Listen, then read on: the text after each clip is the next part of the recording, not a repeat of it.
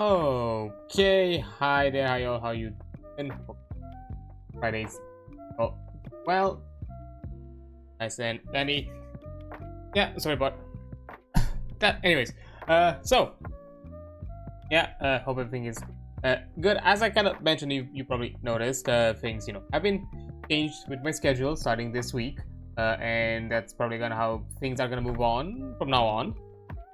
Specifically, my most of my streams, all the weekdays streams have been pushed an hour early. As you can see, I started a bit earlier than usual today, and similarly on Mondays and Tuesdays as well. But the more important part is Wednesdays are no longer a stream day. Those are going to be an off day alongside with my Thursday, so I can work with some other things. Right now, I'm just slowly kind of getting into that kind of into this kind of new routine. It's gonna take a bit until I get used to it, but things are moving slowly, but they are moving, so that's fine. I have some things that I need to figure out in the background, but that's a different thing. But that's kind of mostly it. The weekends things are gonna remain the way they are. Like, Saturdays are gonna be at the hours they usually are with the same type of content, and Sundays are not gonna change either, although there might be some different shift at some point, but we'll see. Anyways, aside from that, when it comes to announcements, there's not much else to announce right now aside from me just doing the usual now, which, as I mentioned before, we're kind of pushing on to finalize some things here and there. Complete Cyberpunk, which I don't think we are too far from it. I'm suspecting next week we're gonna be done both with the DLC and probably also the main story. There's a high chance we're gonna be done with both, so that's gonna be an exciting part. Then on we have already kind of pushed with Void Train already. We've done all the story chapters that have been available, and the rest of it is just simple, survival game style progression, which I'm not gonna, push on to kind of stream anymore. I'm gonna leave the save as is, and whenever we're gonna get a new update, a new major update for that game, I'm gonna jump into it. Until then, that's where we kind of put a pause on it. And although there might be a high chance the game's gonna have a full launch with the final chapter, as it's a free act game, and the third chapter is supposed to be the last one, so we'll see about that. But that's more of a future thing to figure out, and because if it's gonna have a full release, we might start it back from scratch to kind of see if anything from the starting experience has been changed since then. But aside from that, not really much else. And also, because of that, we're now jumping into some both subathon and charity goals that have been achieved and submitted and redeemed. For example, on Saturday now, the indie streams are going to be focused on Frostpunk, which is one of the games that has been submitted during the subathon conclusion, as one of the games that I was asked to play and try out, and so I will do. We'll have to see. I'll have to look into it to see for how long. I'll try to do like a playthrough of it if I am able. If not, maybe a few games here and there, and then jump to something different. And also, as part of the charity, just to kind of at this point be done with it, we're gonna jump into some League of Legends on Sunday for like a few matches before the Gestalt session. So yeah, those are gonna be the things that are gonna happen. After that, starting from next week, we'll see a few of other things that need to be handled and done for. But yeah, aside from that, not much else. Also figure out to see how to kind of, at the very least, at some points, push some of the WoW content a bit more frequently to kind of, because I'm a bit behind with my leveling and all that. So we'll see about that. Probably, Sunday, Fridays are still gonna be a WoW stream. Whenever I don't have anything else to do, compared to, for example, like I do today. Maybe it's gonna be like more of a bi-weekly thing. Maybe I'll turn the Friday into a bi-weekly stream of something else, where if we don't have anything else planned, it's gonna be a WoW stream. If there's anything else around the block, then we're gonna do that thing. But we'll see. Anyways, aside from that, not sure what else to mention, because yeah, I'm trying to slowly push into bringing some of the old content, also, you know, dealing with the backlog of things that I still need to do, that sort of thing. But anyways, today, specifically, to not delay any further, we are, and let me just also put myself into the screen, we are continuing some ZZZ content. The story update for Trigger has been released this week, so we can check that out, and that's gonna be a lot of fun and interesting. So we're gonna do Trigger story and also her combat training side of things, because although it doesn't look like it has like a story element like Ambi's, I don't think so. We're still gonna do it just in case it also has a bit of story. So we covered those two, and then we'll probably be, depending on how long it takes us, then we'll see what else we can do. There's also been an announcement with a big Soulframe update, so I was like thinking maybe you could check out a bit of Soulframe again, jump at it, because it's been a while since last time we checked it, and you know, now we are allowed to look through it, because I had access to the preludes for a while now, but just didn't have a lot of opportunity to play it. So if we have some decent amount of time left, we can jump into that as well. If not, oh well, we'll do something. Maybe we'll do something else. We'll see. But yeah, right now the focus is gonna be ZZ. But before anything else, as this is with these kinds of games, it's something I always want to make clear.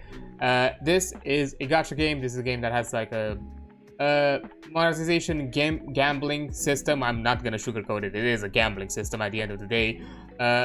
As part of the game experience, let's call it that. And one of my main focuses right here is I don't want to cover that. During streams, I do not do anything that is interacting with that system. Specifically, the way it would be in this game, it would be the signal. Oops. It will be the signal searches. Yes, I am not interacting with these, discussing them and mentioning some things about them maybe, but not interacting with them. I don't want to encourage like reckless gacha behavior, because one of the things I've seen with some other content creators is it can really shift the focus on the stream to something else. Like other people are kind of focusing this kind of behavior of cheering about, you know, someone's, you know, success or downfall within this within the gacha system, be you know, kind of like cheering on you know, their success or their misfortune on the polls and that kind of thing. I've even seen some situations where some people do push things like donation, not necessarily the streamers themselves, but maybe there is this illusion that, you know, the viewers will be like, oh yeah, let me just donate to you, so, you know, as an incentive for you to interact more with the systems. And I want to make this very clear, by not doing this on stream, I'm not asking any of you, and I will never accept an incentive, monetary or otherwise, to be like, ah yes, interact with this system. No, I don't want to engage with gambling systems. Nothing that you're gonna donate to me is gonna push me into interacting with these systems on stream or otherwise. So yeah, no, that's not gonna happen. Plus, you know, I am a bit of a game developer. I've studied a bit of behavioral psychology within my during my courses, and it's one of the few sections that kind of interest me. I don't know like the full aspects of it, because psychology is a big field in its own right. But I do want to make it very clear. I am somewhat aware of the tricks that these are done, because this is full-on behavior psychology, Skinner boxes. All that kind of tricks and done to kind of keep your attention and keep you engaging with those systems, and they can be harmful. They could be especially to those with vulnerable to in a sense of either having some sort of addictive personality, or maybe they have a gambling addiction, and they can bring certain behaviors that they don't have full control over, simply because, you know, they might want to rush of dopamine or some other they want to, you know, fill some sort of deficiency that they are dealing with in one way or another. So yeah, that's something I don't want to interact, and I don't want to encourage, because there are others out here vulnerable with that. I'm gonna talk about it here and there when it's needed, or just simply discuss about the topic, but I'm not gonna engage with it on stream, or, you know, make the focus of it during this. My focus on streams with these types of games is checking out the other content, the gameplay, the story, the events, what the other, you know, interplaying systems that they have, and discuss about those and how fun those are, or what exactly is the deal with those, and detach myself from you know, from the gacha. And at the same time, I also see it as an opportunity for those who, you know, try to keep themselves, you know, safe and not interact with it. At the very least, they have an opportunity to have a look at the game, have an understanding of what this game is about by just, you know, watching my experience of it and my discussion of it, and that sort of thing.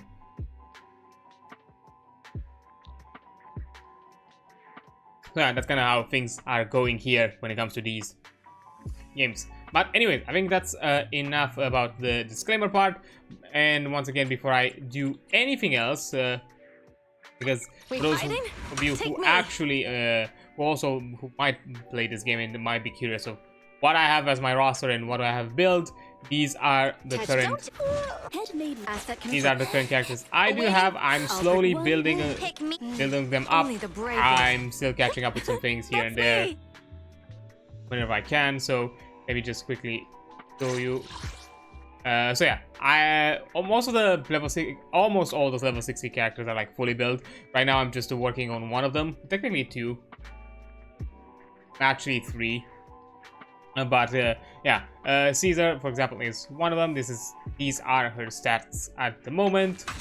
You know, she is fully built and fully, I'm gonna call it crown again. I don't know how the community calls these. No. Handsome preview. Yeah, there you go. I don't know how people call these fully, how exactly they use this term when it comes to me fully upgraded. But yeah, I have that, and she's running, you know, 2 Shockstar and 4 Protopunk. Yeah, that's kind of deal here. I also have Lighter. This is, you know, fully built. I've not crowned him because I obtained a few crown. I do have already a few of them. 1 second, let me see. Yeah, I have already 2 of them, but I am keeping them for the next update because there is somebody else I would like to upgrade to that level. Also 4-piece Shockstar and 2-piece Swing Jazz, and you know, I have the Steam Oven and also the Transmorpher for Caesar, mostly because, you know, they even though, yeah, a lot of the defensive characters are sometimes recommended to have the stun engines. I like to also have a passive, even though the passive might not necessarily be too useful. So Transmorpher, I just went with the Transmorpher as kind of the easy go-to. I'm currently still working on Grace. Right now, I'm just pushing a bit harder to get her stats slightly higher. These are her skill sets so far. Basically, this one. I'm trying to get an Anomaly Mastery that has both attack and an Anomaly Proficiency, because I've not had a drop of that so far. Because the other ones are fine overall, so I don't necessarily have to worry. I think she has, in general, decent stats, but I just want to grab one that also gives additional Anomaly Proficiency and attack. Also, yeah, 2-piece Chaos Jazz and 1 Thunder Metal, and I do have her signature engine that I actually got like twice, so yeah, it is twice refined. So Ellen as well, fully built. These are her stats. Of course, the first character I actually found her abilities. 4-piece Woodpecker and 2-piece Polo, just mostly for the consistency, and she has the Soldier 11 engine, the Brimstone, currently upgraded. Then here's Asaba with his stats at the moment. Similarly, fully crowned and all that. 4-piece Thunder Metal and 2-piece Branch and Blade. with currently the I think the last event engine, but I think I'm gonna change it to the Severed Innocence because I got it. Not necessarily because I wanted to get the engine, I wanted to get the box cutter, and I was very unlucky. I'm gonna talk a bit about it afterwards, and in the sense of unlucky that I not only did I go past the guaranteed S rank drop, but I also am close to getting an S rank drop again, because that was my luck with getting the A rank, because I only wanted to get the A rank. But anyways, yeah, this one is gonna be replaced soon enough. I'm currently just want to finish another character before I start farming on that, because I'm lacking the disk drives and the money to upgrade, and I think also the level up materials for it. Yeah, so Chingy as well, fully crowned, all that. 4 Shock Star, 2 Swing Jazz, and I have Lycons Restrained. I probably should have gotten Kaledas. That was a mistake on my part, but it's fine. I'll get it at some point. Nicole maxed out her abilities without the crowning, and 4-piece Swing Jazz and 2 Freedoms, and of course her signature engine, the Vault. Ben as well, although I do feel really sorry for Ben because I'm slowly playing him less and less with my better stunners and defense characters that I have now with Caesar and Lighter. I don't use him as often right now. But so yeah, fully upgraded, 4-piece Swing Jazz, 2-piece Soul Rock, and his signature, which is fully refined because this goes to show my luck in the banner with the box cutter, because I got it so many of them that I also have an additional one now. Yeah, that's fun. And currently I'm building Sokaku right now. Just almost finished upgrading. I still need some. To be fair, I just need the money to upgrade her last ability, the dodge. And then I just need to start building her, getting her disk drives. That's it. And also, still need a few more, more materials to fully level up her engine. But yeah, right now I'm working on building Sokaku, so that's currently the work. And also here is Piper as well. With her skill set. Nice and easy. Is a 2-piece Freedom Blues and 4-piece Fang Metal. So yeah, that's nice. And also, so yeah, those are it. Then I'm slowly gonna jump into, I think my next in line is Lycon actually, to build because of the next update for Hugo. Also have Nakamura, Rina. At this point I'm not gonna go for them because they're not built in any way. Like, technically Nekomata, but I've just fully replaced her kit and I've not really upgraded stuff. Icons either. Lucy, Seth, Evelyn, which she's also probably gonna be next in line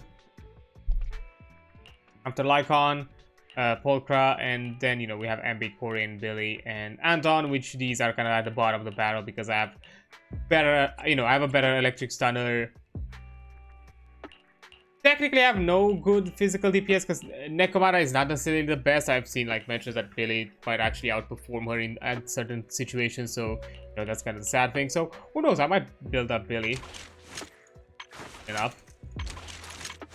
And Anton because I have a Saba. Awaiting further instructions. These are the current characters, and the only ones I'm gonna get because as I mentioned before with the last update, I'm skipping these banners. I'm not gonna get neither Trigger nor Junyan, and I haven't attempted to get Bernice or Ambi either. The only thing that I rolled on the weapon, on the engine banner for the previous one, where we also had the Polkra's engine, because I just wanted to get Polkra's engine. And as you can see, I'm at 21 searches. Before I was at 28.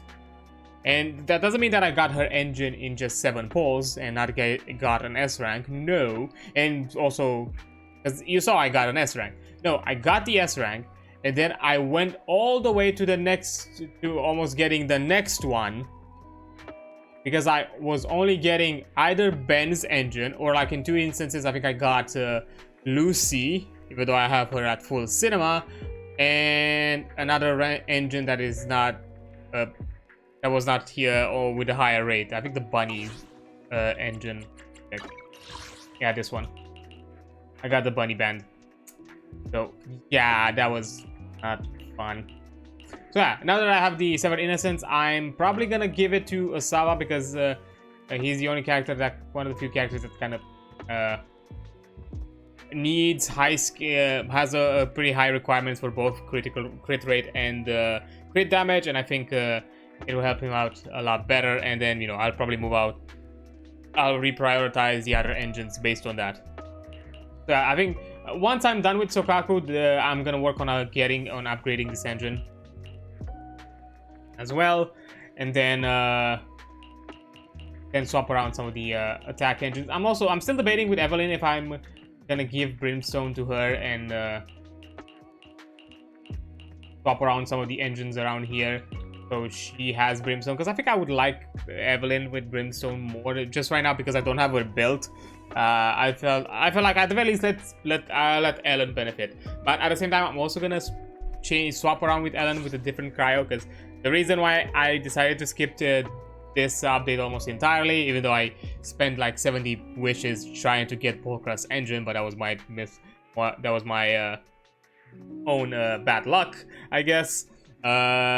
Is because I wanted to get Hugo, and if possible I would also like to get Vivian, and I'm also suspecting we're gonna get Jane next update as a rerun. And yeah, I'm keeping as many wishes as I can so I can get those. But then again, as I mentioned, I'm doing that off screen and I'm doing it in my own time. But that's kind of my plan. But anyways, I think that's enough of me yapping about like things I want to do in the game and all that kind of things. Let's focus on the story, because overall that's kind of the only thing we need to do. I've finished this update's event. It didn't really have a lot of story, so it was worth it. Polkra's one was kind of fun, but again, it didn't give you a ton of information about Polkra, so I didn't really cover it. And the others, you know, they are what they are. They did these. I also done all the dancing on strings, kind of like bounty missions. And this one, I'm just, you know, I'm already doing the event as stages release.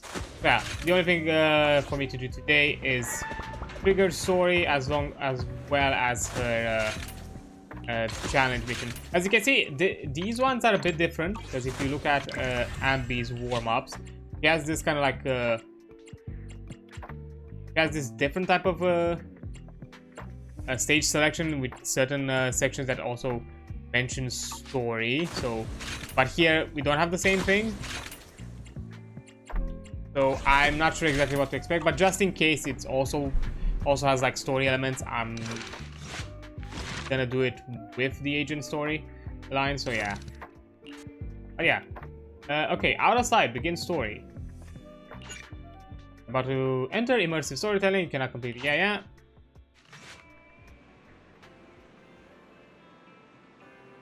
Sorry, having a sip. Okay, this is a story that took place in the past, the story of a rookie proxy named Phaeton. Meets a young lady at a crossroads of fate. Well, we've been on 6th Street for a while now. How many internet commissions have we taken these past few days? Well, we're still newbies, so you know how it is. It's okay.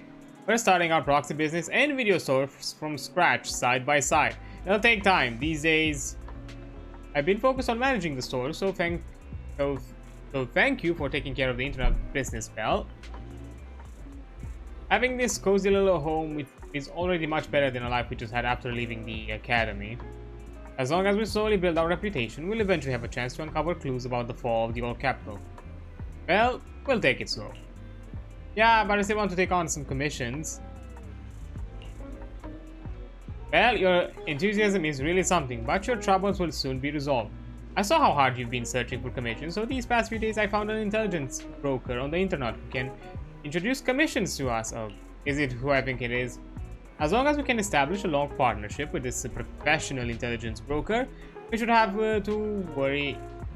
to worry about getting commissions in the future. As your older brother, I also want to be able to help you. Good job. Thanks, I think I'd have done a good job too. I arranged a meet with him at the store today. He should be arriving soon. At that moment, a sudden knocking comes to the door. He's here just in time. Let's go talk to him. Who knows? Maybe a cool surprise will be waiting for us on our first commission with him. Yeah, cool surprise.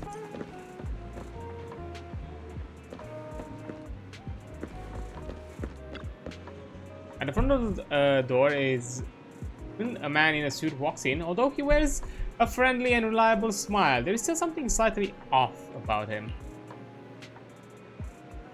Well, allow me to introduce our future partner, the intelligence broker I found on the internet. Nice to meet you both. You can call me Shepard. I'm glad you two chose to work with me. By the way, are you just starting out in this line of work? Nice to meet you. We haven't been in the business for too long. I understand. It's normal for rookie proxies like you to have a hard time finding commissions, but please don't worry. As an intelligence broker, I exist precisely for people like you. Let me check my note. Your name is Phaethon, right? What kind of commissions do you usually specialize in? We have spear technology. What an energetic response. These days, many young proxies lack the energy you have. That being said, combat-related commissions might be a bit tricky, right? You two don't seem like fighters, and hiring combat personnel can be expensive for new proxies. To be honest, I'm not sure I feel comfortable assigning you anything dangerous. We'll find our own way to resolve that. I believe you'll see it in the actual commission. The actual commission, huh? Well then, I happen to have a recently issued commission that could serve as the perfect starting point for our partnership. I believe this commission is of the perfect difficulty to assess your abilities. If you're interested, let me explain the details. Shall we move to a more convenient place to talk? It's not suitable to talk about these at the counter, so we move to a small room with Shepard to discuss things in detail. It's the back room, yeah. Our first assignment together is a missing person commission. Oh. There's no need for combat or venturing into any hollows, so it's completely safe. Honestly, I can't think of a better way to test your skills. It's sure not gonna turn into something grander, surely.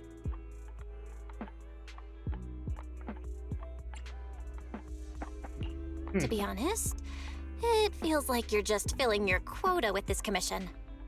Don't get me wrong, I'm definitely not trying to pass this off on you. Your ability to navigate the hollow is unquestionable. That's what makes a proxy. But this role involves more than just that, and this commission is a perfect opportunity to demonstrate those other skills. To be honest, the client barely gave us anything to work with, just pieces of info. That's why this is a perfect chance to show off your skills in gathering intel, spotting details, and negotiating. All the makings of a top-tier proxy. Oh, this is also a test. You've made your point. Guess we can't refuse now. Let's see the job. Shepard nods in satisfaction and pulls out 3 items from his pockets. Harmonica, a sheet of music, and an old photo. Oh. Somewhat aged photograph, though the image remains fairly clear. A blonde young woman with eyes covered leans against the wall. For some reason, her silhouette seems so fragile, as if she might shatter into pieces at any moment. Filled with such profound sadness. The client has only provided us with these 3 clues. All we know is that the woman in the photo is your target. Just a photo. So even the client doesn't know her name, identity, or whereabouts? And what's the deal with the harmonica and the sheet music? Blind. She needs something to recognize. The client doesn't seem to have any more info, though it's possible they just don't want to share. But the client did mention if you get stuck, you should try playing the sheet music with the harmonica. What's this, Legend of Well Zelda? then, I'll leave this commission in your capable hands. Keep me in the loop if you make any breakthroughs. Just ping me on Knock Knock. A single photo and a melody. Feels like chasing shadows. Belle, where do you think we should start? Well, The photo might give us some clue, right? If it's changed the location. Maybe we should start with Port Elpis. A woman with her eyes covered isn't exactly someone you see every day. Remember when we went to visit the sea? I'm pretty sure we spotted someone like that back then. Really? Remember? I was in a bad mood that day, so you took me to the port to clear my head. We bought some fries, but you were so busy staring at that girl with her eyes covered, a seagull snatched them right out of your hand. Why is not getting getting away with the allegations? Why do you sound mad? Now that I think about it, that woman did look a lot like the one in the photo. I was just a bit distracted. I didn't mean to stare. Sure. Next time I'll make sure to watch my fries more carefully. Well, thanks to you, we've got a lead now. Let's head to the port and see what we can find. Okay. Odd choice. Like a blonde woman with covered eyes. Maybe it's not the most common thing, but it doesn't seem that uncommon. Well, we have arrived. Time to find our missing person. However, it was a week ago when we saw that lady, and we can't be sure if she's the person we're looking for. Even if she is, it's uncertain whether she's still around here. Well, let's look around for clues. Right, since we don't have any other leads right now, let's try our luck here. I'll attempt to hack into the cameras to check if she's been around recently. As for you, Belle, take the photo and ask locals and passerbys around. Ooh, that's a lot of people to ask. Okay. Hey there. Welcome to Tatter King. Our fries and hot dog combo is a hot seller. Would you like to give it a try? Hello, have you seen this person? Oh, I remember seeing this girl before. When exactly? Maybe once every 1 or 2 months. I'll see her wandering around this area. But I've never spoken to her, so she doesn't seem to interact with anyone around here. I don't really know much about her background, so she hasn't been around recently. I don't think so. I don't remember seeing her recently. Are you looking for her? I can keep an eye out for you. Alright, thanks. By the way, would you like some fries? Fresh fries? Let me think about it a bit more. Alright then. The seagulls have been too active recently. Will they have a negative impact on sales of our fries? Looks like I shouldn't feed them too much in the future. Maybe you shouldn't feed them at all. Air rats.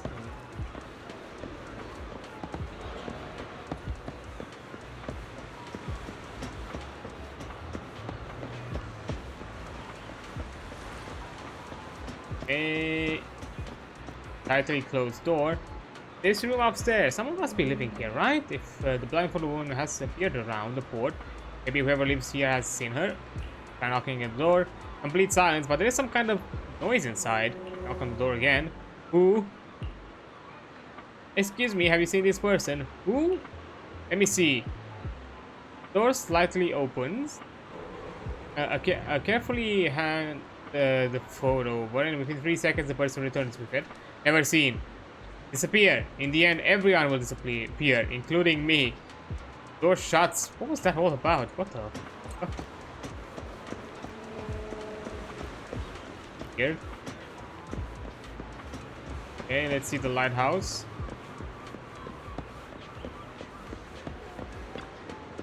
We can climb up the lighthouse and overlook the entire port. Maybe we'll spot a blindfolded woman somewhere.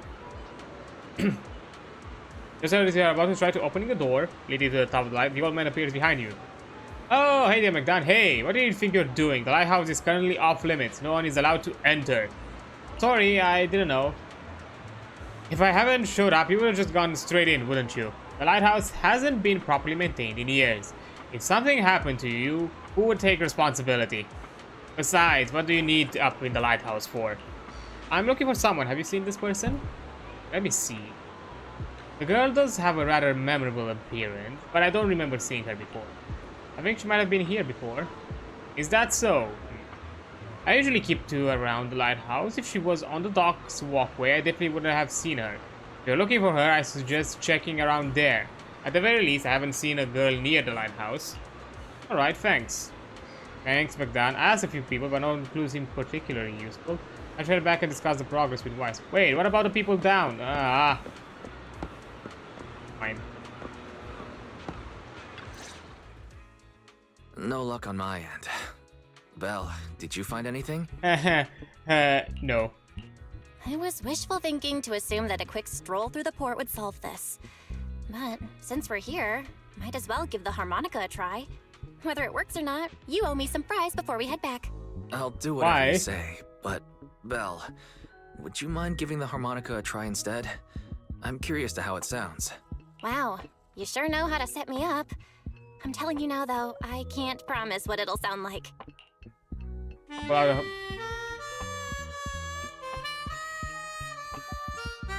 pull out the harmonica, glancing at the sheet music you see melody you've never heard before. Taking a deep breath, you let the notes flow and start to play. It was pretty accurate. Whatever you think, it sounded good at least. The music continues for half a minute. How do I put this? It sounds okay once you get used to it. But nothing happened, so I guess we should just get some fries and head back. Oh, Excuse me. Were you the ones playing the harmonica just now? Sorry. My sister didn't mean to make such a commotion. Well- We'll just... Wait. wait. You're the one in the photo. Sorry about that. I didn't hear any footsteps, so I didn't realize you were right beside us. My apologies. Moving quietly is second nature to me. I didn't mean to startle you. If I may ask, What is that where melody? did you learn that melody? Well, while shoots a quick questioning glance, the blindfolded woman from the photo actually appeared. It's an unexpected surprise, but now what? First things first, let's bring her back home. Well, the two of us are proxies, and this song was given to us by a client. We never thought it would actually help us find you. Our client is the one looking for you. Why don't we discuss the details somewhere else? I see. Please lead the way. I'd also like to meet this client of yours. Let's head back to the store. Okay, let's go check in with Shepard. Oh, I almost forgot. Your name is... My real name. I haven't used that in a long time, but I do have a code name. You can call me Charon. Okay. Sure. I mean, for a sniper, Charon I guess fits. You return to the video store with a woman who calls herself Charon. Along the way, you introduce yourself and share a bit about your fledgling proxy business. Miss Charon, I just reached out to the information broker who posted the commission. He should be here shortly, and you'll be able to meet the client soon. Please take a seat on the couch. I'll get you something to drink. Thank you, but please, don't mind me. By the way, the second row from the top on your TV wall, third unit from the left, it has a connection issue. You might want to check it out when you have time. Huh? Oh, let me see. You're right. How did you know? No wonder there's been some lag lately. I rely on my hearing. I lost most of my vision in an accident. I can just about make out the outlines of my surroundings. To move around like an average citizen, I've trained my other senses to be extremely sharp. I heard a faint buzzing sound. By moving around the room and noticing the change in sound, I was able to pinpoint the location of the faulty TV. damn. Sorry. I hope my question didn't seem rude. I mean, No need to apologize. Vision isn't the only way to perceive the world. As proxies, you two should know that better than most. Anything that can be seen with your eyes can never be considered a secret. subtle silence fills the room. It's clear you each have secrets you don't want to share with others. There's an unspoken understanding between you. As the silence is on the brink of becoming awkward, a knock sounds at the door from the outside the shop. It's me again. You two found the target already? Wow, Faithin, you guys are incredible. If you're always this fast, you could take on anything. Yay! Don't. Not at all foreboding. Kinda coming to you? High efficiency? It's nothing really. By the way, didn't the client come with you? Charon here would like to meet them. Where to start? It's great that you were able to find the woman in the photo, but there's a new problem. Great. I can't get in touch with the client anymore. There's been no reply from his Knock Knock account since yesterday. I brushed it off at first, but there's still no reply today. Just when I thought he might have skipped town, his account suddenly sent me a location, the edge of a hollow. Who sends something like that in normal circumstances? Sounds like something happened to the client. Based on what you've said, there's a good chance the client encountered some trouble involving the Hollow. Still, it's too early to say for sure. Either way, I'll keep trying to reach the client. I hope he's alright. Let's stay in touch for now. We won't be wrapping up this commission for a while. Sorry, but I overheard your conversation. Could you share that location with me? If I investigate the Hollow, I might pick up some clues. You're Miss Charon? No offense, but the Hollow isn't somewhere just anyone can waltz into. Without a carrot or combat personnel, it's a death trap. You should wait. I mean, we are proxies and she has, even though mostly revealing, like, that's barely covering the top of her, abdomen. She has a combat vest and some sort of combat outfit, so I don't think she's just a civilian. I'm a soldier. I served with the Eridu Defense Force under the Chrysoberyl Division. Even after retiring, I've made countless trips into the Hollow. You can trust in my combat skills. The heart rates of you and the two proxies here seem to have just spiked. Hey. Don't worry. My military days are far behind me. I have no current ties with them. What about the Oval Squad? As for getting into the Hollow, proxies, can I request your assistance? I don't know anyone else who could guide me. I'll pay the commission fee as best I can. If you don't want to be involved, that's fine. I'll think of something. Anna, we want to find the client quickly We'd too. like to find the client ASAP too. I mean, who's gonna cover our commission fee otherwise? Besides, if we said no, you'd just head into the Hollow alone, wouldn't you? How did you know? So that was your plan? You just remind me of how wise and I used to be. So desperate to find someone that we didn't even care if we were ready or not. Ouch. Well, since Miss Charon wants to continue to investigate, I'm willing to act as the proxy for no additional fee. You can relax, Shepard. I see. That works for me. With the client still unreachable, my hands are tied. Please, look into the Hollow, and be careful. He will be. I'm really sorry for troubling you both. Finding this client is very important to me, so I may have acted a bit out of line just now. Fine. Also, I do love the detail of her, like the lights at the lower side of her mask, kind of representing emotions depending on the color. No worries. Seeing how determined you are to find the client, we couldn't just sit by and do nothing. Let's work together to find them. Yay, teamwork. Story, blind pursuit. Okay.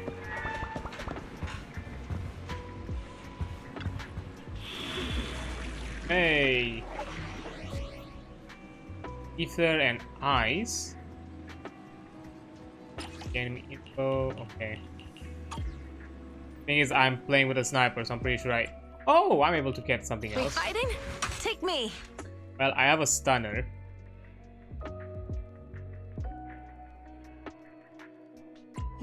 Let's start the experiment.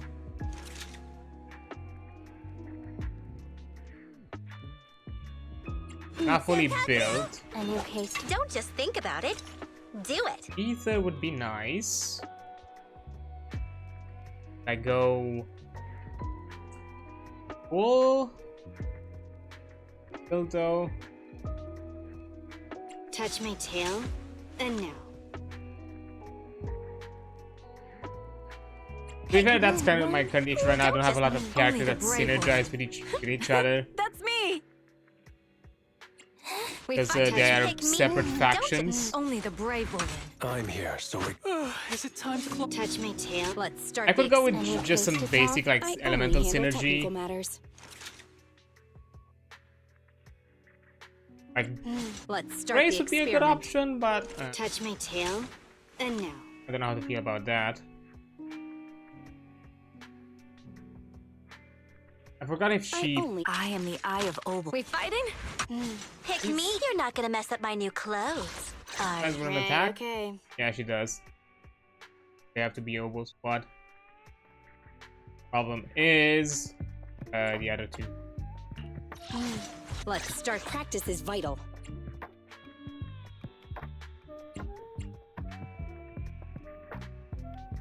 I think I'll go like this.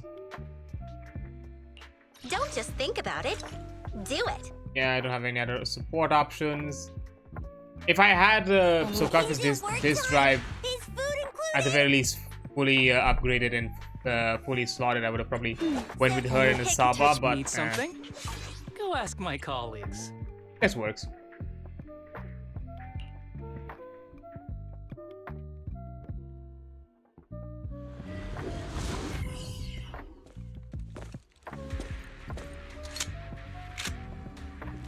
It's Miss Charon, I need some time to calculate the hollow route.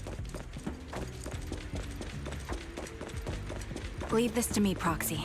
Actually, I've been to this hollow before for reasons.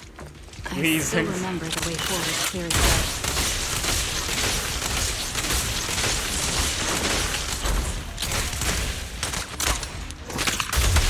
Oh? I don't wait just a little longer. Calculating a path doesn't take that long. Hey. Let's help you test this. It'd be more efficient to retrace a path I've already walked. Please come with me, Proxy. The path ahead. It should be right around here. I wasn't here too long ago. One moment, Proxy. I might have misremembered. I just need to think. I'm sure you're well aware that hollows undergo periodic spatial distortions and reconstruction. Approach. Neat and tidy.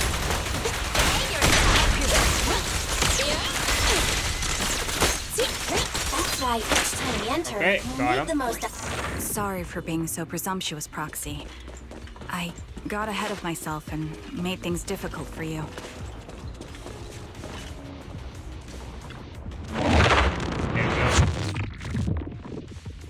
By the way, Miss Charon, how are you so fluid when you move and fight?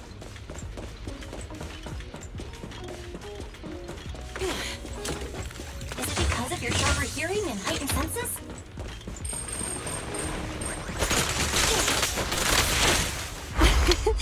And that's one part of it. In fact, my eyes gained some unique abilities as I trained.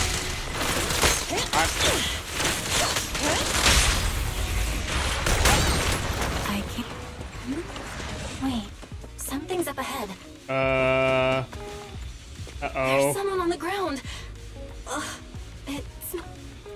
Man and a woman lie collapsed on the ground with the unmistakable smell of blood emanating from them. Following the scent, you see bullet holes on their body. Check their conditions, no signs of breathing. Their heartbeats and pulses are completely gone. These two are dead. Cause of death appears to be severe blood loss from long-range gunshot wounds. Time of death probably within the last 1 or 2 hours, just before we entered the hollow. Means this isn't just a case of losing contact with our client. Someone's been killing people in this hollow, though I don't sense the killer nearby right now. There's still a chance they're active somewhere in the hollow. Proxy, don't stray from my side. I'll keep you safe. Those two. I really want to take their bodies out of the hollow, but without knowing the killer's whereabouts, moving them would be too risky. Proxy, mark these coordinates. Once we confirm the area is safe, we'll come back and retrieve their bodies. I'm sorry, the ground must be cold. May you rest in peace. What could have happened? Who did this? Given the depth of the wound and the caliber of the bullet, the killer was a sniper. The surrounding ether levels have significantly increased. What's going on? Wanna help me test this? Hold on. Let me find what's causing the ether level increase. There are multiple devices leaking ether non-stop.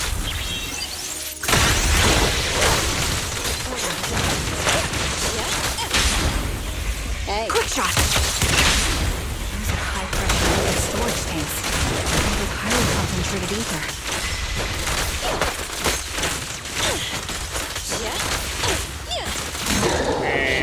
Easy. As soon as the valve is opened, the ether will flow out at a fixed rate. Okay, so we need to deal with this. Okay, shooting range.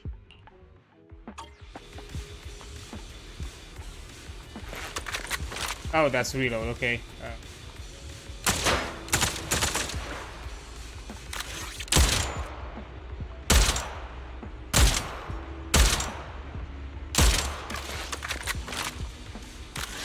Am I doing something wrong?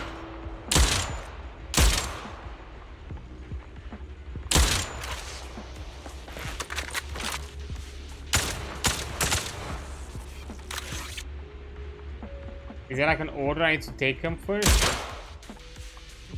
All high-pressure ether tanks have been disabled. We can keep moving.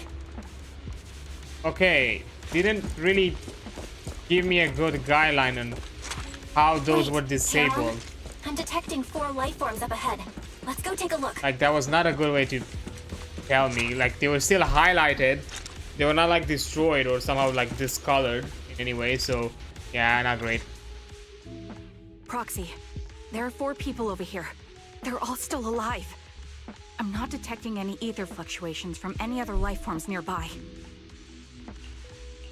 Great, that's a relief. Charon, can you confirm their condition? Confirmed.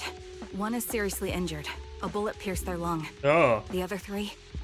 No internal injuries, just a few minor wounds. They're all unconscious. The one with severe wounds. His etheric fluctuations are nearly completely gone. He's beyond saving. Who are you? Help me. It hurts. So cold. I don't want to die. There must be something we can do. I'll contact a hospital, and we can get him out of the hollow. His internal organs are ruptured. He'll bleed out long before we can get him out. No rescue team can beat the clock when life fades this fast.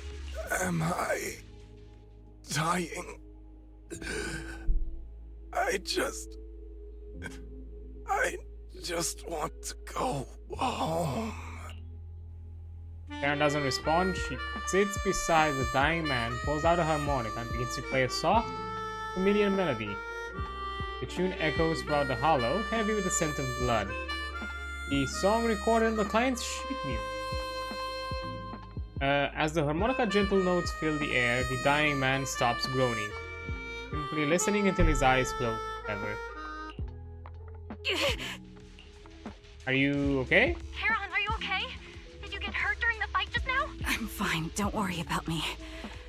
As I mentioned before, these eyes of mine have their uses, but they bring just as much inconvenience. The rejection reaction you saw just now is one of them. Staring into death. It's not something I handle well. My head.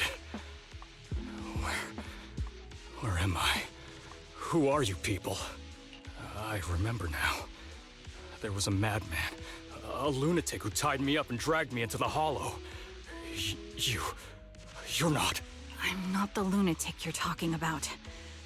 Can you stand? There are 2 more unconscious survivors here. If you can, help us carry one of them.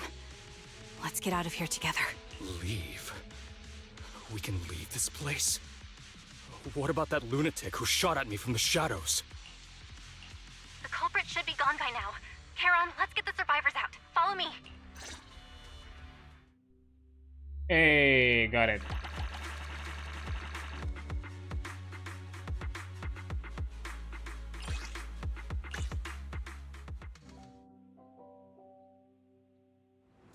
Exhausted and unable to carry any more bodies, you report the coordinates of a few of the corpses. Once this is all over, you should make sure to report them to anonymously to the public security. With Charon, you keep your guard up alongside the survivors, eventually arriving at the abandoned metro entrance in the front of the Ballet Twin roads. Proxy, let's take a short break here. The area around the Ballet Twins has been abandoned due to the Hollow disaster, and no one's likely to be around. It's both secluded and safe, making it the perfect place for conversation. Those 3 survivors. Yes, I know. They just escaped from a killer, so we need to check on their injuries and mental well-being. Did one of them beat the client? Unfortunately, I don't think so. After they woke up and saw me, they didn't have any particular reaction. If they were the ones who assigned the commissions you find me, they should have recognized me to some extent. Proxy, I'll keep watch around here and be on the lookout for the perpetrator trying to track us or attempting to ambush us. Could you please have a brief conversation with the 3 survivors? I think they might have information on the perpetrator. And to be honest, I think they might... No, it's probably just my imagination. I'll get information first from them. Thank you, Proxy. Stab in the dark, the client is the killer. He wants to drag her out. That's my assumption. Devoted woman, stern woman. Take a deep breath. If your emotions get too intense, the wound might reopen. I still feel like I'm going to throw up. Hear that someone's trying to shoot me. Just won't go away. Are you guys okay? I'm okay. Did you save us?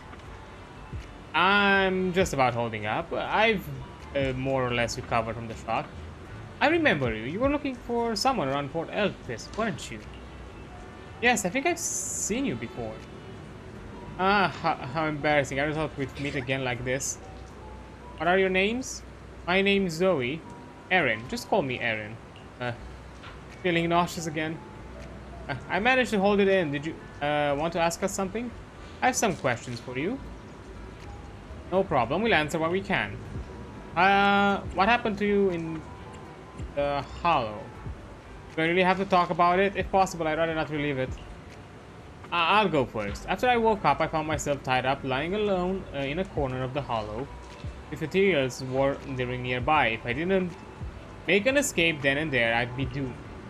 So I found something sharp and cutting through the rope after freeing myself. I was about to run when a bullet grazed the top of my head from above. That's when I realized someone has been watching me all along. The same happened to me. When I woke up, my limbs were tied and the ethereals were already closing in.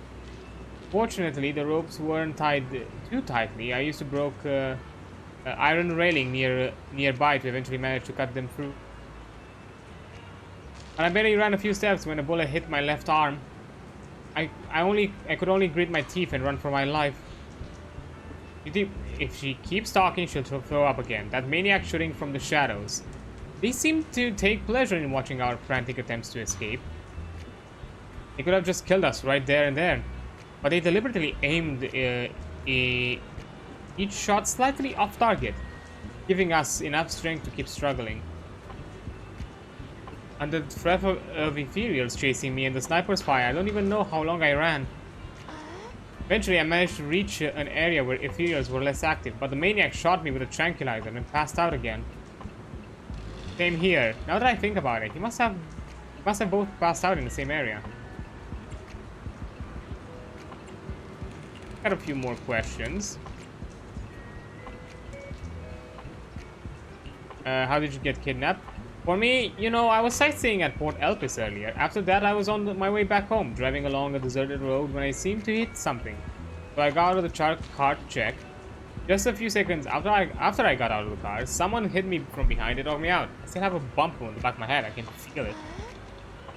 Okay, before I continue, I think I'm gonna take a break here because an ad is about to show.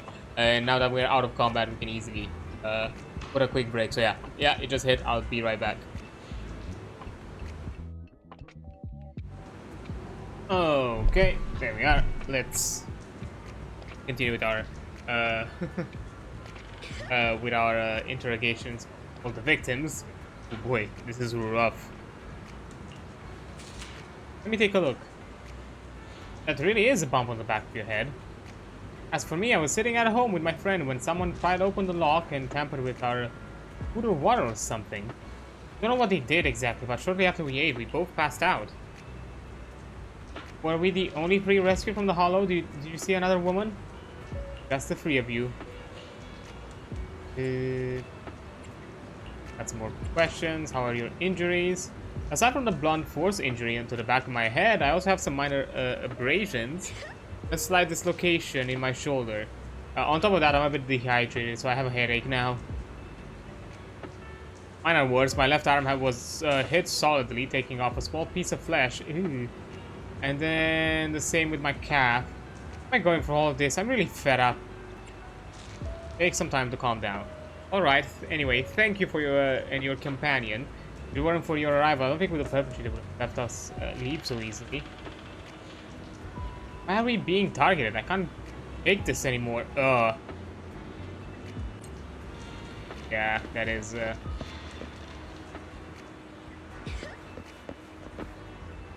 Hey there. Thank goodness, I can't believe it. I'm still alive and out of the hollow. What's your name? Oh, me? I'm Jesse. I'm so grateful you were there to save me. When that maniac was chasing me and sniping at me, I really thought I was done for. That's a question I want to ask you. Questions? Go ahead and ask, although I really don't want to remember what just happened. You did save my life. How were you kidnapped and brought to the hollow? I was tricked. I received an anonymous message telling me that there was a big job I could do, asking me to meet in an alley on 6th Street. I had just arrived at the agreed spot and was waiting for someone when someone hit me from behind and knocked me out. When I woke up, I was already in that hollow and my hands and feet were tied. I got a few more questions. What did you experience in the hollow? Although I was tied up in the hollow, luckily I always carry a folded knife with me. I tried to shake the knife out of my pockets and cut the rope, hoping to escape, especially since the area was filled with ethereals. But suddenly someone shot at me from the shadows. I was so scared I quickly dropped to the ground and dodged the bullet, but they immediately fired several more shots. I had no choice but to run for my life. Maniacs shooting at me. I felt like they never intended to kill me right away. Instead, they seemed to be having fun watching me panic. Every shot scratched at me, but none of them were fatal. Just kept dodging the ethereals and the sniper, running for my life. In the end, I finally managed to hide in a place with a few ethereals, but that maniac shot a tranquilizer into my thigh. I quickly passed out again. After that, I woke up in the second time to all of you around me. Okay, a few more questions. How are your injuries? I feel a bit dehydrated, but I probably have at least 10 or so abrasions. But surprisingly, no major. Seriously, what's up with that maniac? What did I ever do to them? That made them go through so much trouble to set up a trap, kidnap me, and then throw me into the hollow to slowly execute me? Take some time to calm down. Is that all you wanted to ask? Well, anyway, thank you all. If you hadn't come any later, I think all three of us would have been killed by that maniac. Yeah, kinda rough. Okay, let's report info. After a brief check with the three survivors, you share what you've learned with Charon, then calls the three over. Thank you all for assisting me, even though I'm a stranger. You've given me valuable information. It's the least we can do after you saved our lives. If there's anything else you want to ask, go right ahead. I do have some questions left to ask. Before that, could the three of you introduce yourselves? I'd like to see if there's a pattern to how the killer chose their targets. I'll go first. My name's Zoe. I used to be a soldier in the Defense Force, but now I'm just working a regular desk job at a private company. Don't let that fool you, though. I've earned my stripes. I'm Jesse, currently working as an internet information broker. I'm still pretty new at it, though, so I can't think of any reason someone would target me. My turn? I'm Erin. I was also in the Defense Force, but now I'm unemployed. Actually, I have a question for you all. Did you see my friend when you were in the hollow? She's about my height, with shoulder-length blonde hair and a mole under her eye. We were kidnapped together, but I can't find her anywhere now. If I recall correctly, we didn't come across anyone like that in the hollow, among both the survivors or the bodies. It's all right. I'll keep looking. I hope she's okay. We were always inseparable. We even planned to visit Scott Outpost together for Remembrance Day.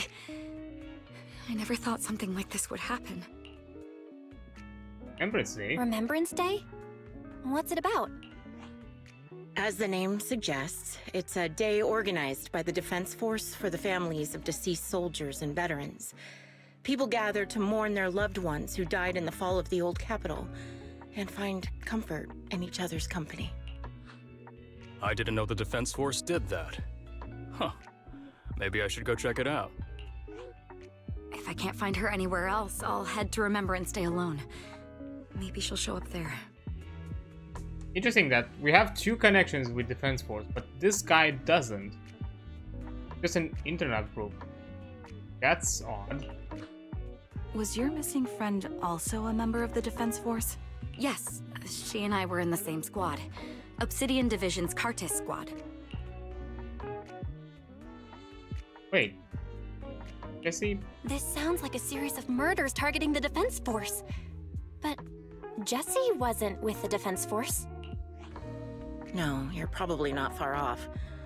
Jesse claims to have been up front, but he neglected to mention he was once part of the Defense Force. Right, Jesse? Ah. Well, that's... I just don't like bringing up my past in the Defense Force. It's not like I'm trying to hide it. They're just memories from my time there that I'd rather forget. I was part of Obsidian Division's Noct Squad. That's the absolute truth. I was also in the Obsidian Division, Impera Squad. Okay, so... I don't know who those who died in the Hollow were, but it seems the killer really is targeting members of the Defense Force. Everyone from Obsidian's division. Wait a second. If I remember correctly, during the fall of the old capital, didn't our 3 squads work together on a mission outside Hollow Zero? We did? I don't really remember. I have a vague memory of it, but there were so many people on the mission, I don't remember your faces. Thank you all for the information. I'm starting to see a pattern in the killer's choice of targets. But there's something else I need to ask. I came to this hollow because someone I'm searching for sent me its location. And that person was likely being held by the killer as well. Did you happen to see anyone else? I have a suspicion that the killer actually set it up, so... Because she's also from the Defense Force. And she went with that kind of vague, like, oh no, the killer is the client has been kidnapped and sent to a hollow alone. So you should probably go there and check and find them. And she would have, if we weren't there, she would have gone there alone. She said it herself, so she would have been caught off guard and probably captured. Survivors exchange confused glances before shaking their heads at Charon. You're not giving us much to go on. At least tell us what kind of person you're looking for. Male or female, what they look like. Can't offer much help without that. Sorry, I don't have much else to share. Even so, if any of you remember anything else that may be useful, please let me know. This is very important to me. You don't even know who they are, yet you're so determined to find them. Is it really going to be an issue if you can't find this person? Oh, hello there, Reddit. Hi there, Reddit. For some reason, I didn't hear the notification. Wait. Did I even get it? Trying to see. Oh, okay. I think I have my I think I have the monitoring off again, but it's fine. Hi there, how you doing? Hope you had fun with whatever you were doing. Oh, Doom Free, nice. Hope you had some fun with that. It's a weird game. I don't know. It had its potential in my opinion, but I feel like I think like it had too many. Either it had too many ideas or it didn't really lock into some ideas. But it was interesting overall, I would say. And not the best of the Doom games. Like if it was anything else but a Doom game, I would say it would have been decent. But outside of that, no. But anyways, that's me ranting about a game series that I also played myself. So anyways, but yeah, hi there, all of you from the raid. If you do not know who I am Adrian Solf. I also go by card. Call me however you prefer. It does not bother me. I am a vampiric casino owner. Around here, I like to check out indies, talk about TTRPGs, sometimes play them, also work around those kind of things from time to time as well, because I like to design stuff for those kind of games. And also like to check out games that I think are either influential or within the game industry, or maybe there's something new around the block. For example, that's kind of what I'm doing today. On ZZZ, the character story update for Trigger, our sniper girl out here in this in the screen, just got released. So you know, just checking it out and mostly doing all of that. And probably with our time, we'll also check some Soulframe. And that sort of thing. Also, hello, I love the disclaimer you have regarding artists. Yes, I do, because for a bit of background and all that sort of things. I am a game developer. I've actually studied a bit of behavior psychology. Not a lot, not to a level where I have a degree in psychology, but I looked into it because it's a big part of game development in general, the psychology of it all and how people, you know, perceive games and feel about them. And gachas have a very specific type of psychology within it. Usually it's you know, within the behavior psychology, it's usually known as scare boxes, or like reward, you know, also known as reward schedules. And it has this kind of there are systems that you can see within across games. Every type of game has these types of, let's call them behavior tricks, but some are used more shadily than others. And within the gacha community, at the very least, what I've seen with streaming and that kind of thing, it occasionally pushes towards either I've seen streams where either the community kind of shifts towards this mentality of kind of cheering on the luck or misfortune of either the player or the community that, you know, is interacting with those systems, which is something I don't necessarily out here to encourage. Or at sometimes some people kind of develop this notion that if they donate or push forward like something towards the streamer, it's an incentive for them to interact with those systems. And I don't want that. I want to make it very transparent and very clear that no, nothing that comes here is or nothing that you're gonna do here on stream is gonna be an incentive for me to interact with those systems. I've played this game completely free to play, and I don't really have a lot of intentions to put money into it. So yeah, that's one of the things. Another, because it utilizes a lot of scare box systems, and you know, it's without sugar coding, it's gambling mechanics. I'm not gonna call it anything else but gambling mechanics. It can be very hard for certain people because, you know, those who have addictive personalities or some form of gambling addiction, these types of games can be very harmful towards them. They are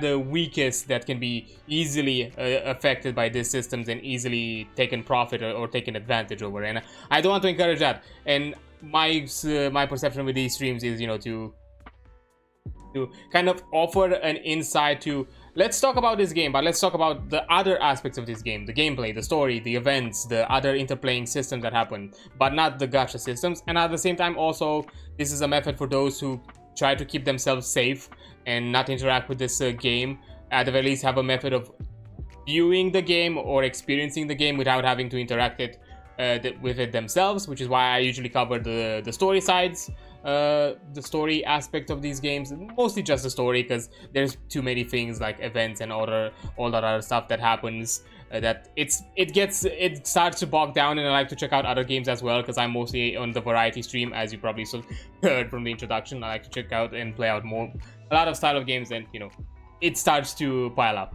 But yeah, I do want to be very responsible about that, and because of that, I'm not doing gacha polls on stream. That's something that I'm interacting with it myself in my own time. I have a decent grip when it comes to my own finances and my own monetary system. So I have control over that. So I'm not going to show it outside of it. So yeah, but yeah.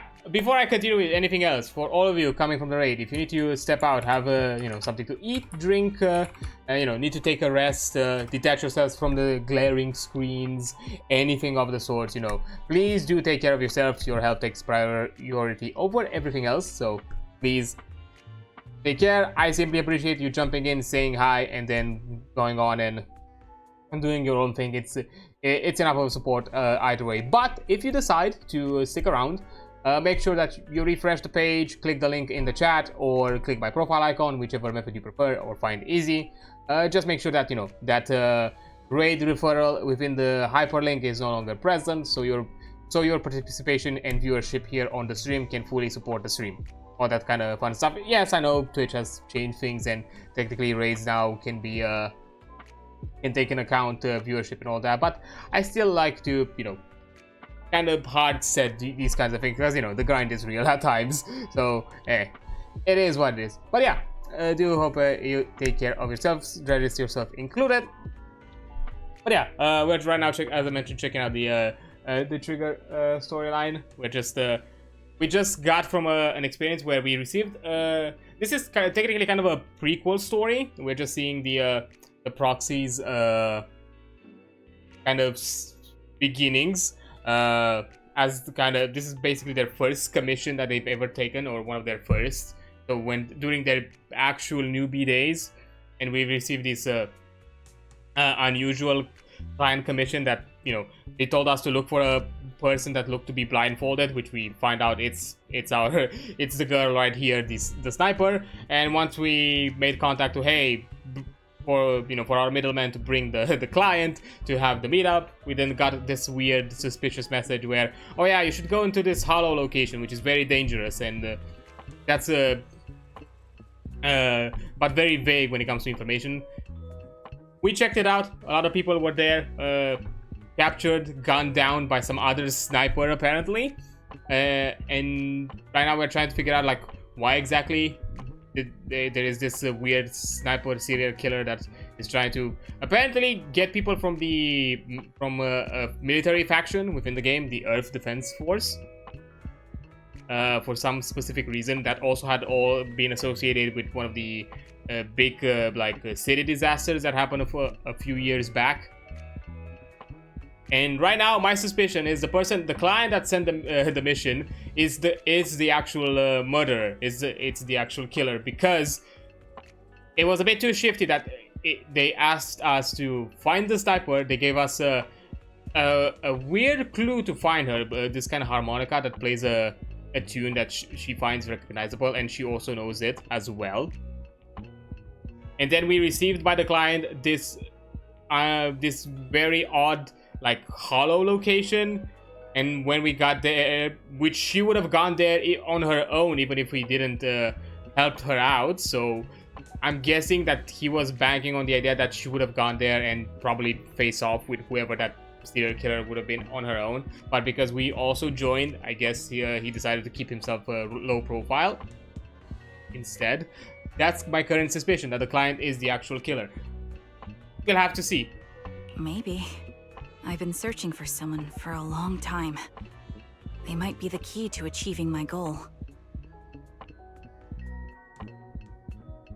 I see. Whatever happens, I hope you find them. If there's anything I can do to help, just let me know. Thank you.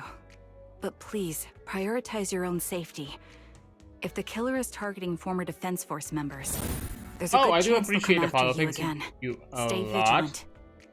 Also, I need to fix, because I think OBS did one of those fucky things where they once again shifted around my outputs and inputs, because there was a stream where for some reason my mic was not recording because OBS decided to no longer to shift my audio input. Even though I've not updated OBS, I've not messed around with the settings at all. It was basically the same way it was the day before, which worked fine, but just the program itself decided to, oh no, let's just change the inputs and outputs just because, to, you know, have fun with that. I'm like, I'm suspecting that it's a similar thing, because I've not heard the raid notification. I was just lucky enough to actually see the notification on the activity feed. And similarly with the follow, but I appreciate the follow. Thanks a lot. Hope you're gonna enjoy your time. Yeah, mostly we're gonna be out here, you know, checking the story. Probably have my passing comments here there for it. But hey, OBS is great for fun some days. Yeah, it is. I don't know. It just decides not to just change things on its own without me ever doing anything. I'm like, oh, thanks, gee, I hope that's great fun. Sometimes I even have to like restart it, because on first launch up, sometimes it has like this weird issue where specifically the chat page doesn't load, and I have to restart the program so then it works fine. And that's an occasional thing that happens. There's another one, but this is more of an issue on my end because I don't have a Stream Deck. I only have a so I utilize an app that has basically an API. It has a plugin stuck with it, and sometimes the plugin gets a bit fucky. It doesn't always like to interact with it, and other weird things like that. But I'll deal with it. I'll handle it. It is what it is. Of course. Once I've checked out Remembrance Day, I'm locking myself in my room and throwing away the key. I'm not sure if that's the thing you should do, considering that this girl right here just the one on the right, just said that literally the killer broke into her house and basically, I don't know, like drugged her food and water and captured her. So, which by the way, quite, it's way too extra. Like, you already broke in. Where the fuck are you going with the whole breaking in, then also poisoning the food? Because she mentioned that the person broke in, so that means that somehow she found out that somebody broke in, and also at the same time realized that her food has been tampered with. So that's kind of like a weird, like, if you weren't gonna be subtle about it, why at that point just go the extra step? But anyways, you return to random playing with Charon. Even after questioning those 3 survivors, the clues we have so far are still insufficient. Our goal is to find the missing client. Right now, we only know that he was likely kidnapped by the perpetrator, but we have no idea who the perpetrator is or where they went. It was lovely to meet you. I have to run, but I hope I have one to play next to the rest of the stream. No worries. I appreciate you jumping in, saying hi, and doing all those sort of things. So yeah, good luck with whatever else you're doing, and I hope your day is wonderful as well, or whatever time zone you're in general, because time zones be weird. And do you have any ideas? I think the other proxy is right. The information the 3 survivors provided is limited. With our current information, it's hard to deduce where we should go next to find the clients. Our clues have run dry. But we still got something out of it. At least we know some characteristics of the perpetrator.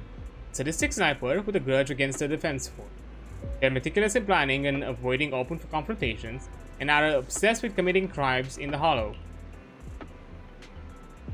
These characteristics and the Hollow coordinates, we might be able to deduce the general area where the perpetrator operates, as well as a potential base where they might have placed the kidnapped victims.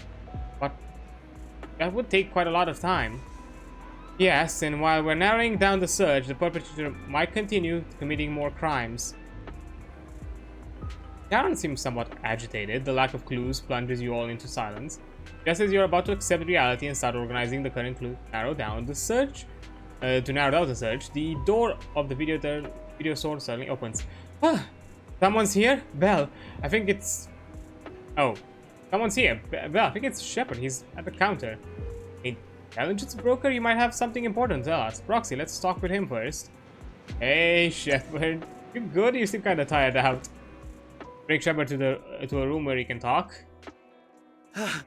Phaeton, you've already been to the Hollow and made it back safely? I mean, we're alive, so yeah.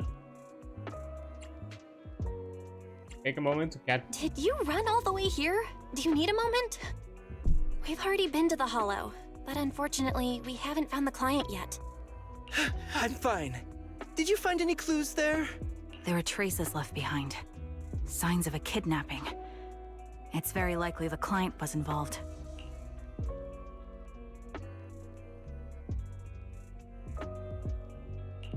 Yeah, it seems the client was kidnapped, brought to the Hollow, and later moved again. We are still looking for clues.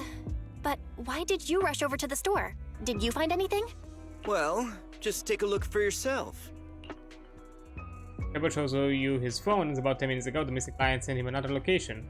Knock knock. There were no other messages. I checked a map of New Eridu. This spot, it's another Hollow entrance. This feels off. We've been chasing dead ends with absolutely no clues. And now one just appears out of nowhere? Something smells fishy here. You're sure it's just a disappearance for now and nothing more serious has happened, right? If that's the case, the situation is still manageable. No matter how shaky the clue is, let's keep investigating. Just be careful. Any casualties and this will become something beyond our control. At that point, stop the commission and contact me. I'll bring in some professional Hollow experts to deal with the situation. Shepard hurries out again. You turn to Karen, who seems unsettled. Has she held back the full troop, Shepard, to avoid having search handed off to someone else? Thank you for not revealing what really happened to that information broker. Don't mention it. But I have to ask, why are you doing this? Calling for help might have been the safest way to handle the situation. The killer is a sniper who has no qualms about taking lives. Judging by the victim's injuries, it's clear they know how to deal a fatal blow and how to inflict pain without causing death. Most Hollow Raiders lack experience dealing with snipers. If they encounter the killer, it's likely to end in a difficult fight, or worse, casualties. And besides, asking for help from others would only delay the search. The client is at risk right now, so I think we should follow the clues and enter the Hollow as soon as possible to ensure their safety. What if it's a trap? I helped you keep this from Shepard, but I have to admit, it's just too dangerous. What if this lead is a trap? Who even knows who's really behind the client's messages anymore? I understand, I really do. But what if we're late and something happens to the client? Why is the client so important to you, Charon? Would you be willing to tell us? Are you so set on finding them because they're connected to the person you've been looking for? The client's true identity might be the very person I've been looking for. And if not, they most certainly have some vital information. Since leaving the military, I've spent years searching for my missing teammates. They were more than just comrades who trusted me with their lives. To me, someone raised as an orphan, they were family. I've scoured countless hollows and every corner of New Eridu to find them, but I've never found a single lead. Until I met you and heard that melody on the harmonica. It's called Homecoming. My squad leader composed it. Only our squad knew it. And yet that client of yours not only knows the song, but also gave you the sheet music. Please, Proxy. This client is the only lead I have left. I'm certain my teammates are still alive. If this trail goes cold, I don't know when I'll get another chance to reunite with them. They're still alive. Could there really be no trace of them after all these years? Wise gaze towards you seem to convey that message. Wow, that's a very descriptive gaze. But then, thinking about how you're also searching for you, all that hard to understand. I get how anxious you must feel. Let's face this together. But this time, we really need to be extra careful. Thank you, Proxy. I feel much better knowing I have your support. You can trust me. I'll protect you if the killer is really waiting for us in the Hollow. We'll make it out in one piece. Yay. Story, invitation to kill. Okay. I'll dive. You're no longer like getting segmented sections of the story, just jump straight at them. Oh. Okay, some electric, some fire and physical. Okay. Okay, same shenanigans. Pick me, and I promise. We fighting? I've got. Let's start the experiment. Practice is vital. I'll go with Grace. I think she's a better combo. Asaba might also work. 5, I don't know, 2 range characters. I think like someone that's a bit more active on field. Be better. Looks like there's something here. Is this a communicator? Proxy, look at this. A communicator left right at the Hollow's entrance. Why is there a communicator here? It doesn't look like it was randomly left behind. There's hardly any dust on its surface, which means it was only placed here recently. It looks like someone wants us to use it. Could we? Ah, such decisiveness. Following random location info without even thinking twice. I'm glad, Sniper of Liar Squad. Ooh. Who are you?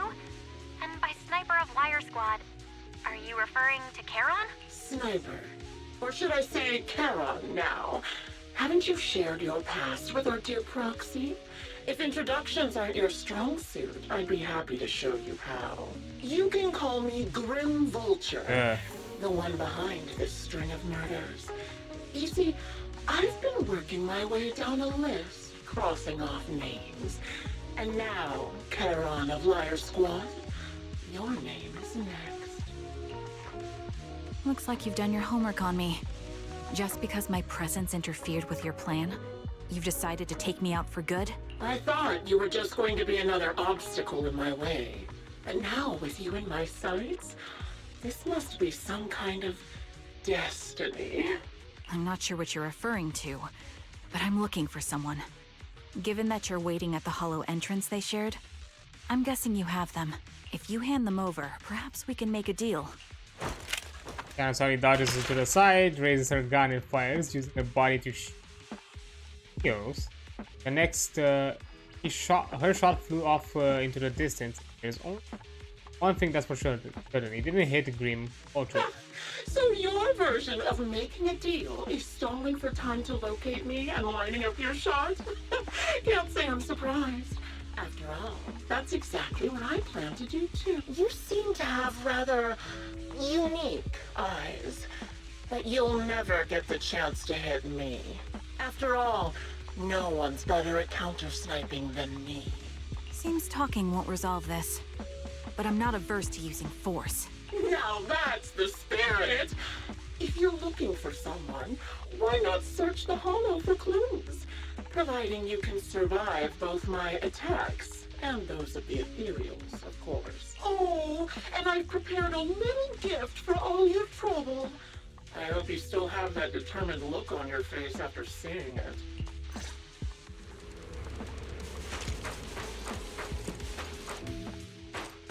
Oh.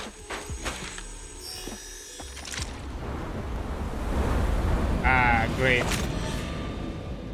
Watch out for Green Vulture taking shots from afar.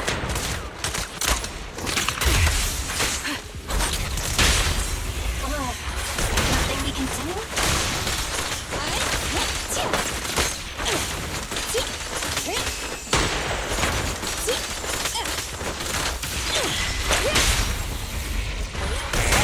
Go.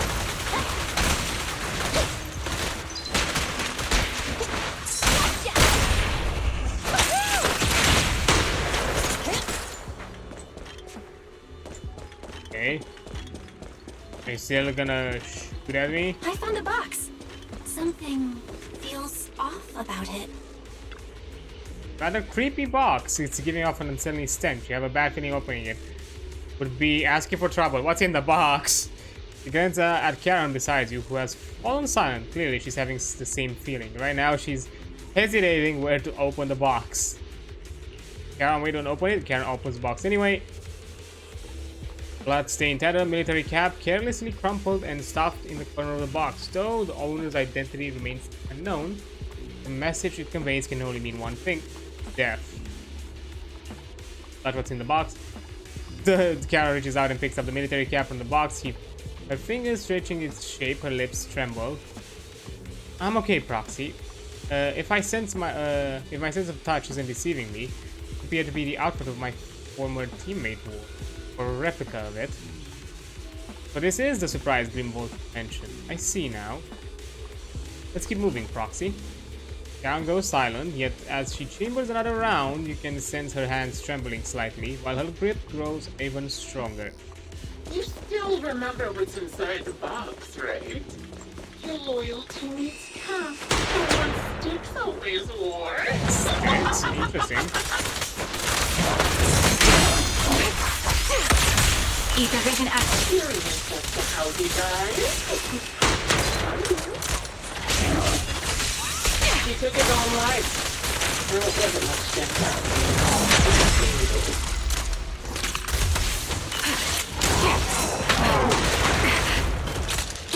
Adjusting for Serial people completely taken over his body. He was incorrupted.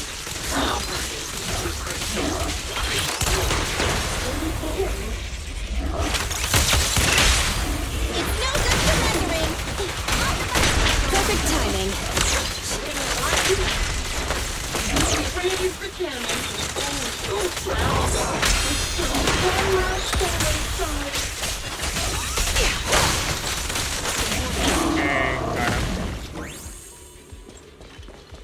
And just like that, obliterated both his core and his heart.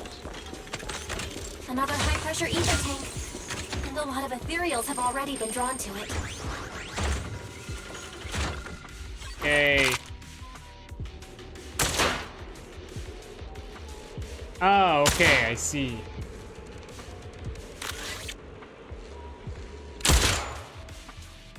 The clue was that, Proxy. you know, the tank will no Let's keep longer moving. smoke. Ah, great. second bot emanates an ominous aura that instantly seems to warn you that its content, just like the previous box, will give you an absolutely wretched experience. Karen's breathing grows heavy. She stands still for several seconds, seemingly trying to control her emotional turmoil. You don't push yourself, Karen. Finally, she opens the box. A pair of blood-stained terror military gloves lie twisted in the center of the box. It's clear that whoever placed them hadn't tossed them in carelessly. They had been deliberately arranged with malicious intent. Karen picks up the glove, once again feeling their contours and icy touch. Her lips turn pale. Just as I thought, these are from one of my squad mates too. Karen. Let's keep moving, Proxy. Following the route should lead us to Grim's Water hideout. I'm fine. Karen picks up her weapon again, but there is an unmistakable tremor and of unease in her voice. Acheron's favorite gloves. Acheron, okay. It wasn't easy getting my hands on them. I expected it, beautiful commander. So stylish. We test it. Every effort counts!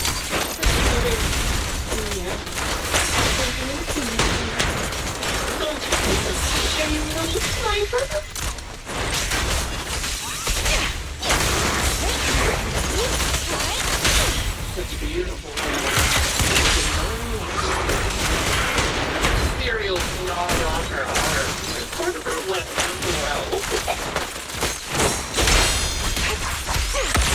Recalibrating.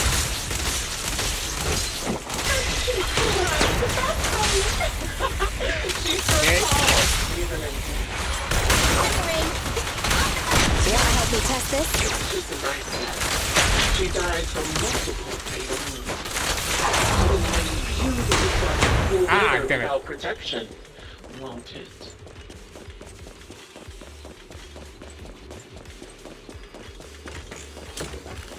Okay, and a box.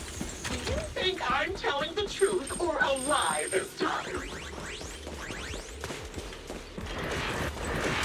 And a voice. We can just keep up this game of cat and mouse. Ether vision activate. I'll be coming to your hideout soon. Wipe that smile off your face and wait. I'll let you see what you're going to do. Oh, new box. How nice. There's still a third box. You grab Karen's hand, trying to stop her from opening it, but she lifts the box lid almost mechanically. The third box contains a blood-stained corner of clothing and several damaged pieces of engineering equipment, also stained with blood. Karen picks them up, her trembling fingers filling their shapes. She doesn't speak, neither about the plans for pursuing Grimwater, nor about which her companions these items belong to. Till the communicator in our hands rings again with Grim's voice. Congratulations! You found the third box.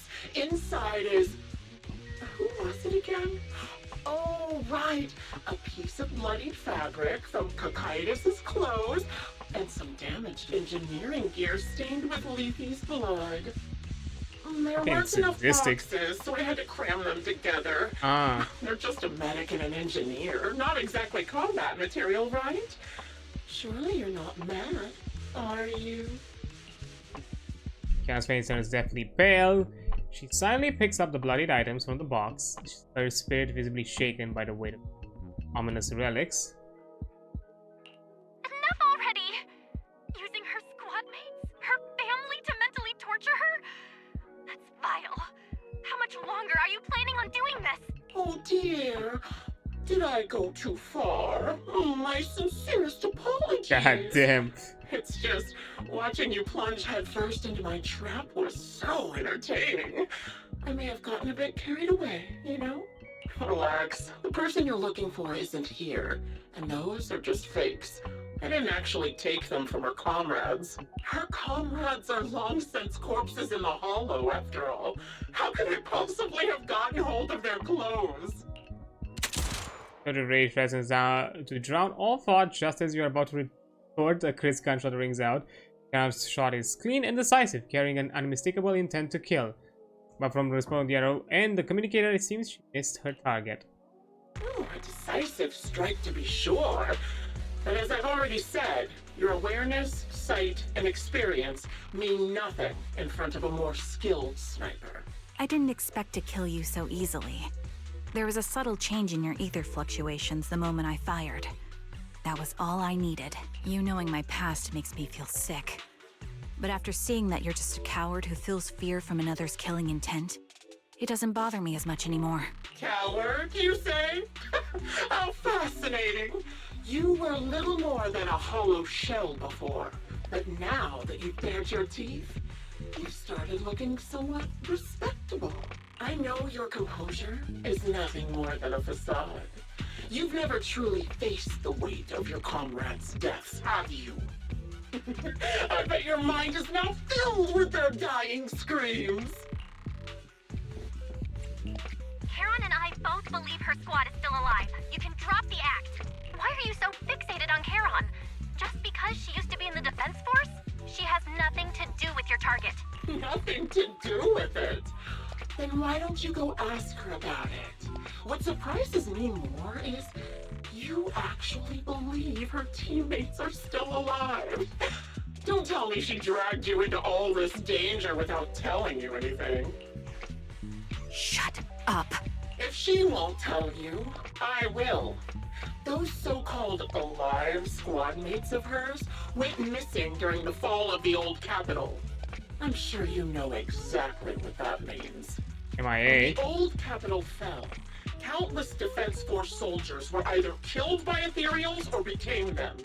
The surviving soldiers, struggling to defend themselves, never had the opportunity to carry their comrades' bodies out of Hollow Zero.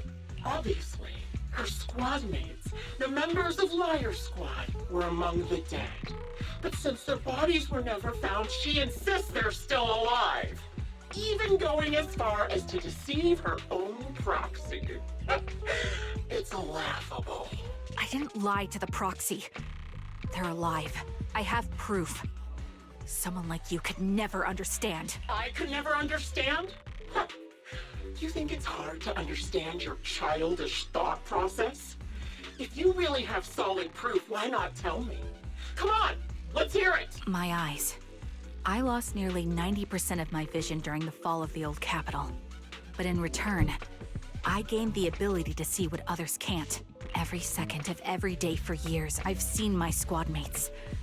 Not as fleeting shadows, but vivid and lifelike. They've never disappeared. They're alive, waiting for me to find them. Why else would I have been given these eyes? That's your proof? Did you hear that? Proxy hiding in the bamboo. She spent years chasing after people who couldn't possibly exist, all because of some ghostly visions.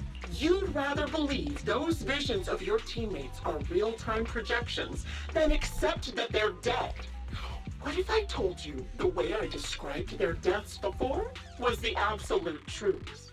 Will you finally face reality? Or will you keep fooling yourself, believing in ghosts? I guess you'll keep deceiving yourself, because that's how you survive. I'm not lying to myself. I really want to find your squad mates who have been missing for years and were officially declared dead? You couldn't protect them when the old capital fell, and now you're just making up stories to fool yourself, to give yourself some so-called reason to go on, to latch on to any stupid excuse. You're just a selfish, naive coward who did nothing and couldn't do anything when your comrades were dying. Anna stands there, speechless. Coach's relentless verbal assault has clearly struck home. The little color that had briefly turned to her face drains away, leaving her visibly shaken, unable to muster a single. Giving up already? Zero. At least you've got a shred of dignity left. Nothing disgusts me more than a useless hypocrite. Enough of this. Time to die, coward. Karen is not a coward. Someone who'd enter perilous hollows just to find what they seek. Someone who'd play music to console a dying soul, despite the pain in their eyes, is anything but a coward. At the very least, she's far braver than a criminal like you, who hides in the shadows, enjoys torturing others, and is constantly in fear of being caught. Proxy, Your proxy sure has a way with words. I won't waste any more of my breath. Just die already. I've completed analysis of the surrounding fissures. Charon, snap out of it. We can use that fissure to escape. Fissures? When did you... Still trying to play tricks. No hope of counterattack, you practically drag Charon, turning to run towards the fissure that had escaped Grim Vulture's notice. Just as the ball is about to strike, he managed to escape through the fissure. That was a close hit. Escape from the hollow and return to the video store, bringing along Charon, who's lost all will to fight. She seems more traumatized than you imagine, repeatedly touching her eyes, silent and distant. Charon, do you want some hot cocoa? I'm sure you're exhausted after such a tough fight. You should get some rest. Thanks, but I'm fine. Don't listen to Grim Vulture. They'd say anything to get under your skin. Once we start doubting the truth, we've fallen into their trap. No, Proxy. I think Grim Vulture has a point. Maybe it's all just in my head. The things Grim Vulture left. When I touched them, I was reminded of the day the old capital fell. I felt the same sensation when I touched an injured comrade. I tried to shake off that feeling, but the truth is, I can't stop thinking about the possibility that all my squad mates are dead. Would you be willing to share more? What really happened to you and Liar Squad on the day the old capital fell? That day, in the first hour Hollow Zero started expanding, Defense Force HQ thought it was just a normal Hollow disaster, and thought they could suppress it with the standard amount of troops. Liar Squad was among the first troops sent there. Before we left, our superiors promised reinforcements would be on the way to support us in combat, so we didn't need to worry too much about facing the Ethereals. What? But soon after we began the mission, we realized things weren't going to go like we thought. The Ethereals came at us like an endless tide. The Hollow expanded beyond control, and more importantly, the reinforcements never came. The Defense Force troops outside the Hollow soon realized this was no ordinary disaster. Hollow Zero was devouring Eridu at horrifying speed. The reinforcement plan was called off, and the promised troops retreated. Honestly, even if they had come to help, it wouldn't have changed anything. I watched as members of the advanced force around me died one after another, or were corrupted into ethereals. Our squad slowly lost the strength to maintain formation. I was a weak point in our formation. An ether shot fired by an ethereal hit my eyes, corrupting them. Because of that and several other wounds, I shortly lost consciousness. I'm not sure how long I was out, but just before losing my vision, I briefly regained consciousness. The last thing my eyes saw was my squad mate standing in front of me, looking back. I recognize that ethereal in the background. Well then. When I woke up again, I was already back at base. The higher-ups detonated the Shiryu pillars, and finally managed to bring Hollow Zero under control. I don't know who rescued me from the Hollow, but none of my squad mates had made it out.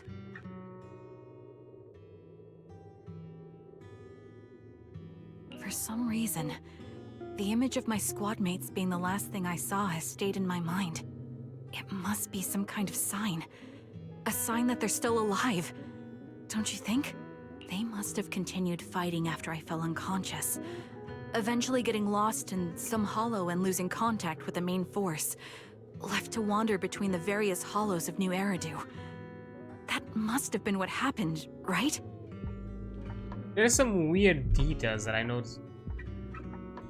Don't seem like military equipment. They have this like kind of spiky, like added details, like you can see on the guy on the right, like on his right shoulder. The guy on the left also kind of like around the head. Also the guy in the center, like next to the Evelyn Ethereal, also seems like they have like this weird like kind of spiky details that are a bit similar to the ether like corruption rocks. So I don't know what to say about that. The Defense Force? Civilians? No one believes me. So I decided to find them myself. the reason behind these eyes. It's got to be to guide me to finding them still alive. Am I wrong, Proxy? Are these eyes pointless? I knew that's what you thought. Interpreting what my eyes see as proof my squad mates are still alive is just wishful thinking. But if they're really gone, why would I have been given these eyes, which bring nothing but pain? If they're truly no longer alive, how can I apologize to them in person? Tell them I'm sorry. Sorry for being so weak. Sorry that I failed to protect them. Their faces are all so blurry. I can't see their expressions. I can't even bear to look at them. If their final look at me was filled with resentment and disappointment, I wouldn't know how to handle it.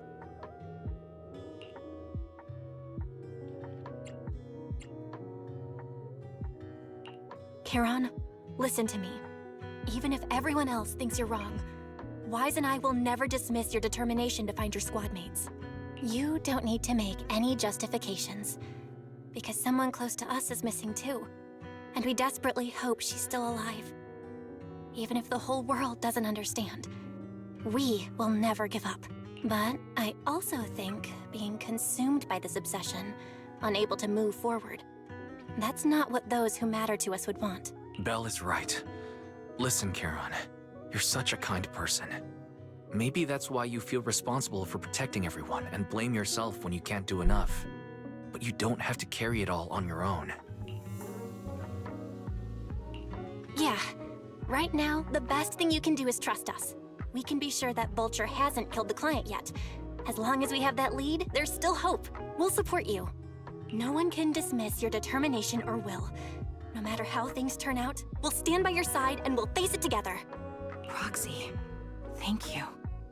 I feel better now. At the very least, I want to keep investigating. I'm not just going to stop here. Hey, with attention, time to discuss the plan going forward. Just then the phone rings. Sorry to disturb you at this hour. Did you go investigate that new holo? How's it going? Oh, never mind. The client just shared a new location with me on Knock Knock. They're pretty eager, huh? Which holo is it this time? No, it's not a holo. If I'm reading this right, this location is Scott Outpost. Scott Outpost? Isn't that managed by the Defense Force and White Star Institute? What's Grim Vulture up to? It's Remembrance Day. Don't you recall what Aaron said before? They're holding an event right now, and the place will be open to the public. So, they're not trying to lure us into a holo this time. What's the deal? Are they trying to taunt us? Whether it's a provocation or a trap, I'm not missing any chance to face Grim Vulture. Proxy, will you go with me? Hell yeah. Official commencement of the Remembrance Day has been scheduled for tomorrow morning, meaning alternate citizens still cannot freely enter Outpost today. Under arrangements, can't spend the night at the store. Next morning, well, you'll be heading to the Outpost with Karen soon. Sleep well last night? I slept well. I'm glad to hear that after everything we've been through. It's good to feel well rested. Oh, Karen is already waiting for you in the parking lot. I wonder how she's feeling now. Please take good care of her, Belle. Leave it to me. Yay, parking lot.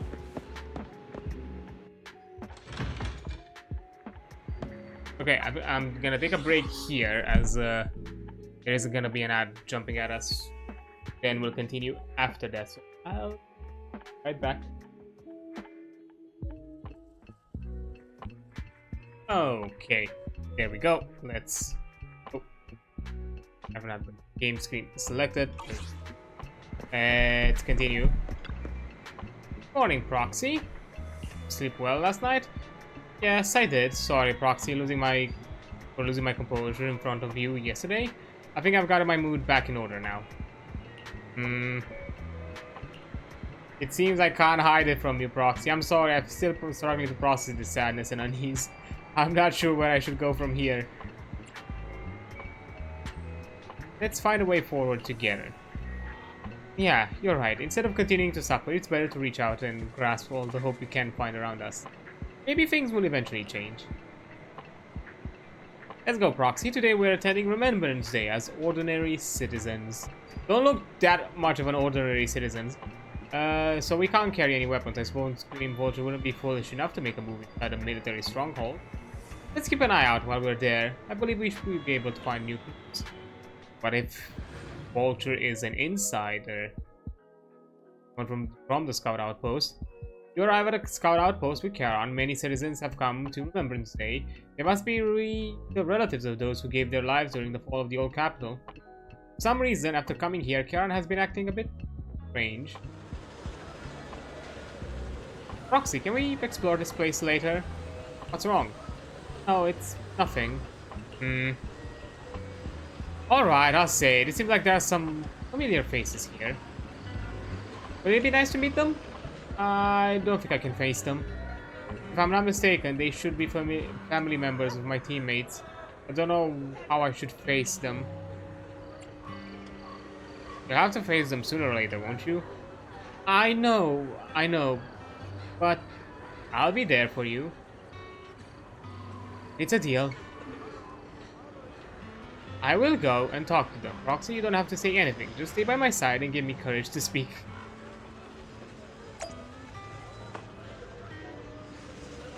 Oh, we're starting from this side of this outpost. Okay. Doggy! Ooh, love this. Ownerless bang boo. Aw, not even a bang boo. Roland.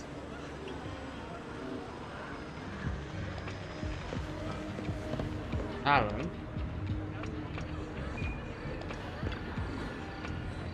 Are you Alan? Akron's brother? How did you know? Who are you? Wait, I covered. We are Akron's sole surviving teammate. I remember you. We met once after the fall of the old capital. After that, I didn't hear anything about you again. I never expected to meet you here. This plushie. It's Akron's favorite plushie. She always kept it in the most prominent spot in her room. I brought it along here as if bringing my sister's shadow participate in Remembrance Day. I'm sorry, Alan. You don't need to apologize. I still remember one time when my sister came home excitedly telling me that a shy new girl had joined the squad. That girl didn't speak much, but she was beautiful in battle. That was the happiest I had ever seen her. To her, you were a presence that inspired admiration and desire to not fall behind. Beautiful soldier who gave her the drive to keep forward. Ah, you're gonna make this sad, aren't you? Ah, you don't have to apologize to me. If my sister were here, she would surely say the same thing. Please don't mind me too much. The Defense Force has made a lot of preparations for the event. Please take your time here.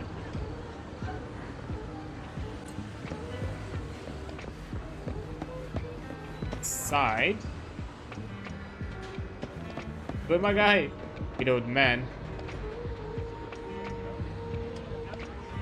Aw, it's kinda sad.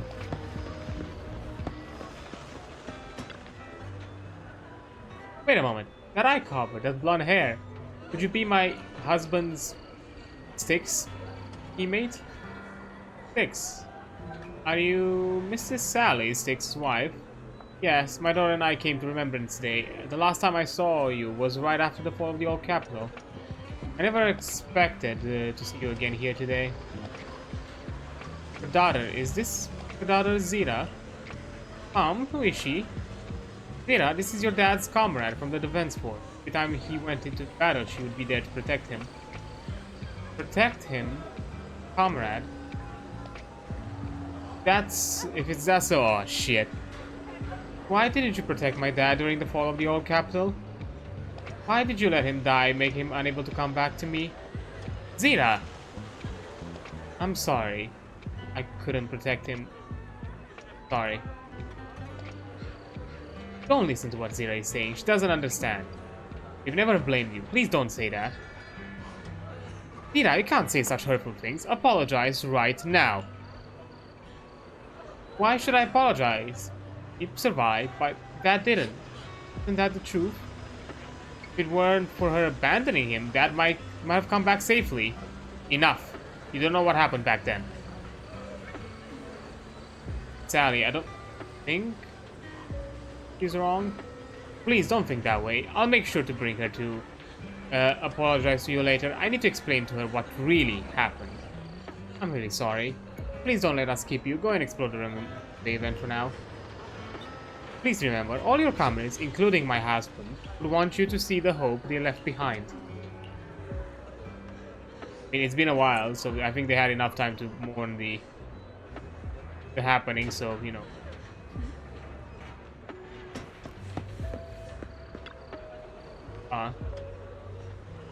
My son, can you see me now? I'm doing well. My legs and feet are fine. I just miss you so much. Excuse me, are you Kokaida's mother? Ethel? Oh, you are...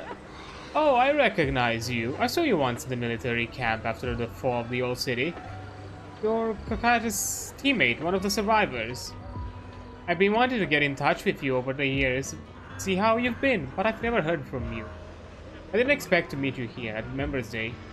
Yes, this is fate. Mrs. Ethel, is your health still... I'm in good health, fortunately. Everything is fine. Although I'm the only one left in the family. The pension from the government is enough, and I still have some years in me. Sorry, Kokaitis, Child, you don't need to apologize. My son may appear carefree on the surface, but he's always felt so much pressure. One day, he suddenly told me that he had found a companion who truly understood him. I believe he was talking about you. How could I possibly blame you? Someone who helped my son. Such a blessing, you, a kind-hearted person, are alive and standing here today. I'm so glad. Miss Ethel, Child, don't worry about me. Since you're here for Members Day, take your time, walk around, and look around. I'll help you find something new. To your surprise, many relatives of the deceased Liar Squad members are here of the Remembrance Day. Is this really just a coincidence? As you ponder this question, the relatives have gathered in front of Charon. Miss, I'm sorry for being mean to you before. Mom told me you were protecting Dad until the very last moment before you passed out. I shouldn't have said you left him to die. I'm really sorry. Zeta was really young when it happened, so she was too little to understand, and I haven't really talked about it. I hope she didn't upset you. No, she was right. If only I'd been strong enough to take down most of the ethereals, maybe they wouldn't have ended up in that situation. Oh, that's not fair. The old capital was falling. No single person's strength could ever be the deciding factor in the face of a disaster like that. In spite of it all, you survived. If they were still here, I'm sure they'd see that as something to celebrate.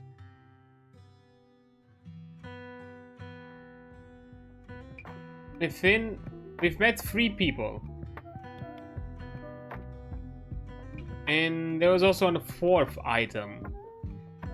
So we know at the very least the squad we had 4 people in total. I wonder, either the client is related to the 4th squad member that we have not seen, or maybe the sniper has a bit more of a vengeful vendetta than we thought, and actually was related to the 4th member. I've always known the truth. I failed to protect them. A weakling like me survived, and the rest of them disappeared without a trace. This isn't solace. Survivor's guilt. It's the worst possible outcome. That's something I can't face. I've never had the courage to tell you I couldn't protect your loved ones. All I can do is wander New Eridu, hoping to find some trace of them. Even after all this time, I still haven't accomplished anything. I'm sorry. You really don't know us at all. This isn't the worst possible outcome by any means. Styx, my husband, and all his comrades who lost their lives, each one of them left behind their own legacy. Just look all around you. Everyone standing before you is a legacy they protected that is carried on to this day. After my husband passed away, Zeta and I received survivor benefits. And with all the odd jobs I've been doing, we've managed to get to where we are today. Styx always wanted our daughter to study art, and Zeta's interested in it too. Now, that dream has become a reality. She just got accepted into the art school in Janus Quarter. Mom and I have our tough days, but I often think of Dad's cheerful laughter, and that memory gives me the strength to keep pushing through. One day, it'll all pay off, just like it has now. Thank you for always being by my husband's side, even at the very end. Well, I suppose you must have heard about my condition from my son? Ethel, Kakaitis used to tell me about you. He often took leave or skipped work to earn extra money by part-timing, or to care for you when you were sick in bed. Yes, that's true, but I bet he never told you my illness became so bad that I needed major surgery, and he worked his tail off to raise the money. Who would have thought? He would pass before me. I used the benefits from his death for the surgery, and that's the only reason I'm here today. In a way, his passing allowed my life to continue. And be ashamed to squander that. Every time I think about it, I feel like I need to keep my body healthy and live a few more years. The sights I see, I believe he can sense them from somewhere far away. When I was too weak to take care of him, it was you and your comrades who stayed by his side. Thank you for everything that you've done for him. As for me, well, I'm currently working as a fashion designer. Wow, look at you. A fashion designer. Is that because of Acheron? It is. I'm sure you remember how much she loved beautiful things. She was always into fashion, so I decided to become part of that world. That way, she can always be with me. Oh, that's I sweet. admit I had no idea how fun fashion design could be until I actually gave it a shot. I wish I'd figured that out sooner. We would have had so much more to talk about. Anyway, I'm planning to start my own fashion brand next year. She used to say that after retiring from the army, she wanted to pursue fashion design. I really want to carry on her dream. It feels like my life's purpose. You know, she used to talk about you when she came home for the holidays. How your rivalry pushed her to keep improving. So, thank you. I'm proud of my sister. And I'm proud of you, too. Hey, found family. As you can see, all of us have made it to this day, carrying the will of those we loved. So please don't say they left nothing behind. They've always been a part of every pain and joy we've experienced over the years. Please remember, everything and everyone in New Eridu is only here today because you all risked your lives in battle. Thank you. Thank you, everyone. It's been wonderful to hear about how you're all doing and to listen to these words. I'm so glad I decided to come here on Remembrance Day. Speaking of which, I wasn't expecting to see any of you. What brings you here today? I could ask you the same thing, Ethel. Last time I asked, you said you weren't coming. I only came because I suddenly got a DM from Nathan. He said he really wanted me to be here. I'm here because of Nathan's message, too. He was Nathan? pretty insistent, so I thought he'd be here. But I've been looking around for a while now. I still haven't seen him. So it's the same for all of us. I responded to his message, but he never wrote back. Isn't that strange? Sorry, but who's this Nathan you're talking about? Nathan is Lethe's younger brother. Frankly, out of all of us, he's probably the one who wants to see you the most. He used to be part of the defense force himself. and The day the old capital fell, his squad was responsible for supporting the forces that had already entered the Hollow, which included all of you. He's told us that story so many times. When they saw how bad things were in that Hollow, some of the reinforcements called off their plans and pulled back. He tried to stop them, but there was nothing he could do. He always blamed himself and wanted to find you to apologize. He's the client. Is, That's why he reinforcements all retreating of them was got the inevitable. message. Shortly after their retreat, headquarters issued the official order. We all lost someone in that disaster. And for a while, we resented the reinforcements for their decision. But over time, we came to understand it, and we eventually let it go. There is no avoiding casualties in that battle. In hindsight, it wasn't wrong for headquarters to prioritize saving their strength. May I ask what the name of Nathan's squad was when he was in the Defense Force? The Impera squad of the Obsidian Division. Oh. Is something wrong? Nothing. It's just...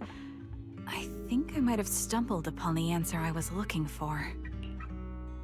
After the 4 family members paid their respects and left, they continued touring on Remembrance Day. Karen stood there in a daze, seemingly having understood something. At that moment, a sound came from open space in front of the outpost. It seemed someone had stepped onto the podium, and citizens all gathered in the podium, preparing to listen to the person's speech. According to the schedule for Remembrance Day, it should be time for a representative of a retired Defense Force veterans to give a speech. It looks like the speech is about to begin. I feel a bit concerned, Proxy. Could we go over and listen to the speech for a moment? Well, I think we recognize the person on the podium. Hey, well, would you look at that? Is that Zoe on the podium?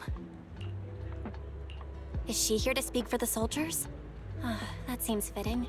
She's cut medals after all. But I don't see Jesse or Aaron anywhere. Didn't they come? Everyone please, quiet down. Zoe, of Nemesis Squad. Nemesis Squad. A representative Ooh. of the veterans, will now deliver the Remembrance Day speech. She didn't say she was of Nemesis Squad. Hello, everyone. I'm honored to stand here and speak on behalf of all of the soldiers of the Defense Force. Today, we gather to commemorate Remembrance Day, a day born from the tragedy of the old capital's fall. Many of us lost relatives or friends in the disaster, and I am no exception. Every member of my squad perished in that battle, leaving me as the only survivor. Losing the friends you cherish to the Hollow is a pain that never fades. It's a sorrow that will stay with us, now and forever. However, to the families of the fallen soldiers, hold your heads high with pride for your loved ones who gave their lives. They fought to the very last moment when the old capital fell. Death isn't the end, nor dishonor. It is their eternal medal. They gave their lives facing an unstoppable disaster, exchanging their sacrifice for the world we have today. In doing so, they fulfilled their duties as soldiers to perfection. Without the blood they spilled, Eridu would not have endured, and new Eridu would never have risen from the ashes. Theory, it's her, and she's doing all this to all the survivors of the squad because she considers their survival as a dishonor, because the rest sacrifice everything, including their lives, to survive, and she doesn't seem them worthy. Considering her speech, I think she sees that as a weakness on their part, and they don't deserve the life they've been spared. And I'm guessing this is kind of her sadistic kind of, I don't know, suicide note attempt of kind of like, I'm gonna get rid of everyone and myself included, because I'm guessing she's also hoping that in the process she herself will succumb to all of this. And I'm guessing she's dealing with a similar kind of survivor's guilt, but she's taking it a lot more to the extreme. In honor of the wishes of the departed, look ahead, people of New Eridu. Our thoughts and remembrance of those who passed will be carried in every flicker of candlelight and in every bouquet of flowers. Zoe's speech is met with a wave of a long pause, yet amidst the clouds she drops her head, her expression darkening. She stays silent, waiting for the applause to fade before lifting her gaze, scanning the crowd. Her eyes pause briefly on Count, carrying a chilling aura. My speech was meant to end here, but since you all seem quite engaged, please allow me to share a little more. The reason you all agree with what I've said is because it offers a way to step away from the pain.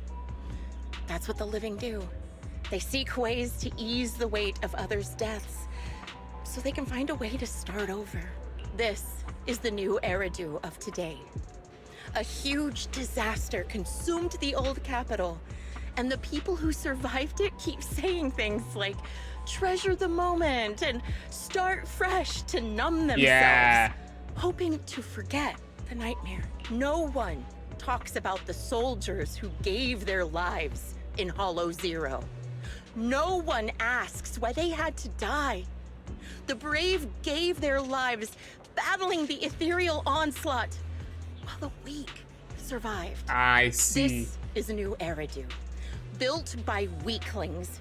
Its order founded upon their way of thinking. Your applause makes me realize you all accept this logic. Each of you had loved ones who sacrificed their lives in the fall of the old capital. And now, you're thankful that someone has encouraged you to move on from them. What meaning does the sacrifice of those who died have if you all choose to forget? Have you never thought about why your own loved ones had to die? And why no one is responsible for their deaths? I mean, moving on is not forgetting them. It's just carrying on their memories and their wishes through your own actions. We've been proven that by the conversations we had with our 3 other family members. Miss Zoe, there's not much time left for your... Open your eyes! I'm speaking to those who have lost loved ones! If death is the medal for the fallen, then pain is the cross the living must bear. If you fear its weight and run from the suffering, the soldiers will never find peace in their eternal rest. To tear the wound open once again, so you'll never forget the searing pain! That's the real meaning of Remembrance Day! I don't agree. Ooh. Charon, I didn't expect you to be here for Remembrance Day. How are things going with your search? Seems like you have something to say. Among the people standing here, there's a woman who raised her daughter with the survivor benefits left by her husband. Another who's been able to carry on with her life thanks to the final efforts of her child. And yet another who's found purpose because of the influence of his late sister. The will of the deceased lives on in every person here. The soldiers who died during the fall of the old capital fought for this. The future that their loved ones are making for themselves now. The old me might have agreed with what you said, but someone taught me that pain and hardship can lead to hope. They helped me see that hope could be inherited, not just destroyed when life fades. That's why I believe the departed didn't leave us wounded or with a heavy cross to bear, but with a melody.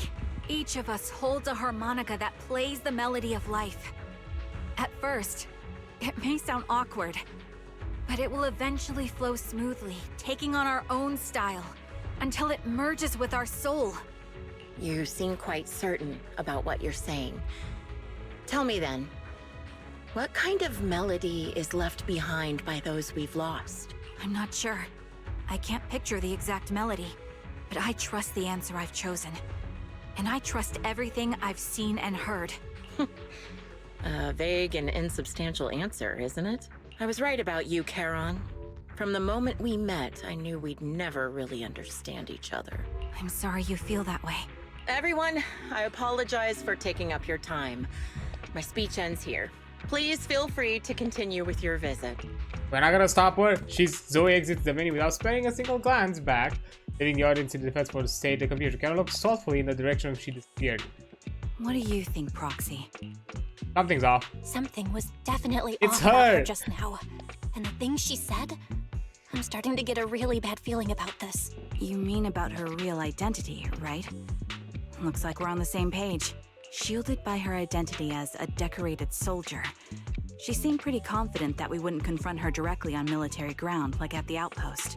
She arrived so brazenly and left without a care. If I'm right about this, she'll be trying to contact us again in no time. That's the train to send it. The phone rings again. Shepard appears on screen as you answered the video call. He seems panicked and anxious, but the moment he sees that you're the Scout Outpost, he follows back the wood and hears his dead. Looks like you're a little busy, so I'll keep it short.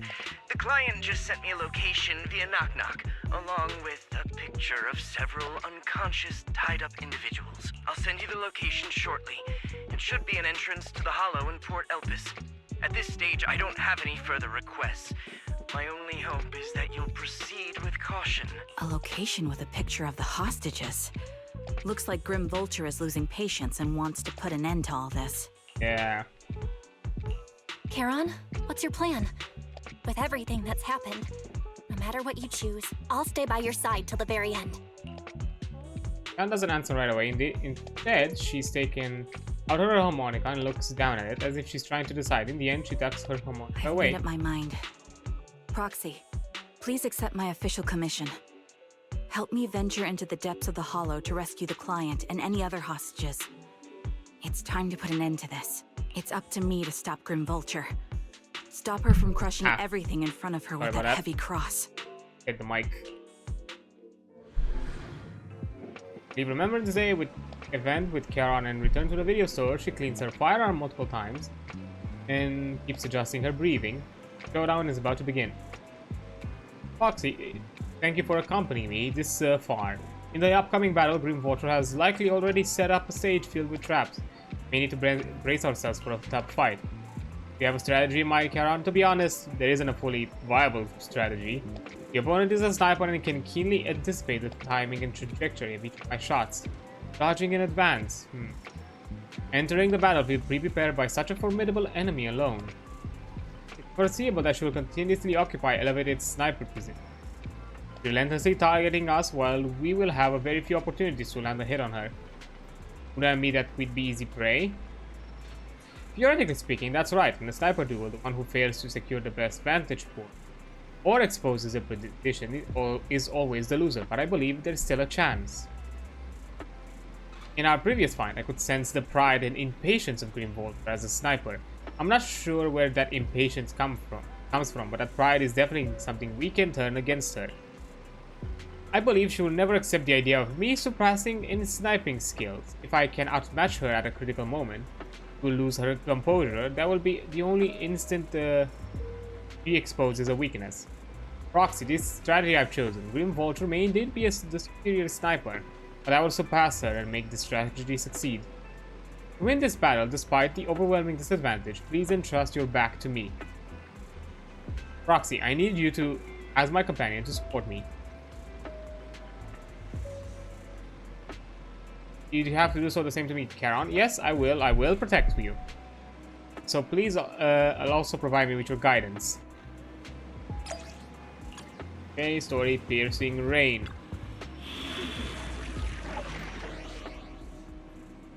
Okay. Info. Similar shenanigans. Next. We fighting? Take me. We're doing Touch the me. same Don't setup. You're not gonna mess up my new clothes, are you? There we go.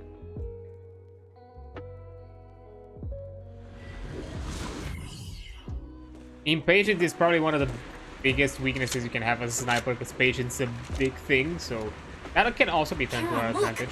Another communicator. I hear a box.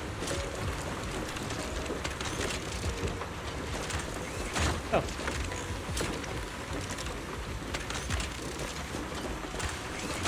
It's somewhere in here, but I don't know. Another communicator. It's a bad habit for a sniper to be so talkative. Oh, really? I think it's rather good for my mental health to witness in real time how my target becomes desperate and gives up their struggle. Do you really still need to disguise your voice?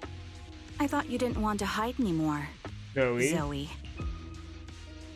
You're right. Seems there's no need for secrecy anymore.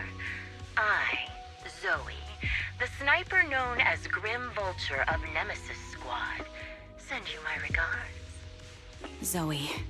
No. Grim Vulture. You, like me, We're one of the advanced troops deployed to suppress Hollow Zero right after the fall of the old capital, right? Noct, Cartes, and Impera squad. So far, all the victims have been members of these squads. They were initially supposed to enter the Hollow to reinforce the advanced troops. Nemesis, your squad, lacking reinforcements, lost everyone except you in the fall of the old capital. You blamed their deaths on the absence of reinforcements and sought revenge on them. That's my conclusion, just like me. The fall of the old capital left you entirely alone. A sniper, the sole survivor, a mere pawn abandoned by the military. Don't you think we're very much alike? The Impera squad member, Nathan, the one you're searching for, he pleaded with me to let him go when I was about to kill him, saying he had to see you no matter what. That's how you caught my attention. I let him live to get all sorts of information on you. I was so curious about you that I even set a trap, disguising myself as a victim to get closer to you. Hey, girl, look, if you want to meet her, just ask her for a date. Like, what's this about? It turned out we share the same story. We even got the same PTSD symptoms. After all these years, we still see images of our teammates before they died. It's impossible to erase them from our minds. It's just, you use ridiculous fantasies to numb yourself, chasing after illusions of your squad mates. Well, I can't afford to be as naive as you. One night, when I was overwhelmed with the unbearable images of my comrades' deaths, vomiting and crying, I finally realized the meaning behind their appearance before me. They were pleading with me, pleading for vengeance against those who abandoned us, begging me to destroy the repulsive, hypocritical new order of New Eridu. So, I carried on their will. I began kidnapping targets and sniping them in the Hollow, watching as they became corrupted and died in despair. Do you really think this is what they'd want? What else? Would they want me to be like you, playing at a game of finding my missing squad mates, accepting their deaths when I'm done playing, and then forgiving the very enemy who killed them? What a noble and virtuous gesture. Forgive on behalf of fallen comrades, coexist with New Eridu's order, and live peacefully among cowards. It's precisely because you and I are so similar that this hypocritical and cruel attitude makes it even harder for me to forgive you. After our first conversation, I was certain I must end your life myself to prove I'm right. That's exactly what I wanted to say to you, too. Because we've suffered the same hardships, I can't accept the path of destruction you've chosen. Jesse, Aaron, Nathan, the client I've been searching for, and any other targets of revenge you've set your sights on.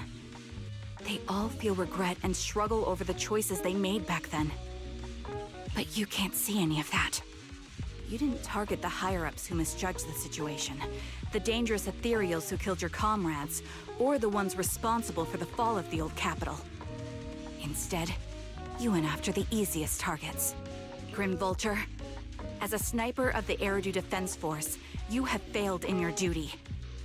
To preserve the will and hope left by my comrades, I'm going to put an end to your actions right here. That suits me just fine. A sniper should let the gun do the talking.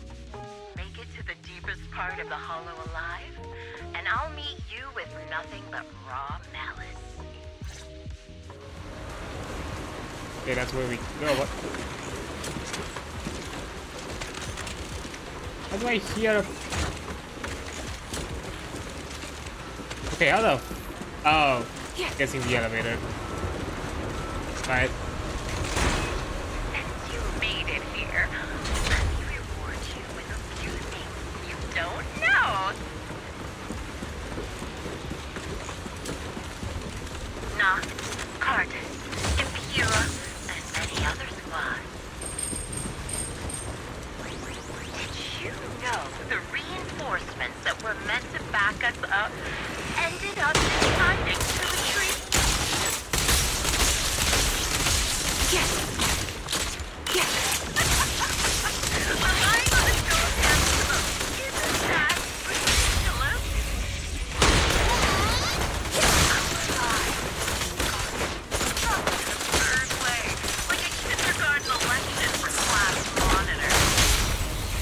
Okay. So, I killed them. I employed the same method. I made the dozen or so people I captured. Jesse and Aaron, do you have them too? Or are they already?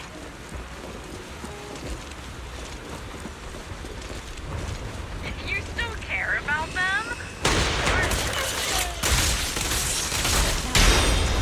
Okay. Like I haven't made enough to rescue their life if we still have the time to worry about them.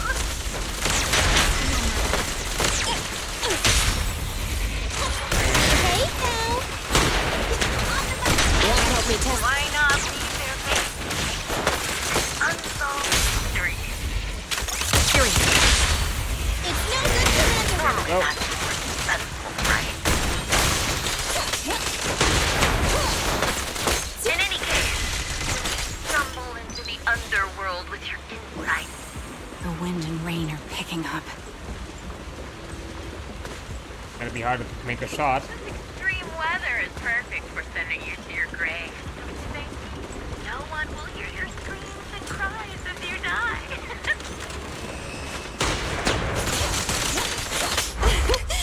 Commence demolition! By the time the rain stops, And go. Ah. I wonder, do you still remember the wet day the old capital fell?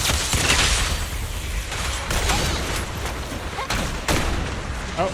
It wasn't heavy rain like now, but the sky was just dark. Both your teammates and mine, they all perished in a place like part of the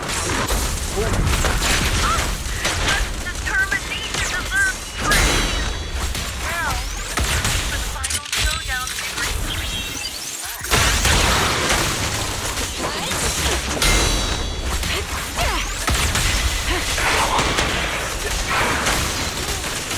only way to put it, what sniper would ever confront their enemy head on? Okay. Hit the core. Alright. I'm prepared for you. I made this And boop. high-ranking officer.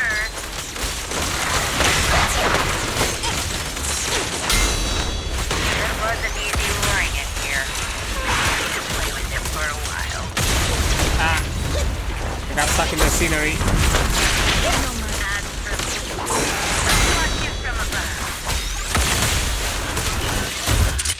Then I'll put a bullet right through your heart.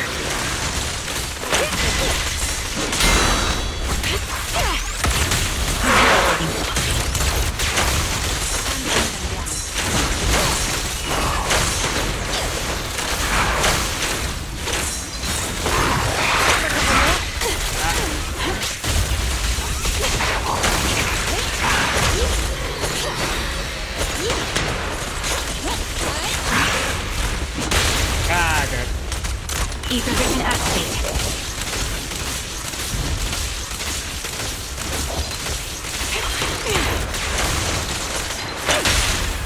Quick shot.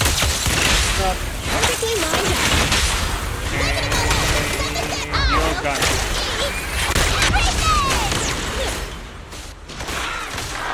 Ooh, nice.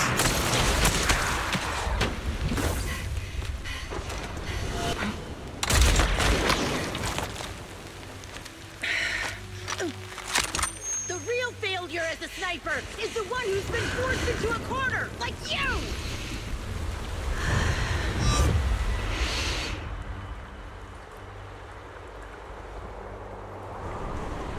The wind.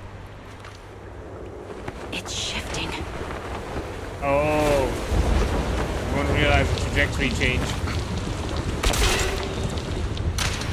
I won't fall for your distractions so easily. Huh? What? I will surpass you with my own melody of victory.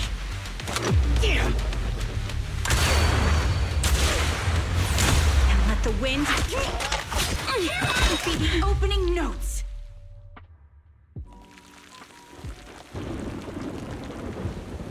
Charon? No! Wake up! Charon! Hey. Harmonica, yeah. Bullet.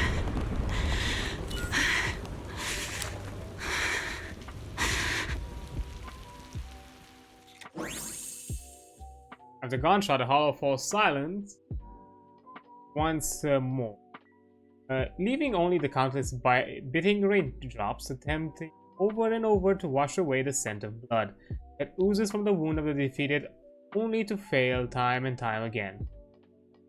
The loser pays no attention to her mortal wound, staring at a distant horizon as though salvation might be waiting there.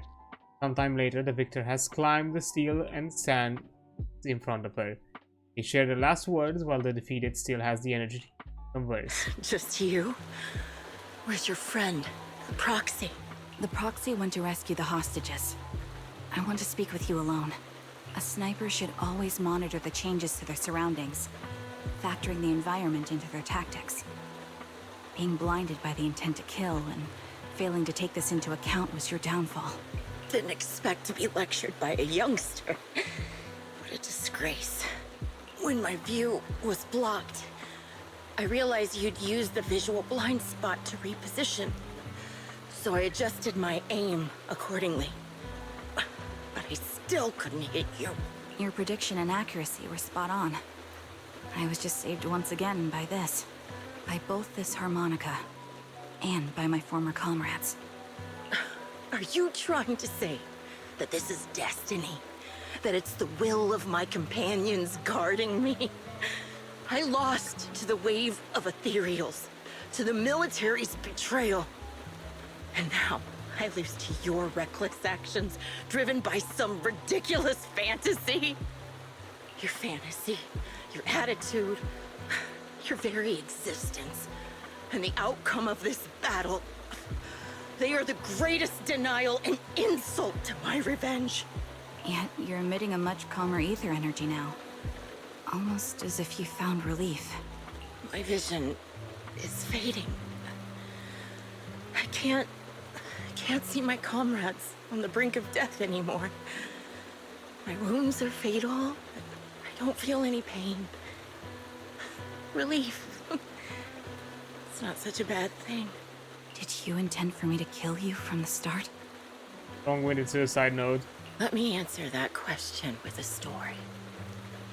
The first time I saw you was actually during the fall of the old capital.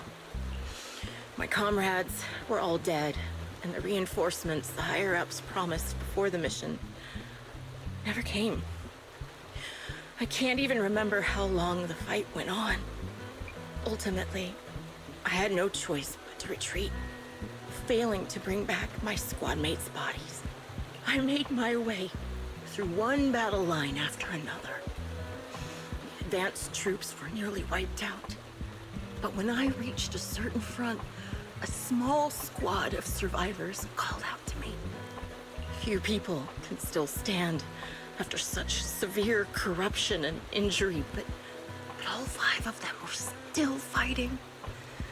They were protecting a girl who had lost her sight and fallen unconscious while searching for a way out of the hollow. They told me they were beyond saving, and if I planned to retreat, I must take the girl. She saved her. I couldn't turn down the last request of a group of heroic soldiers about to die in battle. Your comrades entrusted your life to me. I was the one who brought you out of the hollow. You already know what happened afterward. It didn't take long for you to leave the Defense Force after you came to. Just like me, I developed PTSD so intense that sometimes I couldn't even hold a normal conversation. But for me, the hardest blow was the death of my squad. To an orphan like me, they were family. If the reinforcements had kept their word and provided support, they wouldn't have died for nothing. Don't you ever have that thought? To say I don't would be a lie. But I think deep down you know. From the moment we stepped into the Hollow, there was no way we were getting saved. Given how quickly the Hollow was spreading, and the ever-increasing number of ethereals, it would take the sacrifice of countless Defense Force troops to suppress it. It wasn't something that could have been accomplished in such a short time. The reinforcements would have only been a drop in the bucket. More sacrifices without results.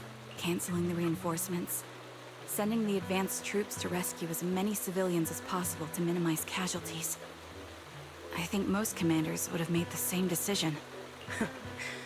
Objective and cold logic. I understand it, of course. But when you see members of the reinforcements living happy lives years later, can you still keep your composure? I couldn't. Even if the chance was minuscule, I wanted my squad mates to survive.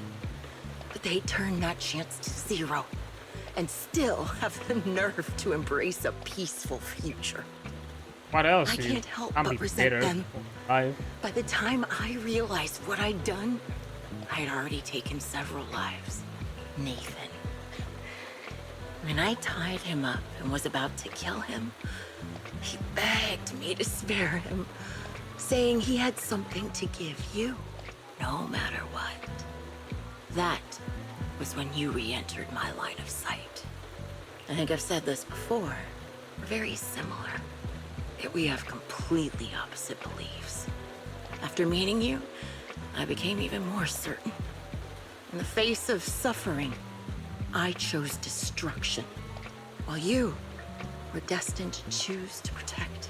But you're still entangled in your obsession with your squad mates. If this continues, you'll eventually sink into a void of despair.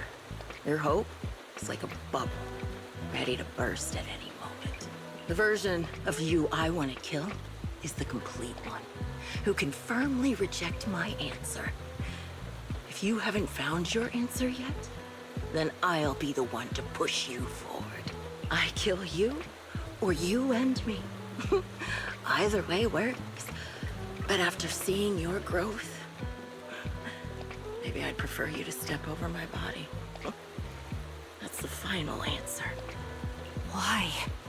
Emptiness and doubt. No matter how many targets of my revenge I took down, nothing changed.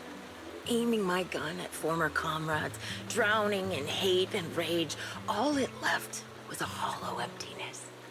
But you're different. You've gained unconditional trust from the proxy. You have the courage to fight through my trap.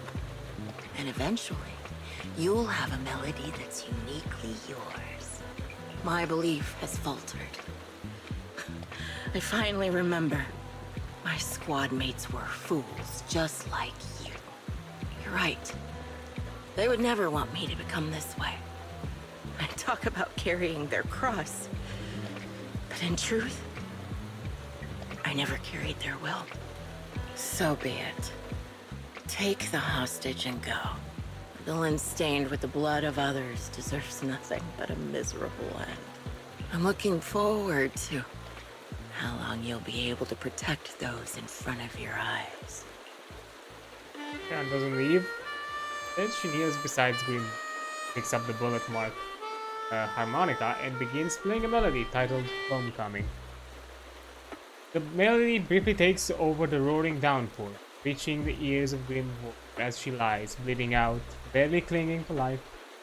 A faint glimmer appears in her empty eyes in her final moment. It can still be played after taking a bullet. Impressive. This is my final melody to you.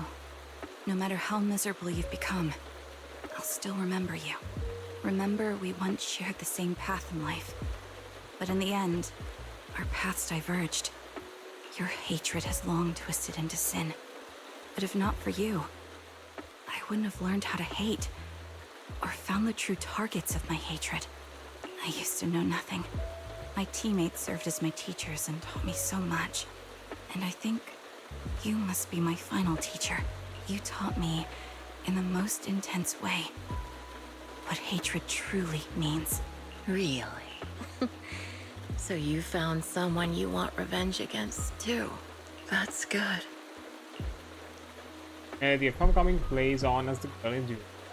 The agony of her ocular rejection struggling to make the harmonious notes rise above the sound of the rain. The last note fades amidst the relentless downpour. The defeated one takes her final breath. And there we are.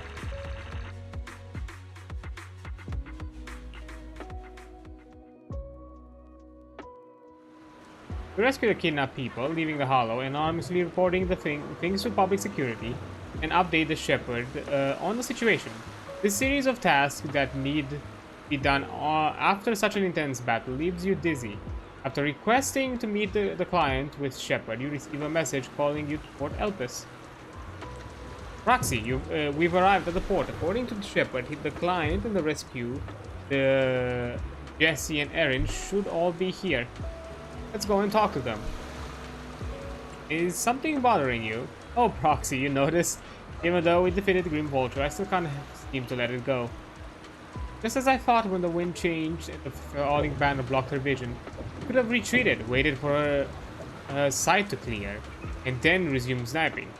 If she had done that, I would have had no chance of winning. But her pride wouldn't allow her to take an action that implicitly admitted her tactics were inferior.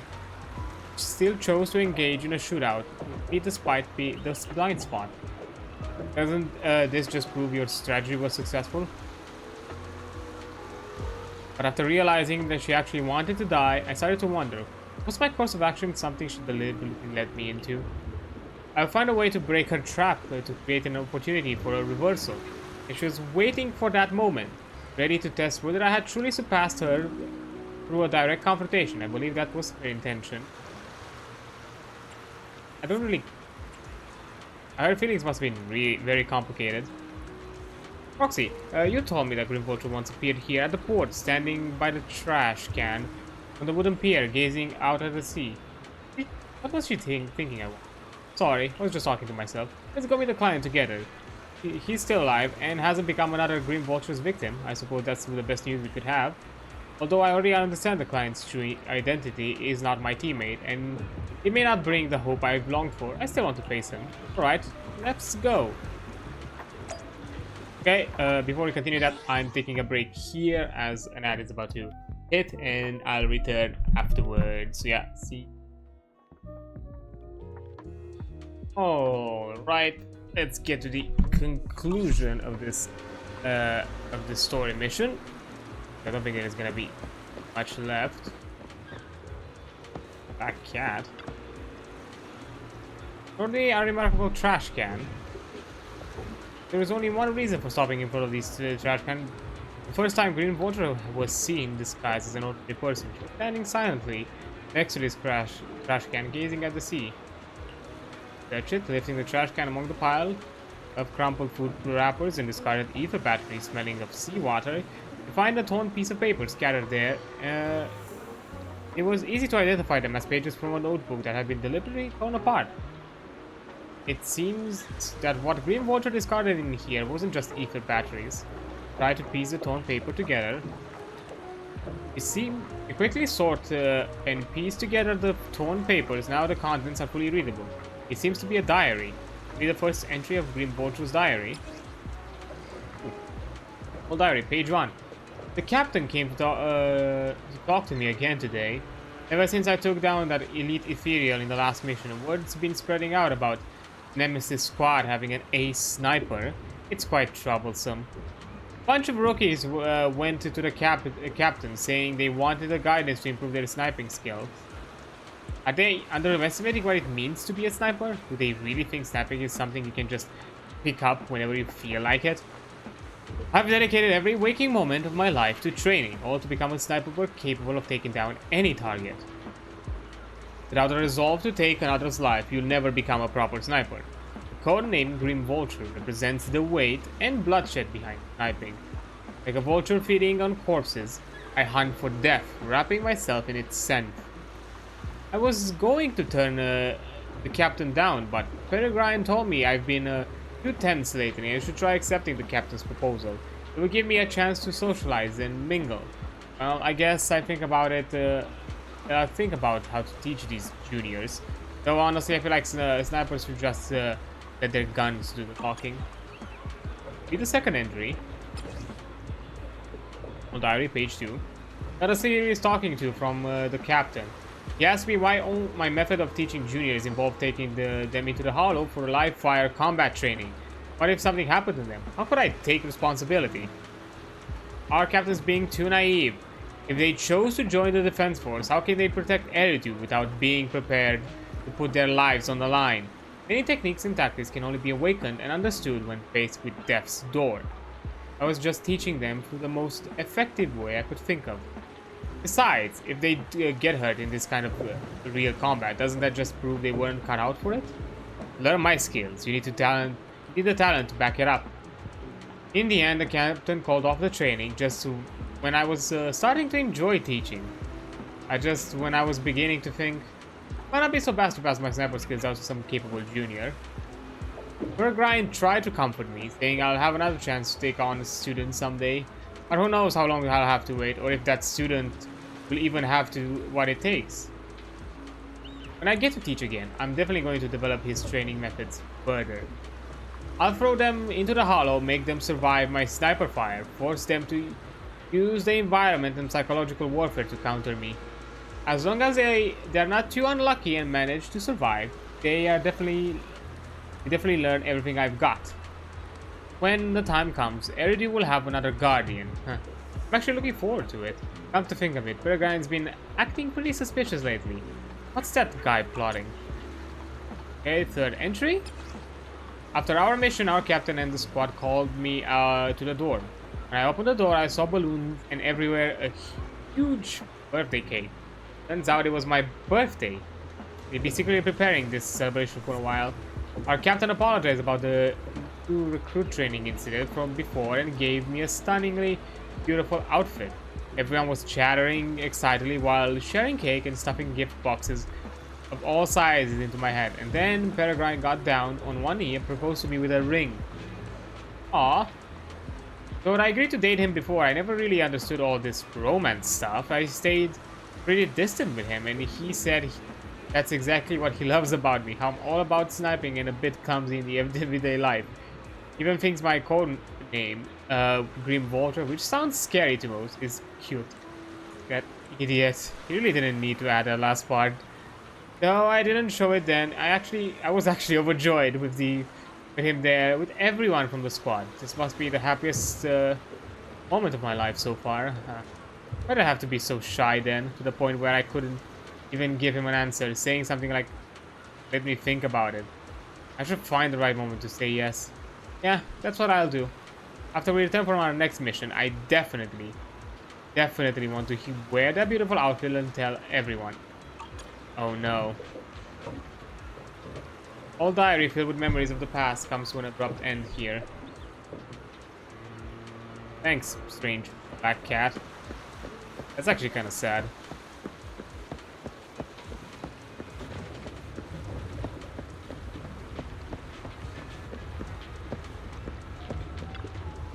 Shepard and Jesse seem to be exchanging tips about working in the internal intelligence trade. When he noticed you want to talk to Jesse, Shepard cuts the conversation short and moves the spot a bit further away. We meet again? How should I put it? You saved my life. Again. I really don't know how to thank you enough. Are you okay? Physically, I wasn't hurt much, but my mood is complicated. Being kidnapped by the same person twice maybe my intellect isn't really suited for being an information broker. I'm really considering a career change. Looking back now, someone who truly wanted to kill me wouldn't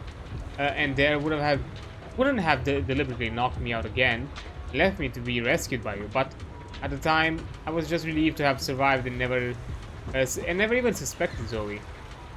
When she suddenly showed up at my door claiming to have important information, I was completely unprepared. That's how I ended up being tied up in the hollow for the second time. What happened next? She no longer hid and played a hunting game with me, but instead stood directly in front of me, pointing her gun at me, and revealed her true reason why she wanted to kill me. The events of the fall of the old capital are something I really don't want to remember. I know I'm a coward. At the most critical moment, I chose to retreat along with the rest of the troops. But if you have seen that rapidly expansive Hollow Zero in person, you would have been terrified too. The moment you stepped inside, death was certain. Every soldier present knew that. My actions during the fall of the old capital are a stain on my career in defense force. When I learned Zoe's true identity, I thought that being killed by her would be nothing less than what I deserved. But she didn't kill you. Yeah. No matter how I resigned, when I was about to be killed, I was still terrified, so I desperately begged her for mercy. But she didn't pull the trigger. I mustered the courage to meet her gaze, only to find her eyes empty. Looking at me as if I were an insect. Raised her gun, emptied the bullets into the ceiling, and walked away. It's meaningless. Those were the last words she said to me. Tell me, back then, outside the Hollow Zero, when we judged that our current forces couldn't stop the disaster and chose to retreat, did we really make the wrong choice? I don't know. What's the point of asking you anyway? What answer I was hoping to hear from you? Anyways, thank you, at the very least because of this info. I'm afraid I'll never forget the nightmares of the old capitals, nor the moment Zoe looked at me with those hollow eyes. Yikes. Yeah. Oh, poor Erin. I think she's, it's you. Thank you for saving me.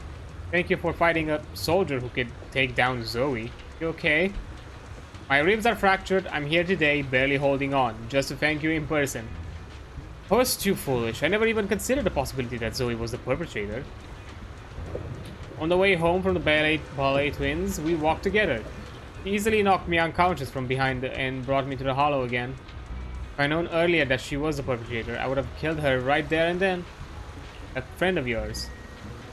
Zoe tied me up in a room in the Port Elpis Hollow, told me her reasons for killing, and was about to shoot me, but all I could think about was that she had kidnapped my friend. I kept questioning her back then. Outside the hollow, my friend and I were both part of the reinforcement troop. I indeed felt the situation was dire and voted to retreat. But my friend, she voted to go in.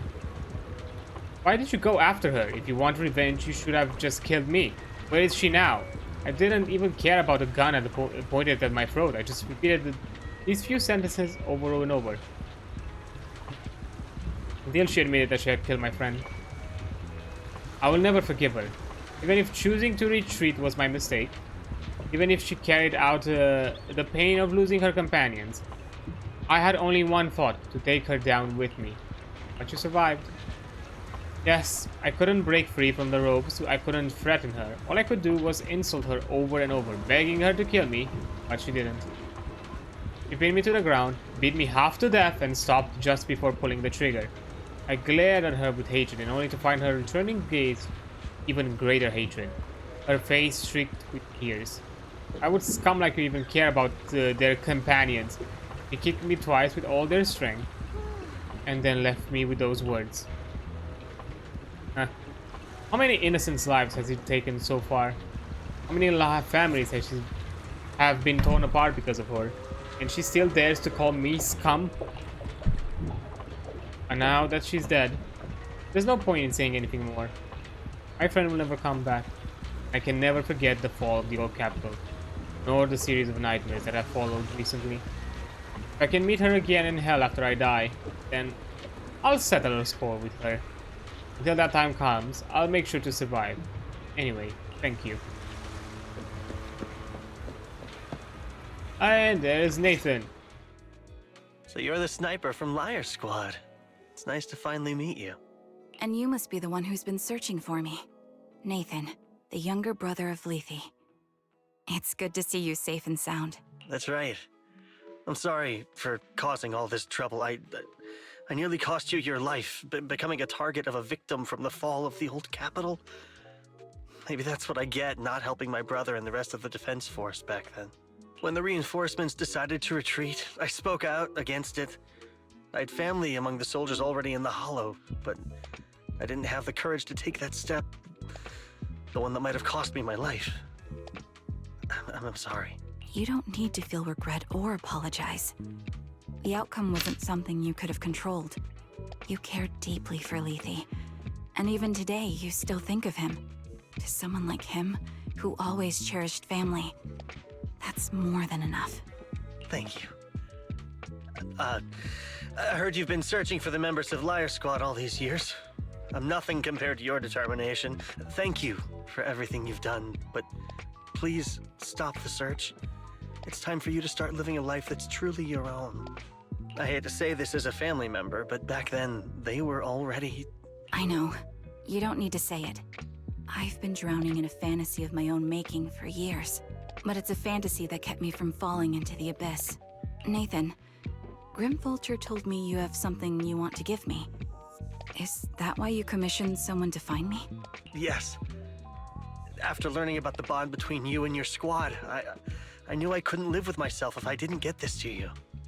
So I got on my knees and begged Grim Vulture, even playing this recording for her, hoping it would move her.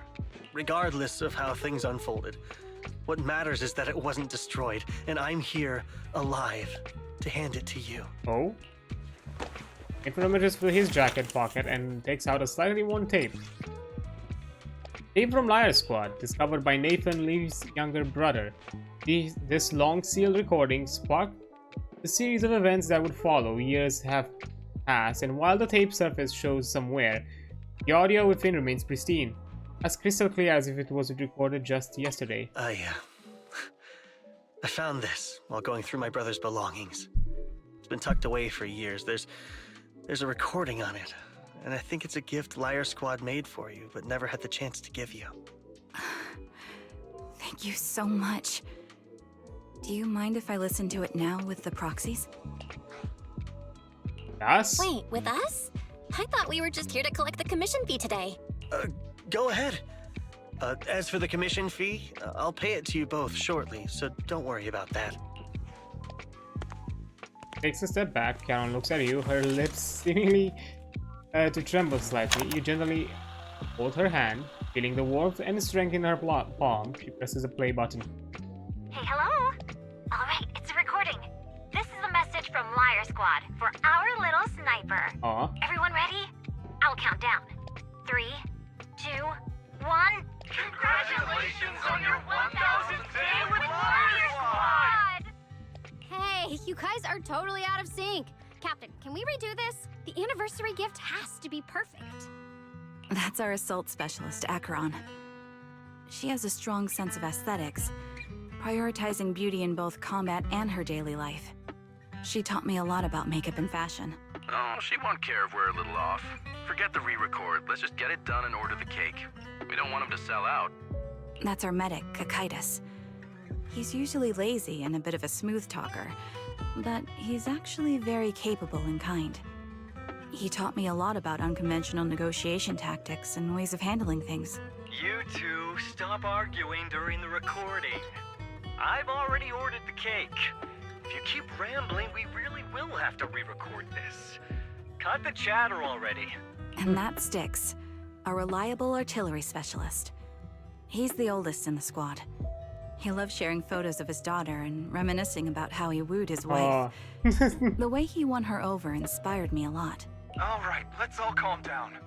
Wouldn't want to get on the captain's bad side. I mean, Captain, would you like to go first?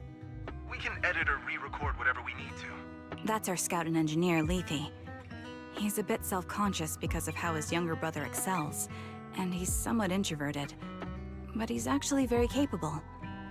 He taught me sharp observation skills, calm execution under pressure, and how to make use of the environment. Okay, thank you all for settling down before I completely lost my cool. It's fine, no need to cut anything or re-record. Let's just keep it as it is. Loud and messy, just like our Liar Squad. That's our captain, who took me in and taught me how to play the harmonica. And the real Charon. I'll make sure to explain properly to you later, Proxy.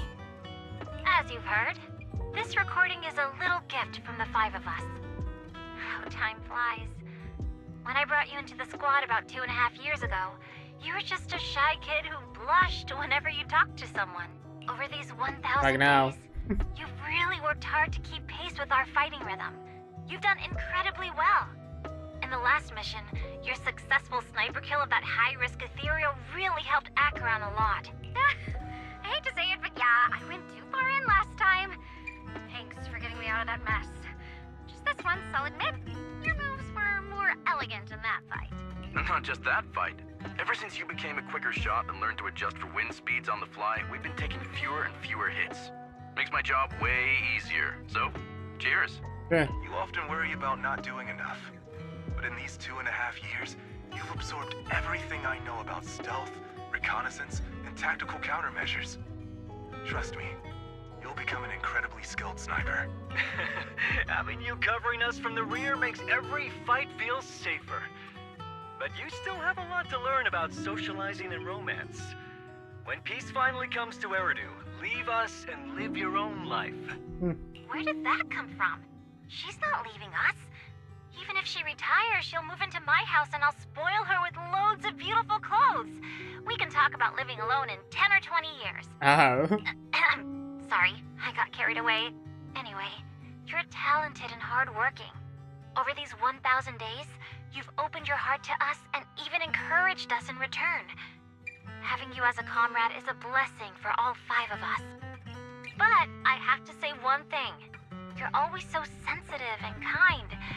Every time you see us get hurt, you look like you're about to break.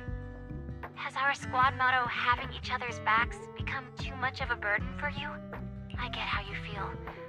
When your squad mates trust you with their backs, your first instinct is to protect them, right? But that's not the way it should be. No one can shoulder everything alone. Don't try to carry everything on your own.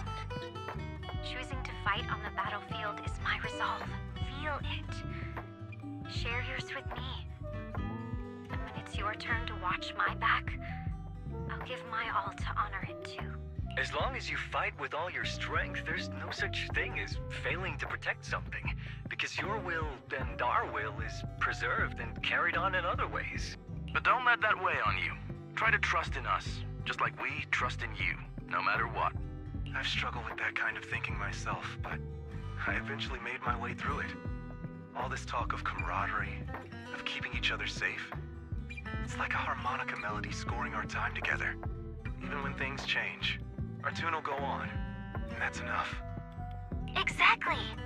Honestly, I'm sometimes terrified. Afraid that someday, you'll blame yourself for failing to protect us and fall apart. That's why I wanted to record this message. Please, don't try to bear everything alone. Maybe you can start relying on us more, fully entrusting your vulnerable side to us. Our will has long been intertwined with yours. We're comrades. This is getting way too sentimental. It doesn't feel like me anymore. Anyway, we just want to see you trusting your comrades enough to share your burdens, even if it isn't us. Finally, we'd like to give you the song that's closest to us. If what we've said is hard to understand, just feel it through the music. Please, enjoy my masterpiece, Homecoming. Yoko Sub plays it from their tune. That was crisp and clear, as though it were recorded just yesterday. When the music fades, the tape goes silent. You turn to the woman who calls herself Charon, as she desperately wipes away uncontrollable tears. The harbor wind ruffles her hair, and then at last she lifts her head. Proxy, do you remember? I was once terrified of seeing the look on their faces. Yes. Can you see them clearly now? Yes. Crystal clear. Huh. As if I've returned to the exact moment of parting. Okay, so yeah, I was right. All those protrusions was corruption on them, so they're good as dead.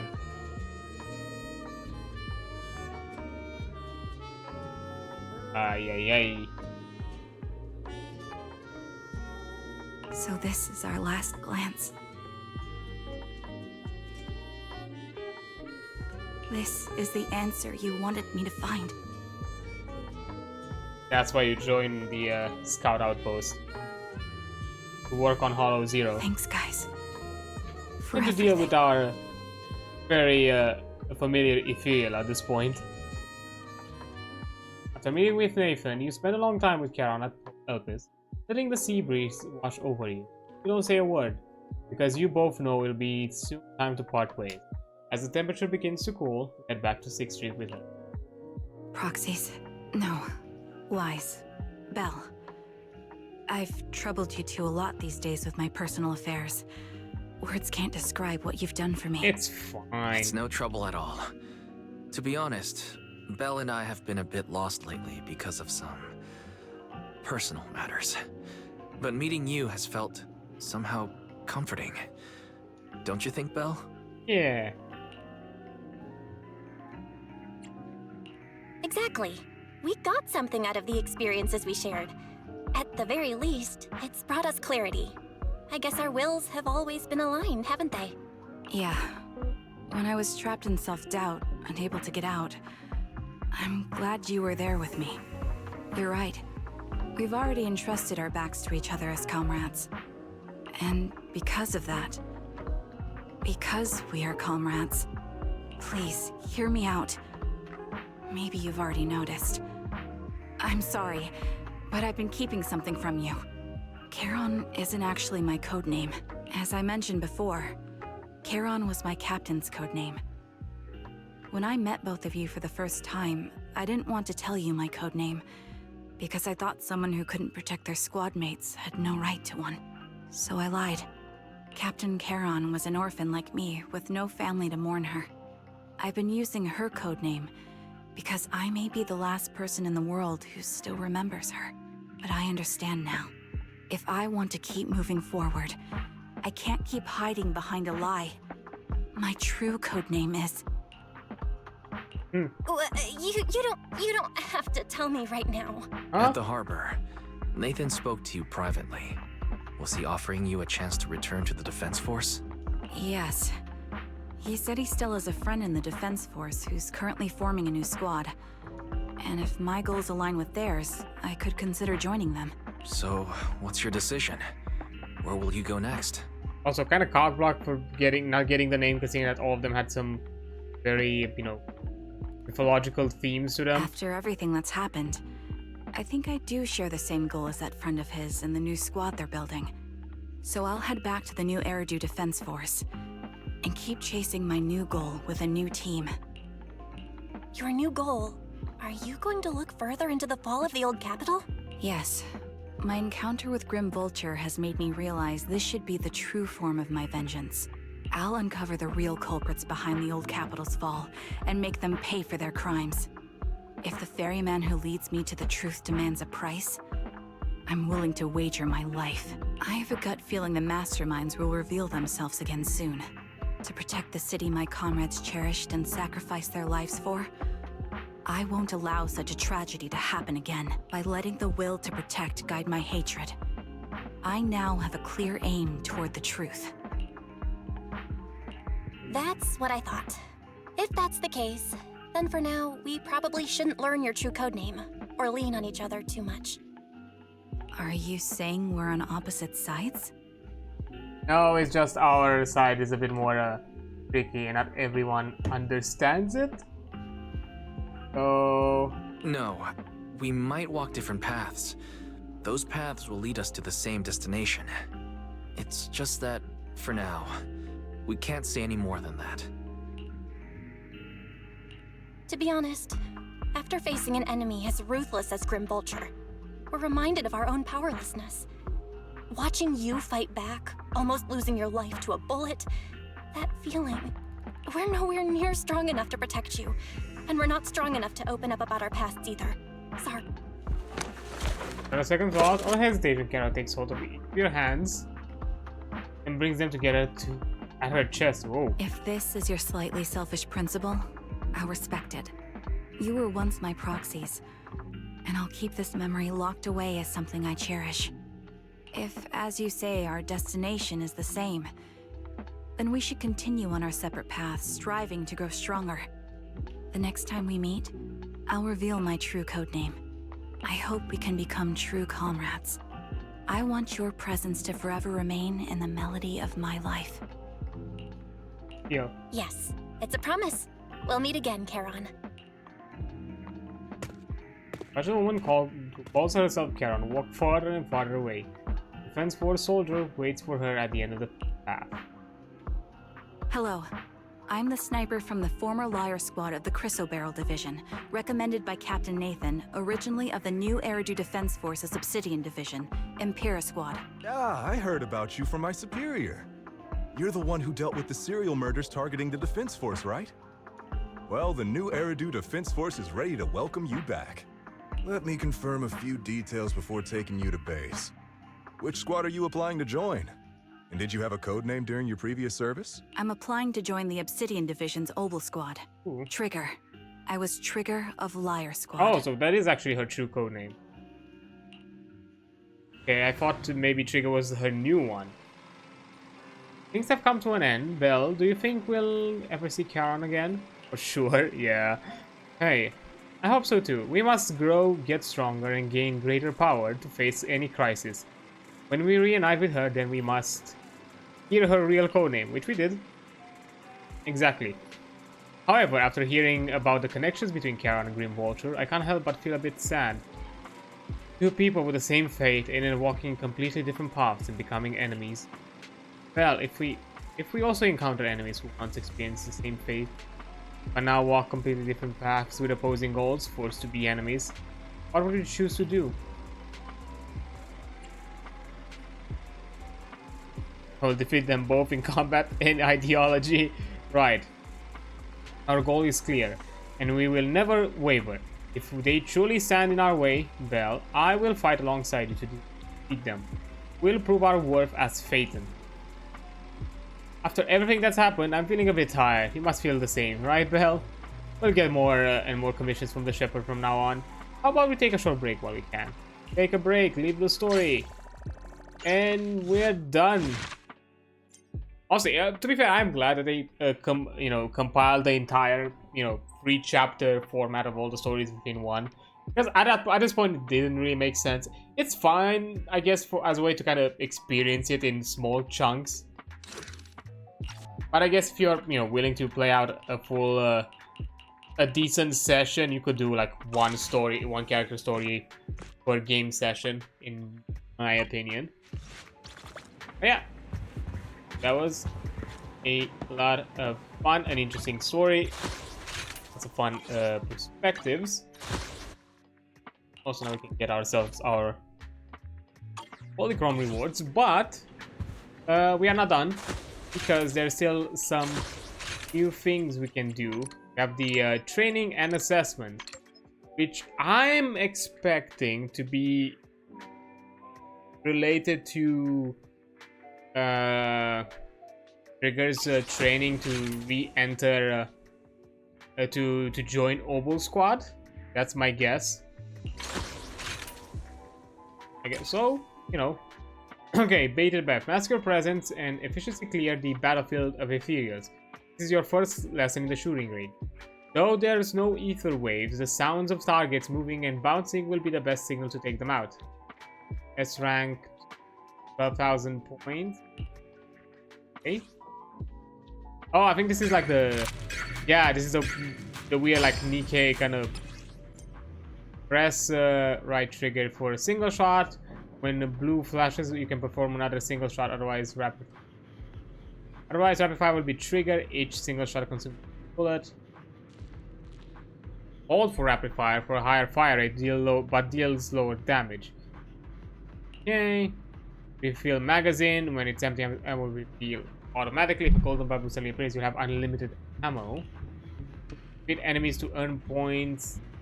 Hit their ether core for bonus points. Chain hits on ether core multiply the bonus. Take down all enemies as fast as you can. Rack up high scores. Countdown timer at the top shows the maximum time limit. Clear any waves. Okay.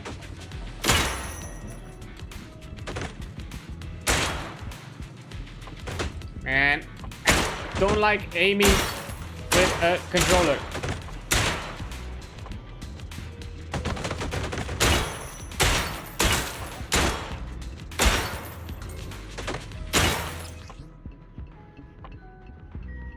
Okay, target a distant enemy with left trigger. Okay, target. After aiming the shots, you will have a piercing effect, letting you hit all enemies in a straight line for the maximum value.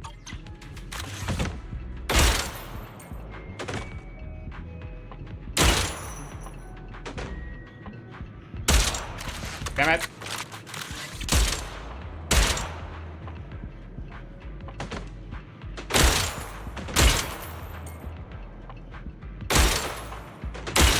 Ooh, nice.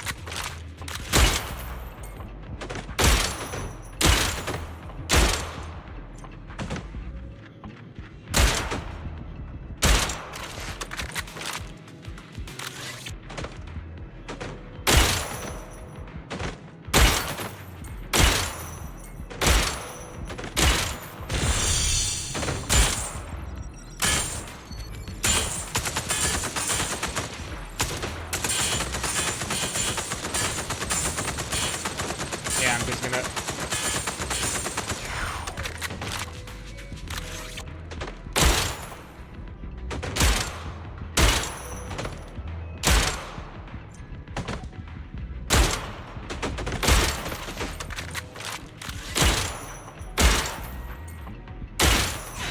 And there we go.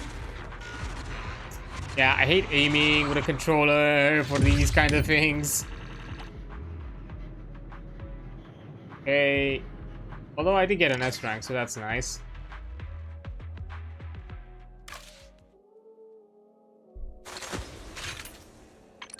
I also have an assessment version of it. Okay. Do it, I guess. Because I'm not getting a...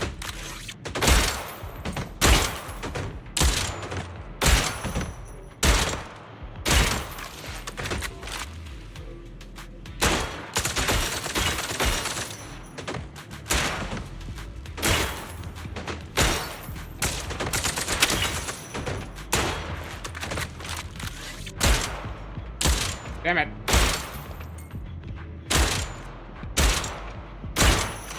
Oh, if I don't get an S rank on these, I'm gonna swap to mouse and keyboard.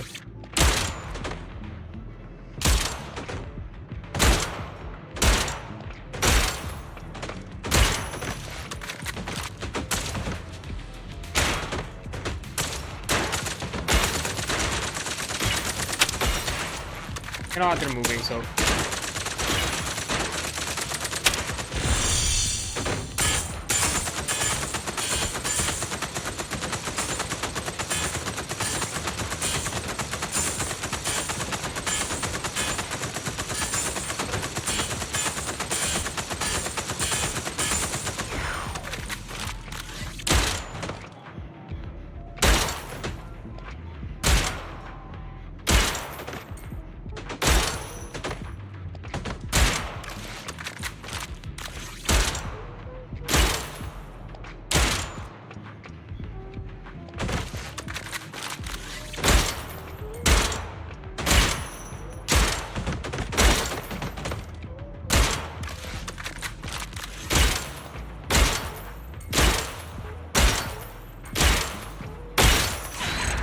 Okay, let's see, how much did I get?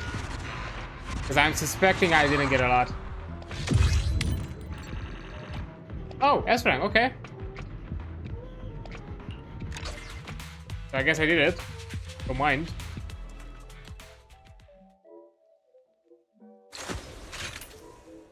Okay, enemy radar. Somehow investigated targets have been introduced to the range as friendly hostages. Make sure you don't hit them by mistake. Why aren't the targets made to look like they are from the defense force? The higher-ups say black uniforms and black interiors are too hard to tell apart. Okay.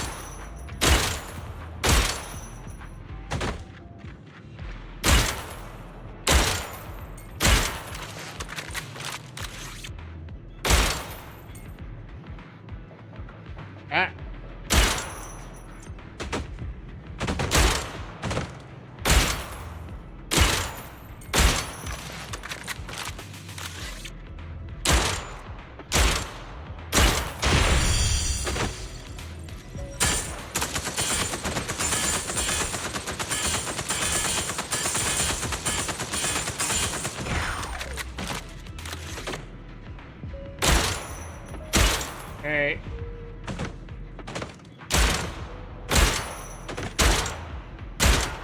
Ooh, 2 in a row. Nice. Oh!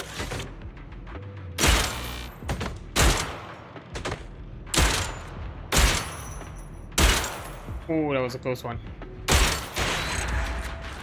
Can I do it? Because I'm suspecting why I... Okay, I did it. I'm suspecting why I failed with that one is because the bullet pierced through the hostage, and hit the hostage. Oops. My bad. All investigators target have been introduced as friendly hostages on the range. Make sure not to hit them. Why are the... I will never tell you previously made fun of their bald heads. Okay. Odd thing to ask.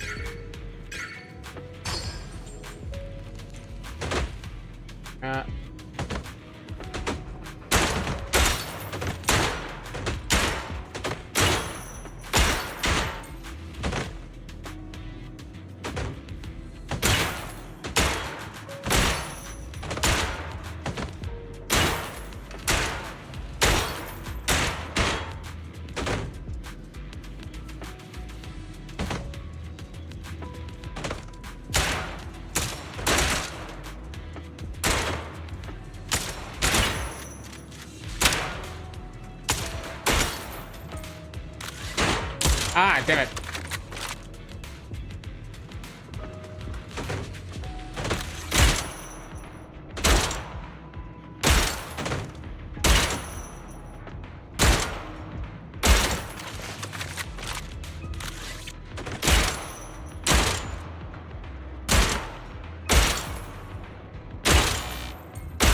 What? There was a civilian there.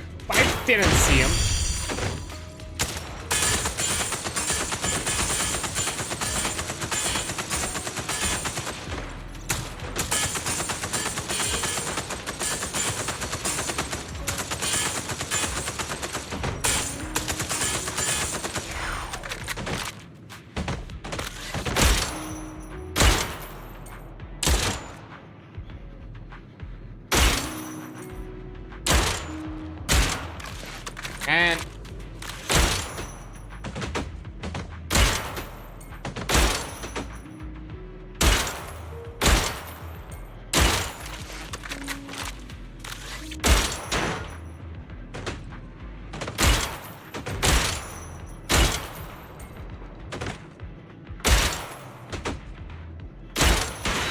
And we got it, and just enough to get an S rank. Ooh.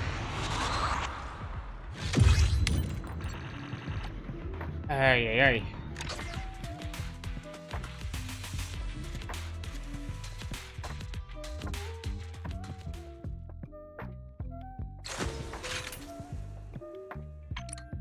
Okay, breaking force. Before you use stands and if you are protected by a shield around its core.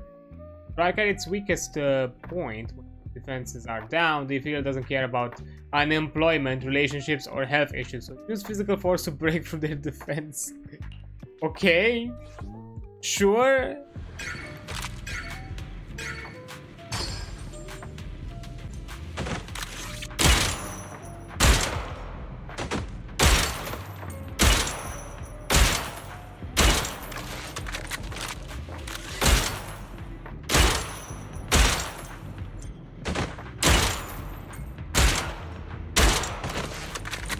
Ah, I think that's what I mean by shields.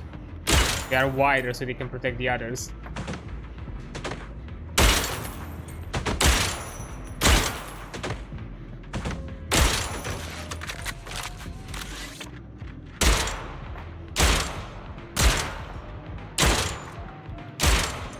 Oh no, they also move their core. Damn it.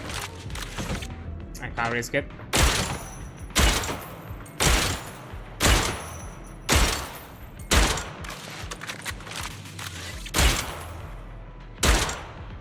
Oh, I was about to take a shot again.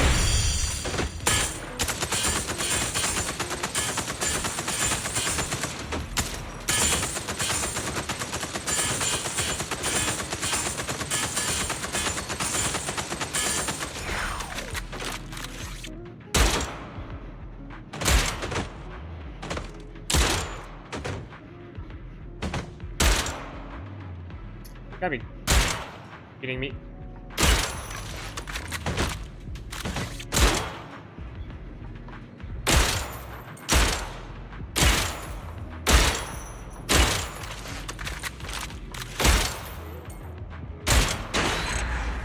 Oh. Okay. That worked. Yeah, I got my S rank. Nice.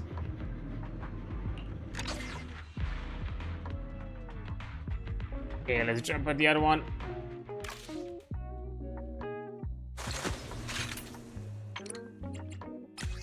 Okay, if you're protected, shield down the score, attack it. Okay. While if yours has no worries, you have got to worry about combat protecting your eyes and getting closer to the proxy, so don't back. Yeah, I guess we don't.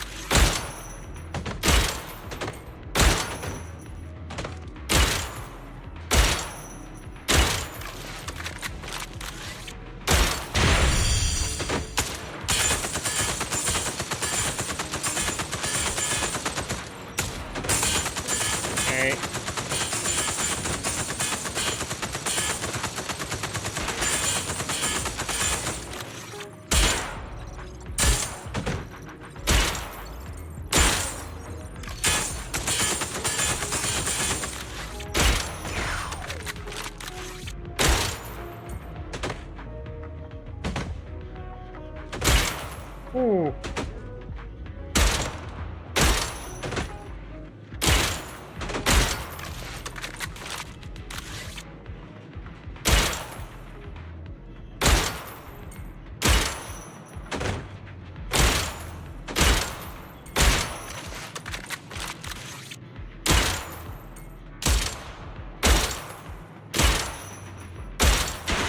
And we did it. Oi. Okay, that one's a bit close. Although, I think the highest score I got so far and was one of the more challenging one. Fair enough.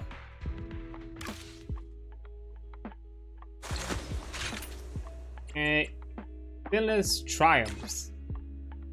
Samples generally prefer to stay quiet, but these exploding targets are the exception. They are such a stress reliever. The thrill of explosions might make you envy the artillery guys. Stay focused though, get way more complaints filed than you. I'm guessing so. Maybe they get a bit too overzealous with their explosions.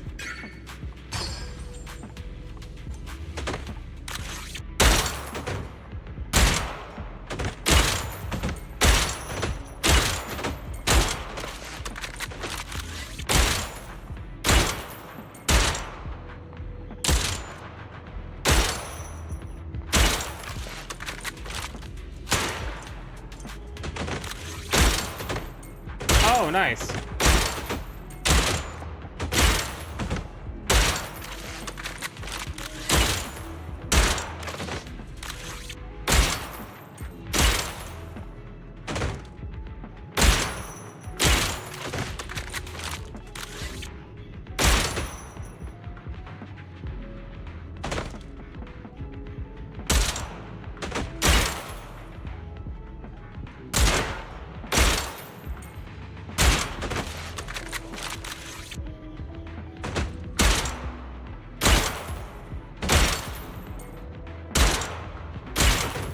At this point, I'm picking them up. I'm gonna do this bullshit again.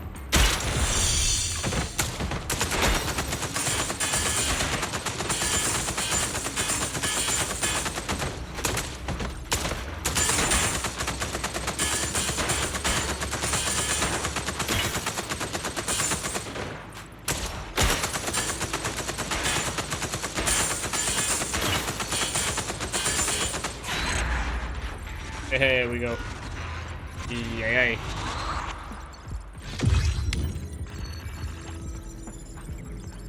Yeah, confirm.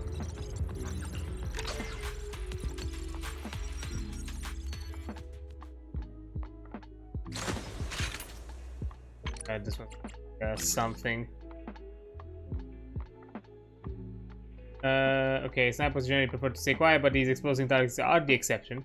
There are just 2 settings firing to pop. The bomb scout should have seen you in action when they tried to recruit you. How to detonate those affairs with passion. S rank 14 points or higher.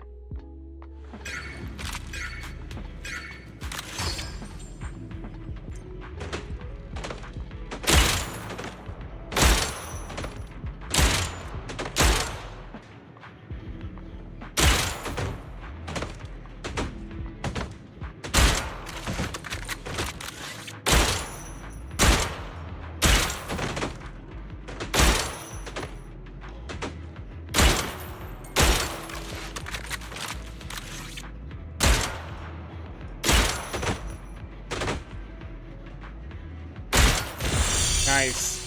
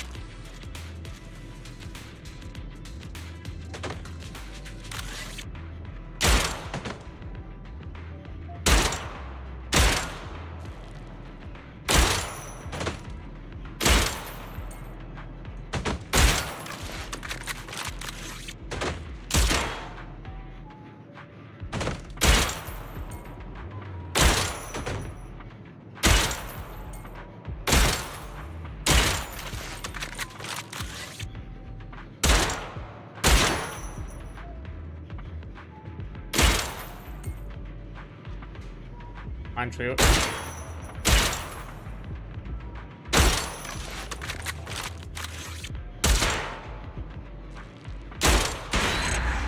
Yeah, I couldn't do this one. Because the thing is, I have to be really quick to jump between one to the other, and on a controller, it's not the best option for me. Like, they're not amazing. It's not a good way to do it.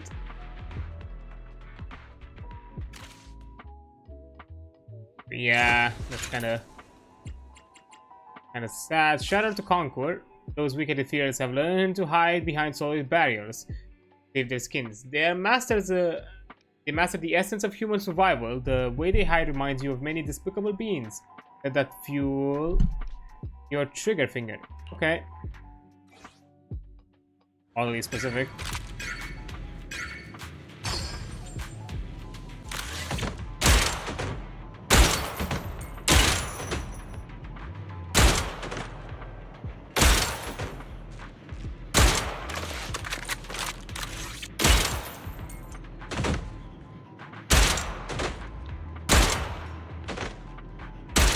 And now I need to be a lot more precise.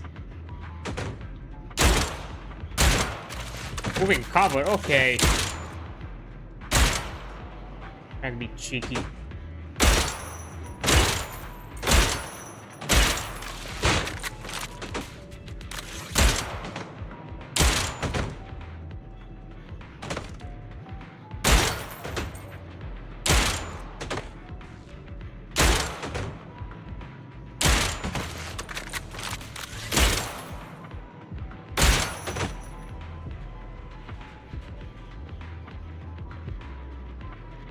Okay, and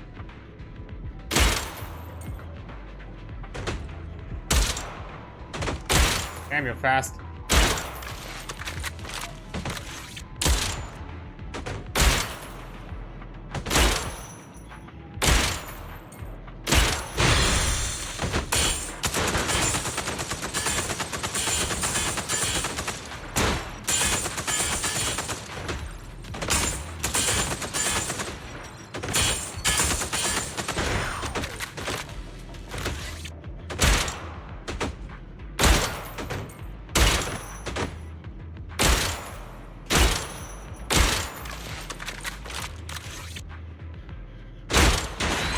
Okay, got him. Nice. And one more. That's all we have left. Hey, it's. We can do it for the ad hits. I think we can. Conquer. Those we get if you have learned to hide behind. They're massive, yes. After all, what's a sniper for if not to ignore all obstacles and goes straight for the kill shot? Okay. Jump at this.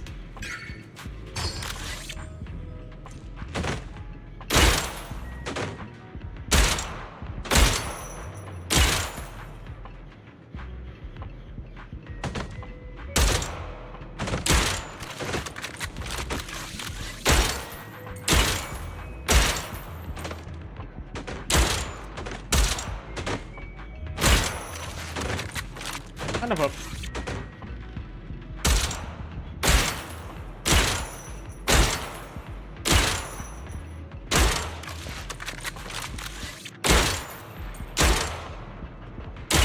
Ah!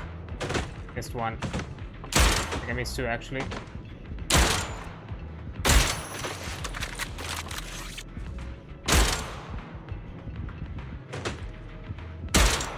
Ah!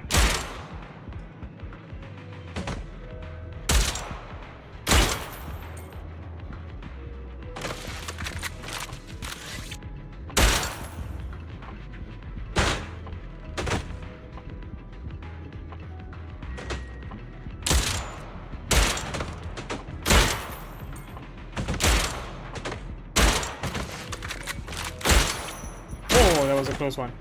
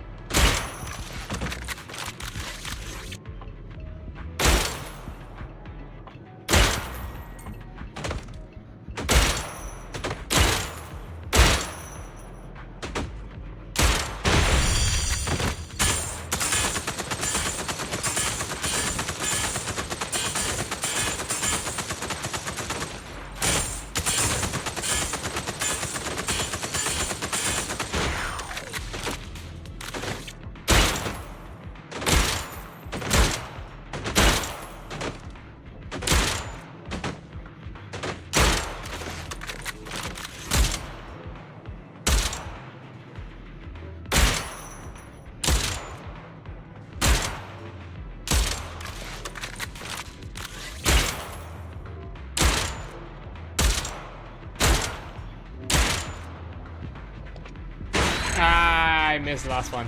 Time expired. It's fine. I think I got the S rank. Fuck it. Yeah, I did. I'm done. Okay, I'll take a quick break because an ad is about to come up right now. So just in time. Whew. Huh? Okay, we're loading. Yep, an ad came up. I'm taking a break here and I'll be right back. Okay. There we are. Okay, so we got all the things. Yeah, like, we don't even... Yep, everything has been collected. Nice and easy. Lock ourselves. Expansion. Yeah, alliance front line. Yeah, they're in the works. So it seems fine. Are quiet. I kind of suspected also an achievement.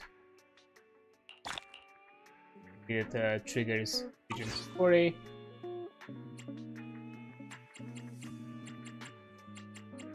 Well then, I'm trying to see, because you know I'm looking at the hour. I don't think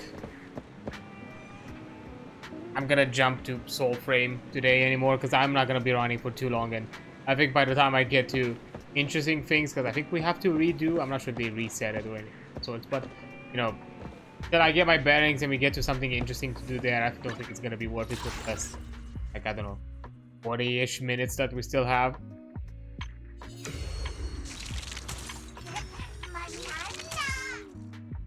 I think we can just maybe mess around for a bit. There's a few things that I have. I know I need to do a bit of farming. That's pretty quick. Okay, so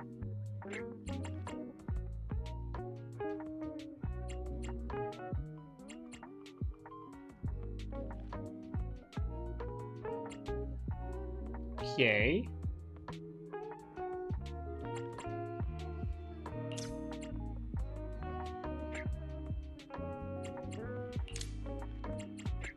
Or yeah. I also need money and some that's engine level up materials.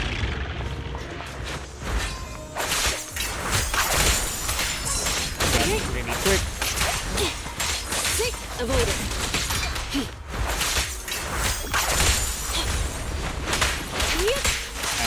Get back. There it is. And go down. Okay. Collected a bit more.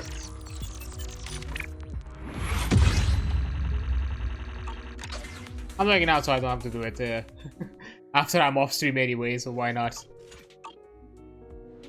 Okay, let's... Only the I need to level up Sotaku. Is food included? Urgent gain.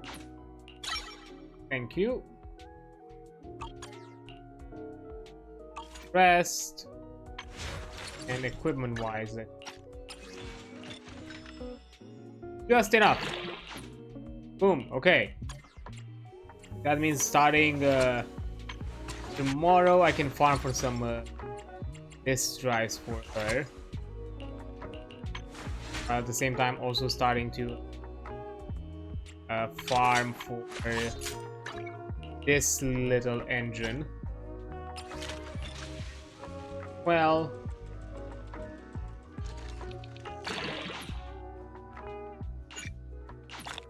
okay. Yeah, kind of expected other things because I'm still lacking in the materials. It's fine.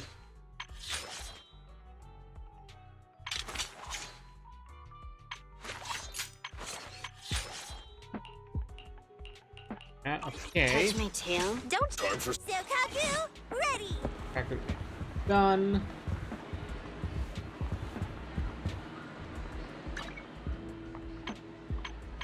We could do like a combat thing just because I still need to farm for my my weekly merits. Yeah, my Z merits. I think I still have to. I think I still have like one run that I can do. Get some. I'm doing it in the Wither domain because I already done the bounties, so I don't do the Lost Void. Because I still have some unlockables to do in the Wither domain with some of the some the items. I also have like shield defense and all that, but I'm later. Fine. Yeah, why not? Let's do a quick Wither domain, like Withering Garden, the Blitz. Yeah. Anything possible. Okay. I don't fully run them at max because I don't have like some highly highly tuned teams or anything of the sorts, like with a synergy across the board or anything of the sorts. Once I have a few teams like that, I will run. I think I've run only the difficulties that give me all the polychrome that I can get. Anything below that I kind of said pass. Yeah, I'm running with basically a Caledon team simply because I need I need to discover like one more physical and one more like fire like the Resonium. Although I have a suspicion that those are specifically to the normal versions of the Wither domain, where you have to do like the also the roguelite sections as well, so I'm not sure.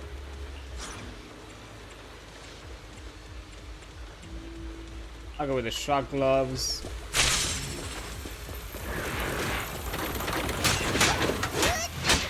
And let's do this. Nope.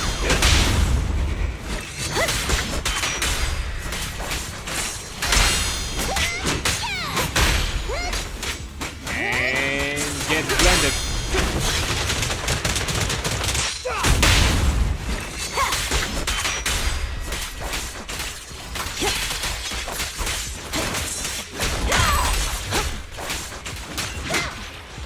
There we go.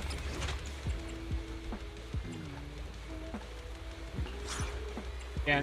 Ooh. Yeah. Because I want to do those, I'm getting as many assault and fire resoniums I can get.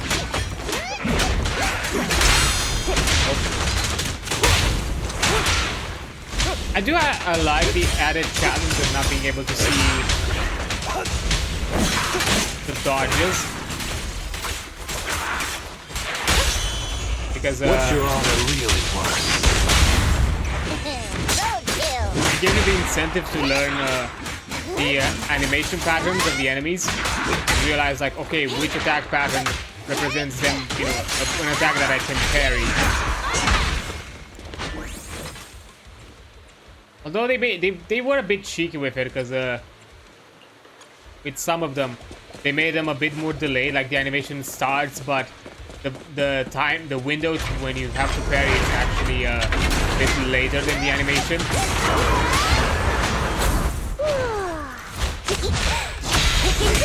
Get blended.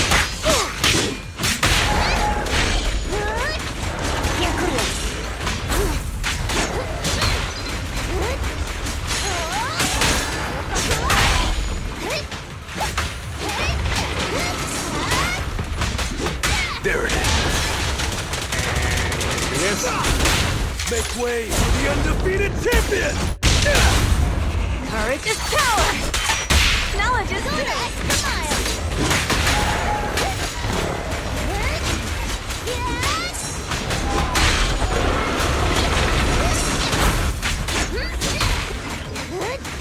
My memory. My bad.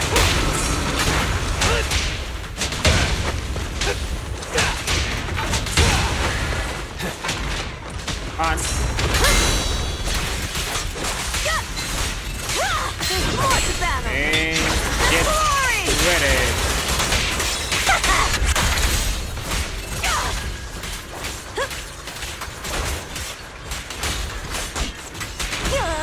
Come on. Not gonna do anything.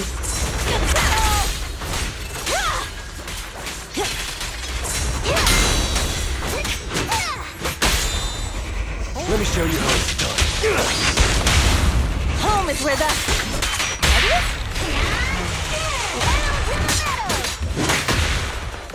And... I'm cruising now. And... Darn, right when I thought it was break time.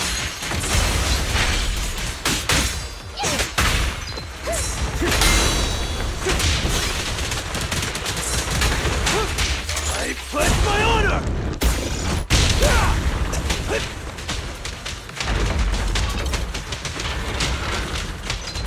Come on. That's what I wanted.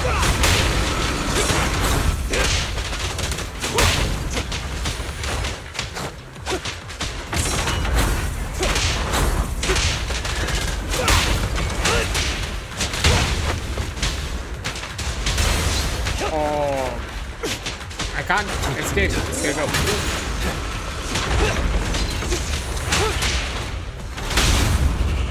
There's no retreat now! Things are about to get violent.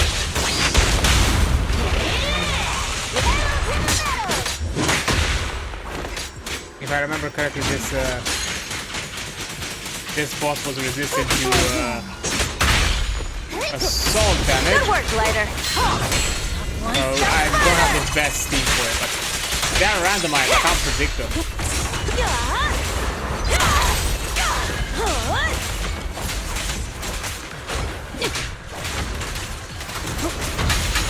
Let me take the wheel, Caesar.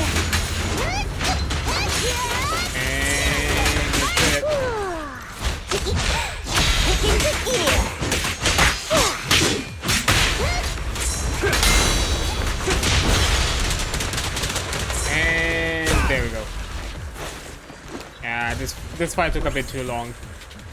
What I wanted.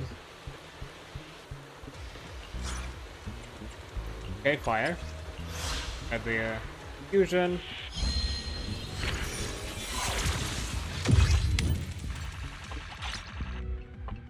Okay, so yeah, I'm still getting merits. These, so that's nice.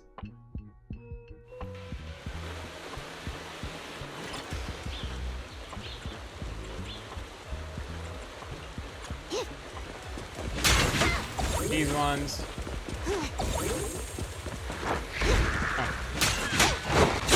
Ah. Make way for the undefeated champion! Come on. Courage is power! Knowledge is truth!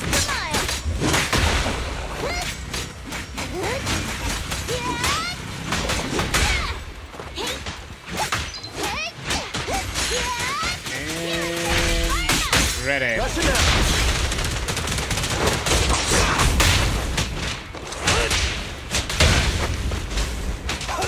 Let me at him! What's your honor really worth?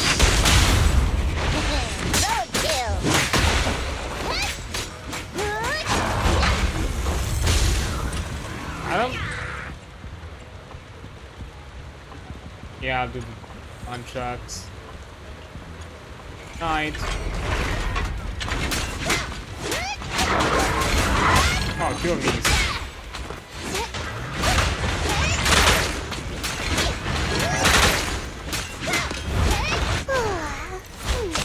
I'm screwed now.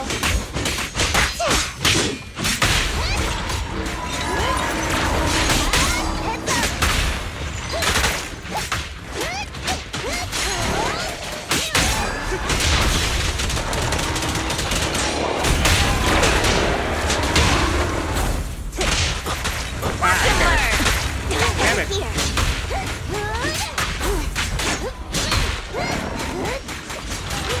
That was kind of bullshit. There's no retreat now. Things are about to get violent.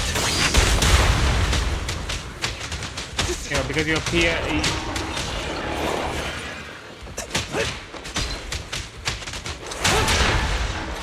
Come on.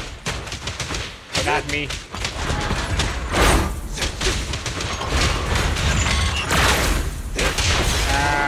One I want to see.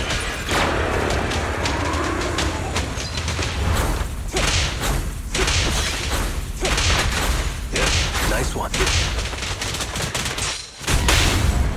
Courage is power! Knowledge is too! And now with this boy.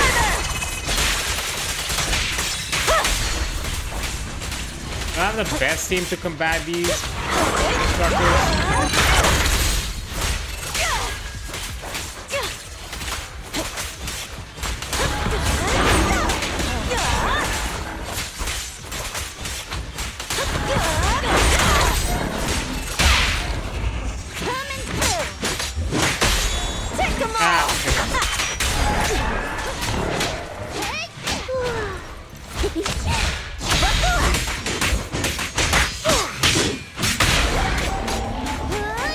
We shred him.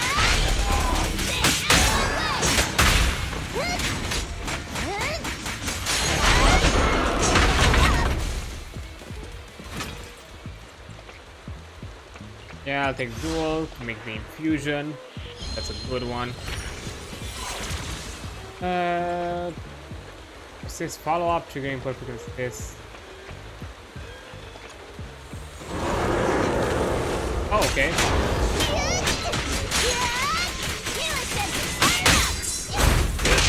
Nice try. I pledge my honor! Oh, nice.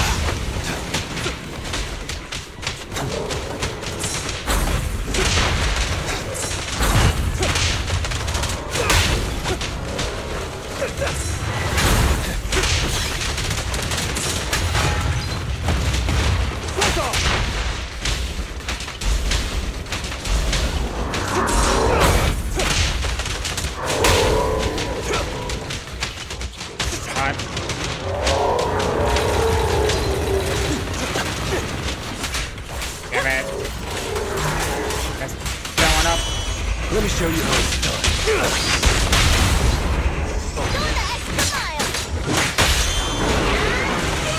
You can't hurt my friend! There's more to battle! The glory! This gotta do it! Looking around those eyes.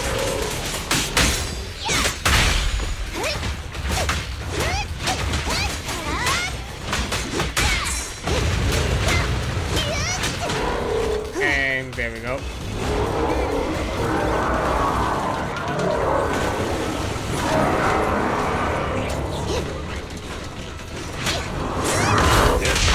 Easy.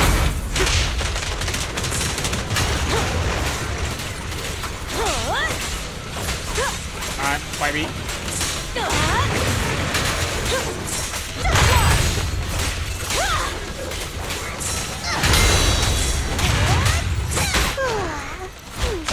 I'm screwed now. I forgot this ability just goes in a straight line. There it is. I'm unstoppable! Coming through. Home is with us.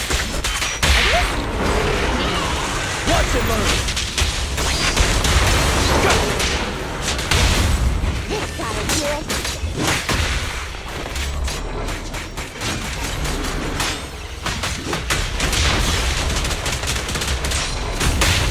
Let's roll!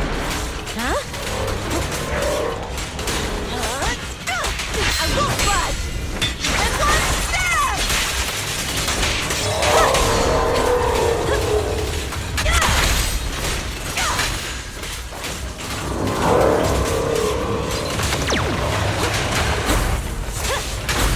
Not even close!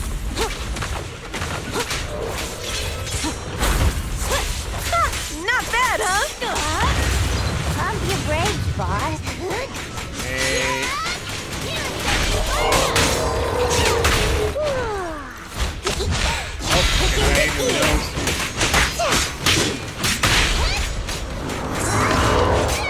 Gotcha now!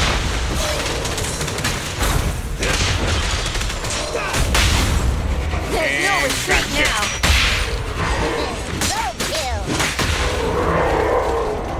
Bye.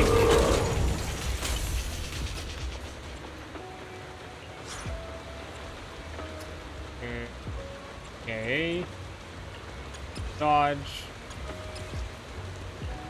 Fire.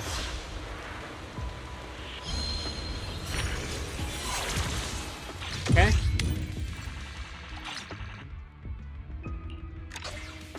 Next battle. Now the big one.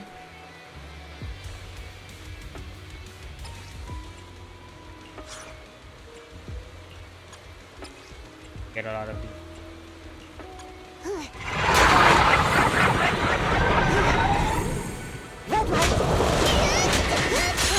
I'm here to get my vengeance on trigger. How dare you make that girl sad?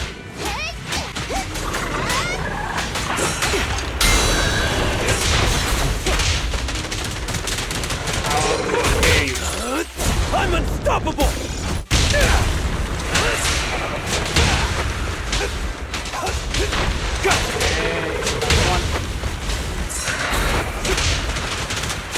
Our champion deserves a rest.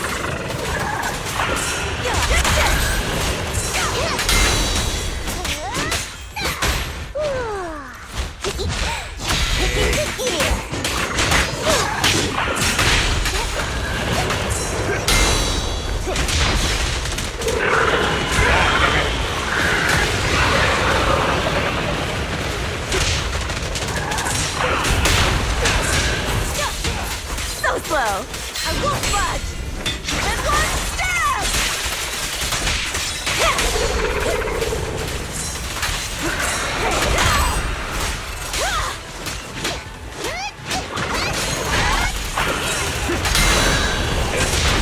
Make way for the undefeated champion!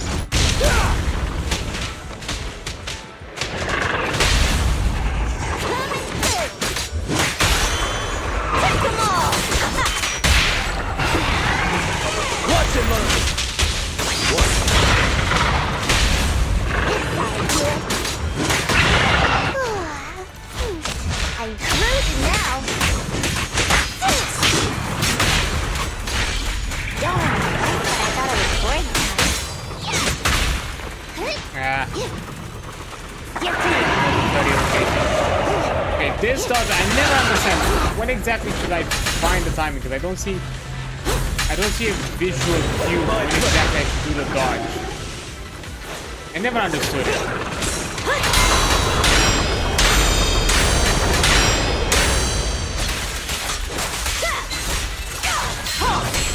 One step further!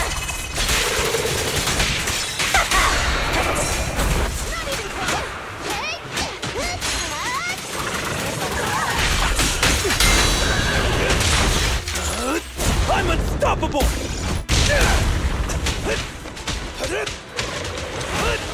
Ah, come on.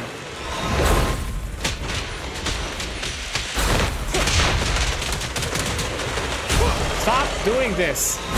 Let me hit you with a proper combo. Good work, Lighter.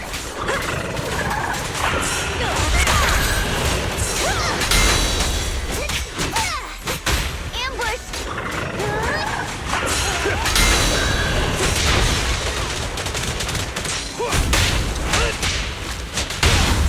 There's no retreat now. And yeah, skip this. But I might be able to trigger another stun before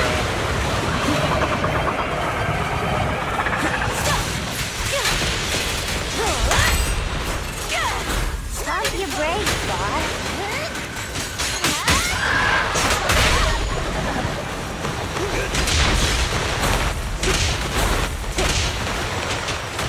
Let me help. no. That's also another pet peeve I have with this game. Watch and learn. The auto-targeting gets annoying. I'll save you.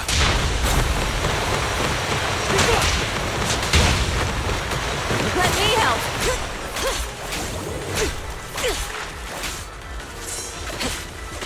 Wait for me.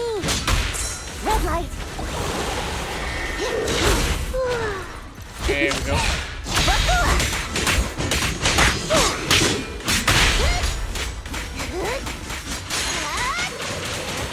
Ah, not this again. Make way for the undefeated champion! Home is with us. Watch and learn!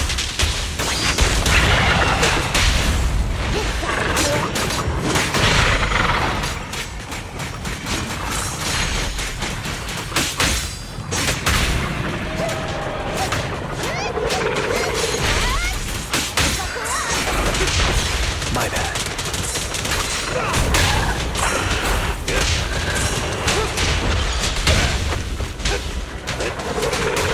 I won't budge. And lost it.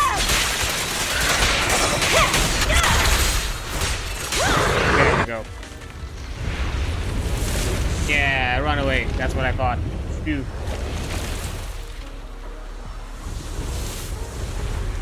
I'll get you one of these days.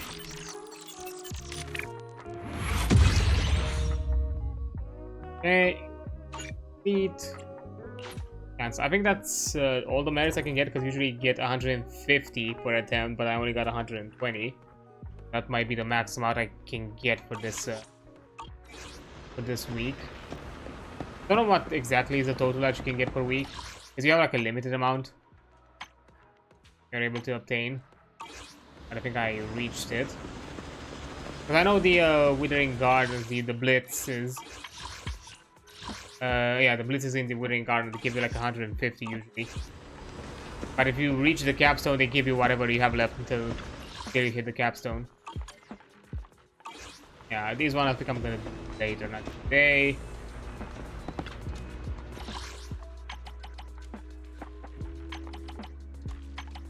Yeah, I'm still collecting things. Like here, I still have a lot to collect.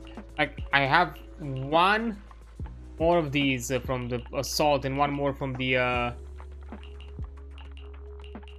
although looking at them, I think I know what they are. I think because they look like up. Ah, yes. Here's a chance. Yeah, I need to do the normal Sonia for these ones. And that I think this means I need to do 2 of them. The rest I can't collect because I think I collected most of the other things. Like I'm still missing some general ones. Missing 4 general.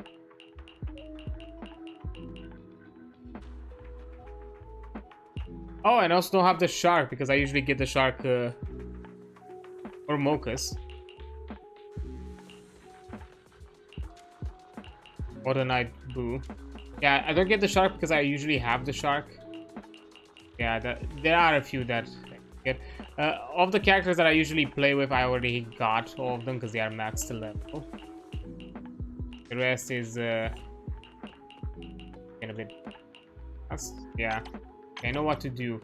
I still need to collect all of these. The archives I've not collected. Well, I'm like really behind with the... Because they gave me like a... Because, you know, you gain extra polychrome from it. For the completion and collection. Anyway, they're like worth doing. If you have the time for it. But yeah, aside of that... I need something? Go ask my colleagues. Actually,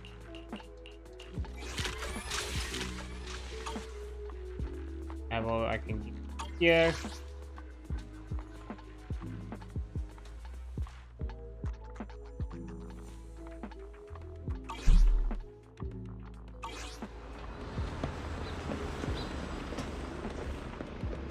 I don't think I want to do the day weeklies.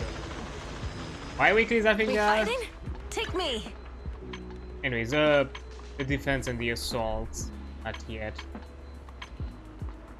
I'm gonna give it like a bit more time to build some other characters so I have higher chances. Because with the shield defense, I can get to a point where I can S rank. I think up to like 5th frontier.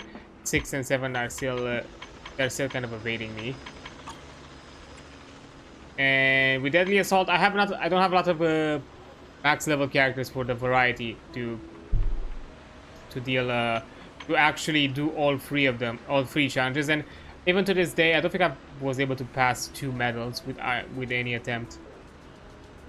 So yeah, like 2 stars per boss.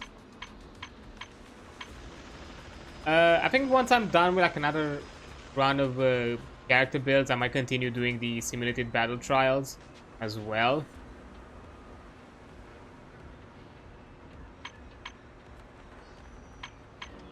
Get a bit more of the from there also, at the very least up until I collect the remaining. Here I need to start farming food.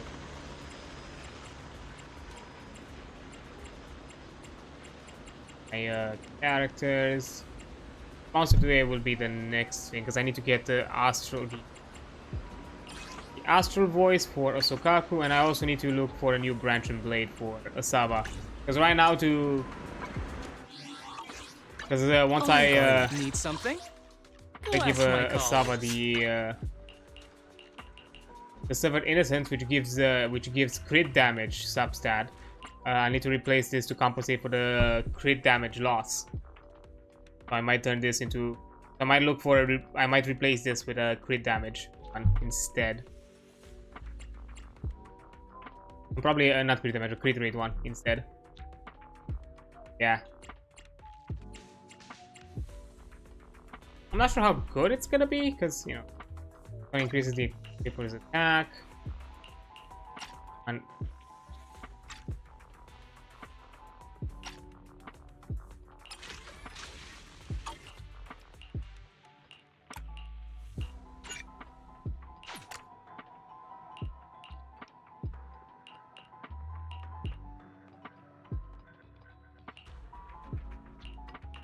right.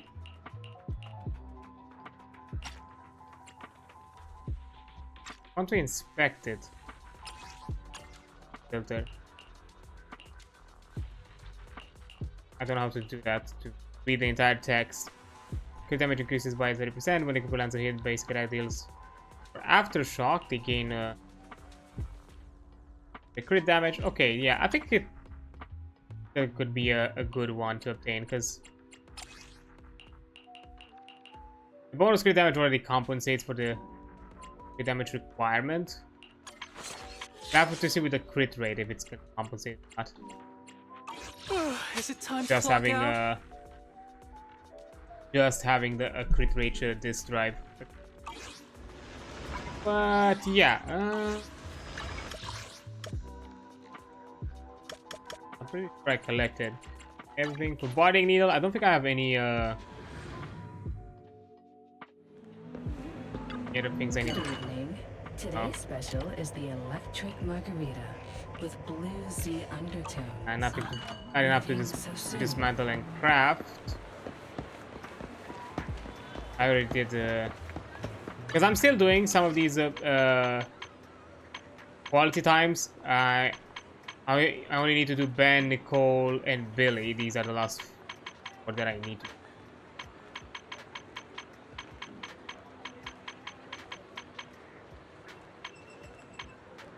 No, I just realized. Hold up.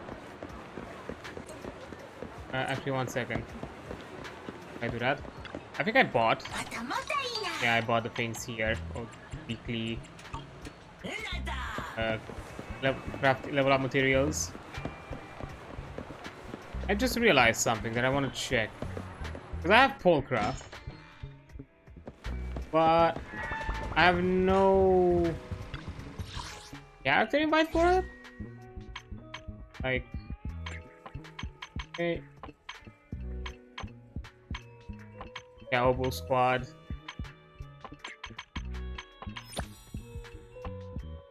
Complete trust, more trust events to unlock direct DMs with agent. Oh, fuck off.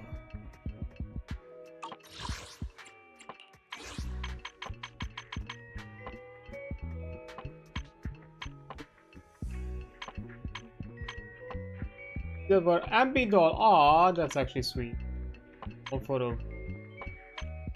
Ice covered and Eliar squad tape. Phaethon's database. We have Geppetto and Palicus. Oh. Sorry, what? This looks like the Hollow Zero one time to identify monster in Hollow Zero. Been unidentified.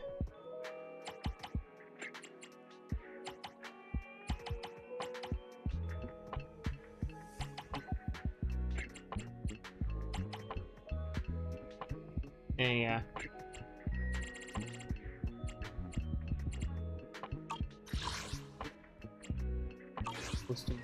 Okay, so guess I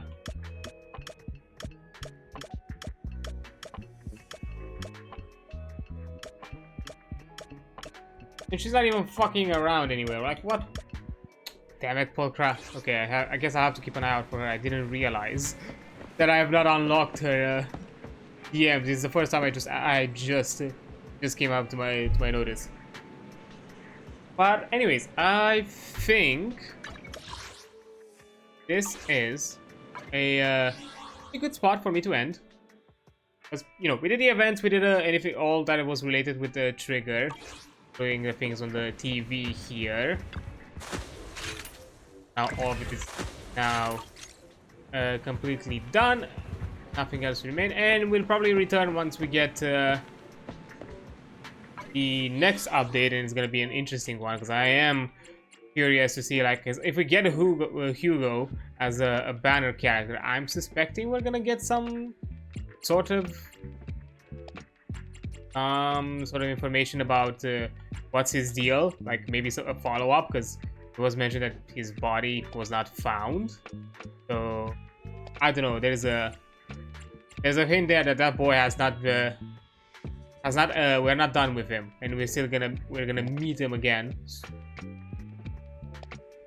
But yeah, I think this is a good point for stop. I just decided to just jump and do a bit more shenanigans in the game, just because, you know, it's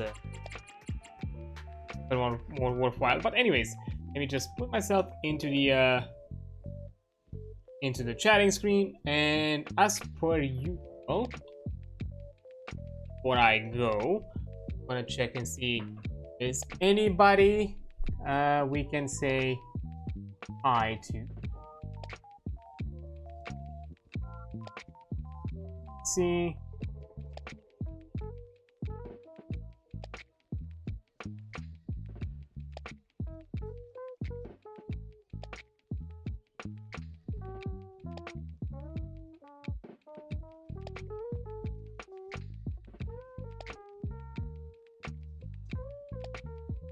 Oh, why not?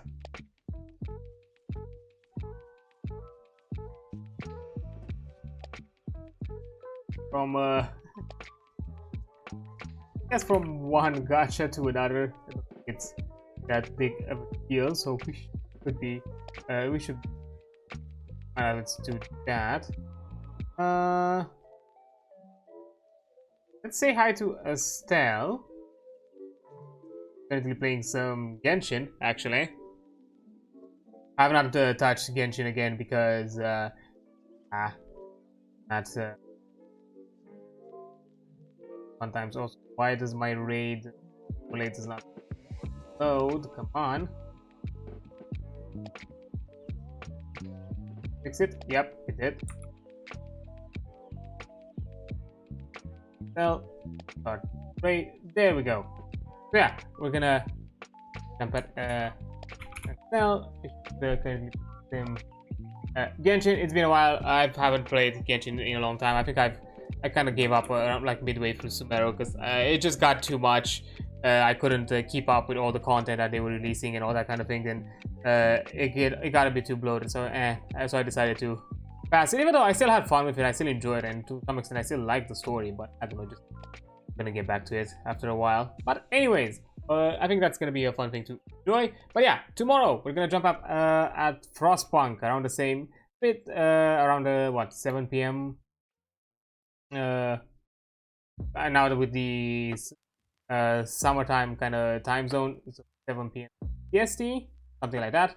We're gonna check out Frostpunk as the subathon submitted game.